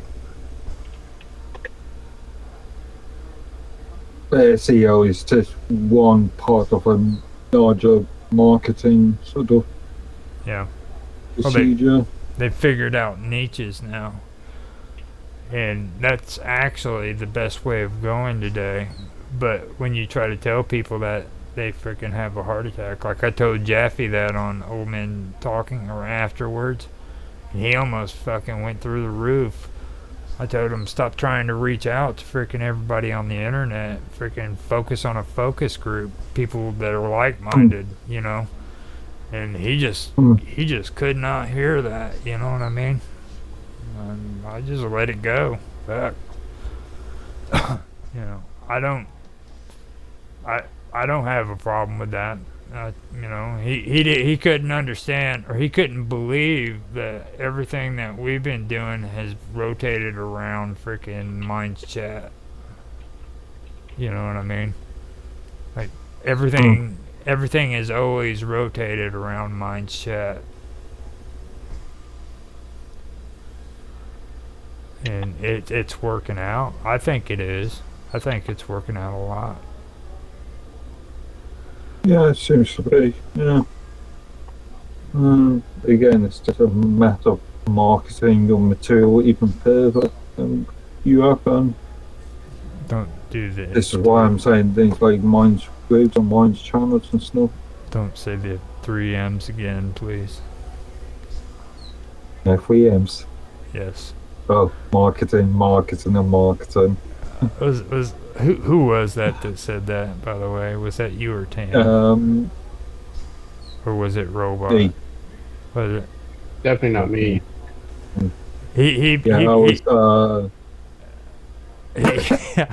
He said this shit like a week ago, and then today it dawned in his head that it was freaking what's it, Blair? Yeah, Tony Blair's Tony Blair's 1996 education speech. He's like, oh my god, I can't believe it. I was like, I've heard this. This was just said recently, wasn't it? And then freaking he started thinking about it. You mentioned that, and I think as far as I can remember, I didn't. I think I heard it on Heartland. I hope, because if not, then that means freaking I heard it from somebody on the streams. And like, I hate freaking that shit. There is nothing worse than a country girl liberal from Canada. Okay, it's horrible. That is like the worst kind of liberal there is. Dan, I know you're from Canada. Yeah, I know. Canada is pretty liberal. But think about that though. A country girl liberal, a girl that lives out in the country and is liberal. Do they exist? Yeah, apparently so. If you watch that freaking show. The Heartland thing. It's saturated with freaking liberal shit. I'm like, oh my god, man. Yeah, that is messed up there. So they're trying to reposition the liberals in the traditionally conservative countries, right? Yeah. Which is like trying to fit a square peg in the round hole. It's like when they were talking about rodeo bunnies, okay, like how degrading it was for women to be rodeo bunnies. I mean, dude, there's freaking women who wish to be a rodeo bunny. They're the ones that freaking go to Texas and are dressed up in the shorts and cowboy hat and everything. They're like freaking cheerleaders. They're like Dallas Cowboy cheerleaders to the rodeo. You know what I mean? Like, women actually freaking admire these girls and want to be like them. And freaking, you watch that show Heartland and they make it out like they're freaking little trashy harlots and shit. And I'm like, are you serious? I don't even get into rodeo and I know that. You know what I mean? I'm not Mr. Country Boy or nothing, but I know that much. I don't know if you know what I'm talking about. The idea of the stereotype. And but again, it's just all stereotypes. It's not. Well, the good news is after I said that shit to Tan, I did see cows on the show. So. Okay. I was freaking out there for a second. I was like, dude, they don't fucking show cattle at all. And then all of a sudden, like, there's pens of cows on the show. Oh, so you were still watching it as you were... I have to. Every time I go in to see my mom in her room, she's got that show on. And she puts it on that Roku, and it repeats your mom? Yeah, my mom. It repeats itself over and over again. She just sits there and watches it. I have not seen a single episode, so don't watch. An idea what you're talking about. Don't watch. You will regret it. Well, being honest, you might be okay with a couple of them but just don't get carried away. Don't binge watch that shit. Because I don't have any time to binge watch. Why does your mom like it? Why does your mom like a Canadian show? Well, she Canadian? She likes the horses probably, and stuff like that, you know. And then they've got the cabins that are man-made, or the prefab cabins that are up there, you know. Mm-hmm. And they got that on that show, like lot of the cabins aren't real cabins. They're the ones that people come out and build, you know. Right. And those look pretty nice. Just being able to work out how long battery life this has got on a single charge. 4 hours and 45 minutes. Oh, wow. Yeah, I literally took this off charge just before we started. Damn. Yeah. And it's run out of battery. Yeah, mine has run out like twice already. Well, if you guys want to, we can go ahead and end it. It's at like 4:23 now, so we're at we're at 4.5 hours. I think we went 4 hours last time, didn't we? Yeah, something like that. That's crazy streaming, man.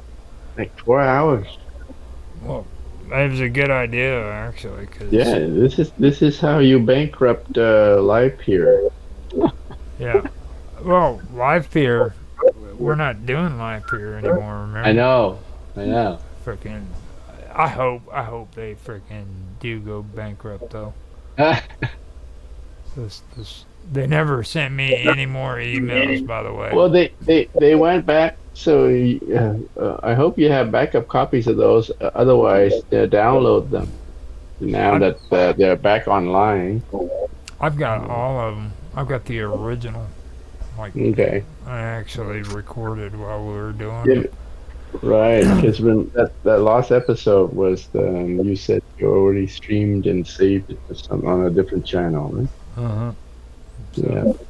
That one, and if you can't find it on Rumble, if you can't find it on Minds, I guarantee you can find it on Rumbles. No, I found it on mine. Well, I mean, if you're missing an episode, you want to check out where it's at, just let me know, and I'll find it, and I can download it and put it wherever it needs to be. Mm-hmm. If I don't have it on me, but I've got it all. Like, you got to remember, I got my crazy idea for my 8-hour blocks of video.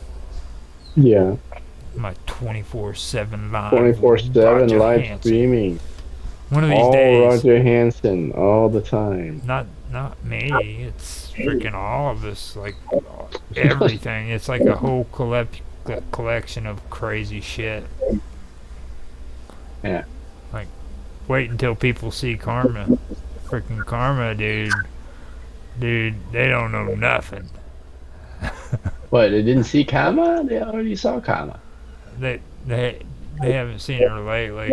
Wait until they start seeing her on my podcast. They're actually by now they're probably already seeing her. Yeah, right. But they've already seen all of that on our regular live stream channel. Well, unless you have new episodes with her. This is on freaking what's the other one? It's the shit. Oh look, Bill Ottman just posted a message on general. Yeah, he said test. He's just testing.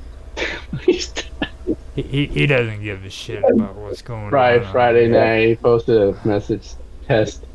He's just in there fucking with people. He's like, yeah, fuck all y'all. Mr. Stealth. I wonder. Yeah, test. Why is it?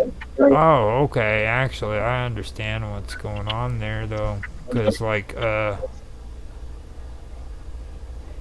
it's got this weird thing going on in general right now. Like, I've got a message that hasn't fully posted. Oh yeah. You mean the one where I talk about my sexy issues? The one where I talk about my sexy voice. Like you guys didn't see that one, did you? You know, it's like my voice is sexy. Mr. Turd, his isn't sexy like mine, so yeah. Yeah, I think I saw that.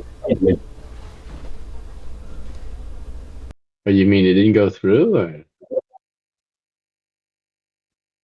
Well, it kind of went through, but it's still like it's hard to explain it. It's like it's pinned in the comment section, but it's not. You know what I mean? Like Bill Altman's test is above mine, and mine was posted at like 6:39. Okay, so yours didn't go. You can right click and resend it. Yeah. Need some sort of. Oh, okay. Yeah. Right click and what? Just hit freaking share. Try. Retry or Resend or retry or something. Yeah. Edit.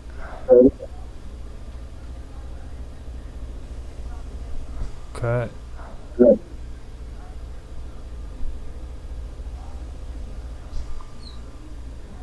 Share.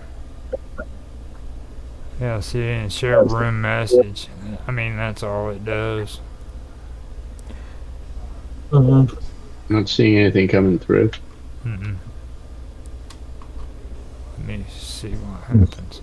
Yeah, there we go. It says, there it is. Some of your messages have not been sent. And then read. Yeah, see right there. So. Reload the page. Let me see. Yeah. This is the only one that does it. I've sent messages out on all my other ones. And I just deleted it. Said fuck it. It was okay with this post, but other than that, it was just that one message. Okay. You lost connection to chat for a minute or two. Yeah. It's been saying that, but like right now, I mean, I couldn't be talking to you guys if I lost internet connection. You know. Yeah, but Elements works as stores it locally and then sends it out. And if there's a communication issue in between, then it hopefully tries to send out and gives you that retry error message. Yeah. I mean, I'm like streaming on Minds on Odyssey and Rumble, and then like on here with you. That's 3 things that require internet access, you know. And then I go on there and it says that I don't have the internet, so it kind of gets annoying after a while. Doesn't happen all that often these days. There was an occasion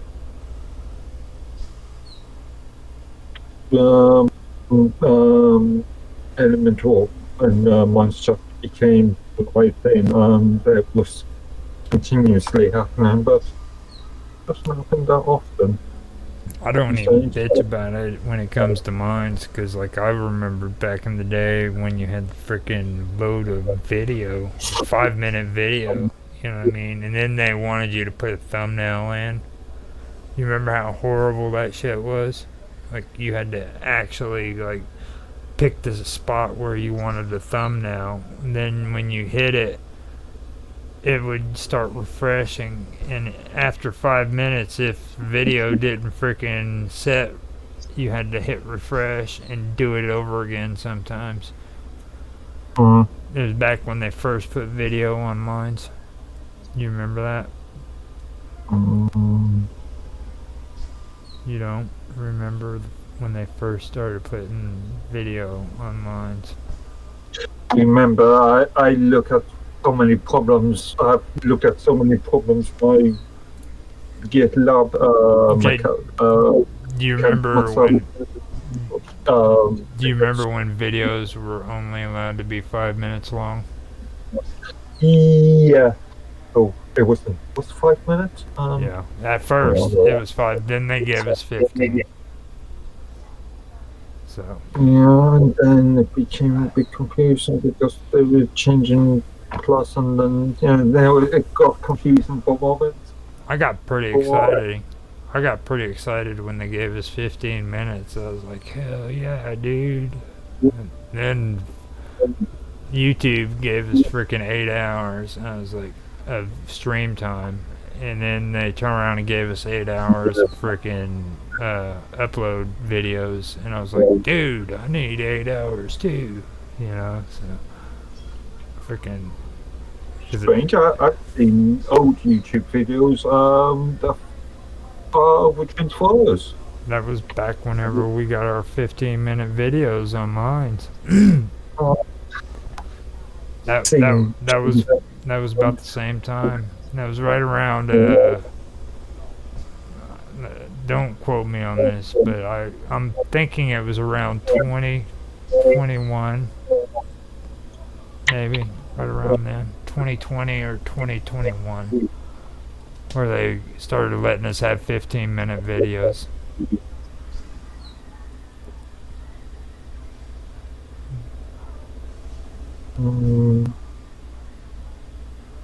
Possibly.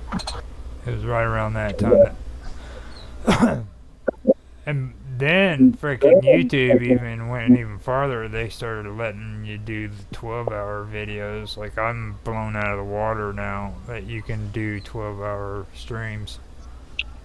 Okay. That's pretty intense. So I don't even know about Facebook. I've never been able to do more than 6 hours on a live stream in my life. Well, actually, I can't say that because if we did it on here, I think I did an 8-hour finally with the Minds Roundtable. So I can't say that no more. Yep. You did 8-hour live stream roundtable 1 point. Yep. And that didn't include the movie night thing. Or is that it? Yeah. That might be included on it. I'm not quite sure. Have you uploaded any of that movie night sort of content to YouTube? No. I was going to say, if you did, expect a lot of white stripes. The 35-minute the 35-minute round table is the one that was the movie night, I believe. I think it was 45 minutes because whenever I put it on YouTube, I said I can't do that because it'll be copyright tagged. So yeah, I can see a good excuse. I thought you were streaming on I was YouTube. No, I wasn't streaming. What I do is I freaking record them and then I freaking upload them to YouTube. Right. Okay. So that's for security purposes. I gotta be careful with all these Minds reprobates coming in here and being outlaws and shit. We're freaking have Jeffy and shit come in here and be a pirate for us, talking 5 different languages.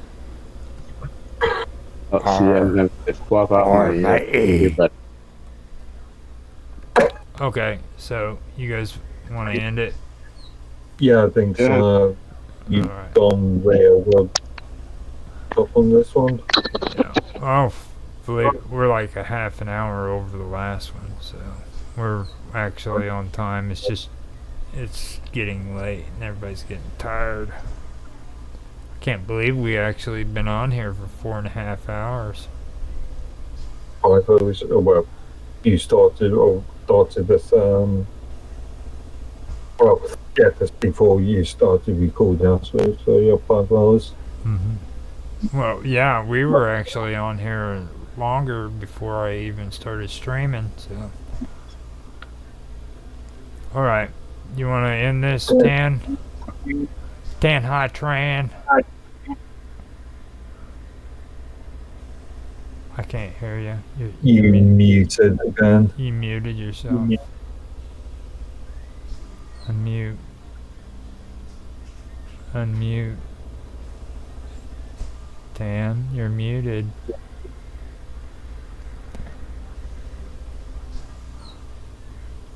Did he? It's up on top. You got the little microphone up on. There you go. You want to end it? You want me to do an outro now or what? Yeah, go for it.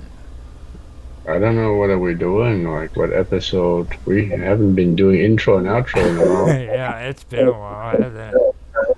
I think we're like on number 940, so. That's right. Well, thank you everybody for joining our live stream. This is episode 940. You did it. It's not gonna be. The next episode is gonna be 941. Well, maybe. We're doing a Microsoft thing. Oh, certain version 1, version 2, and certain version 2024. Yeah, it might be. We've got a missing one floating around here somewhere. Fucking. Yeah. 940. Let's go. Why not? Where's the rest of the 839 episodes? Yeah. We went from one lost episode to 800 and some odd ones. Anyway, we will sort out the ordering. I don't know. Next week. But for now, let's just say goodbye. See you later. See you next week. Bye.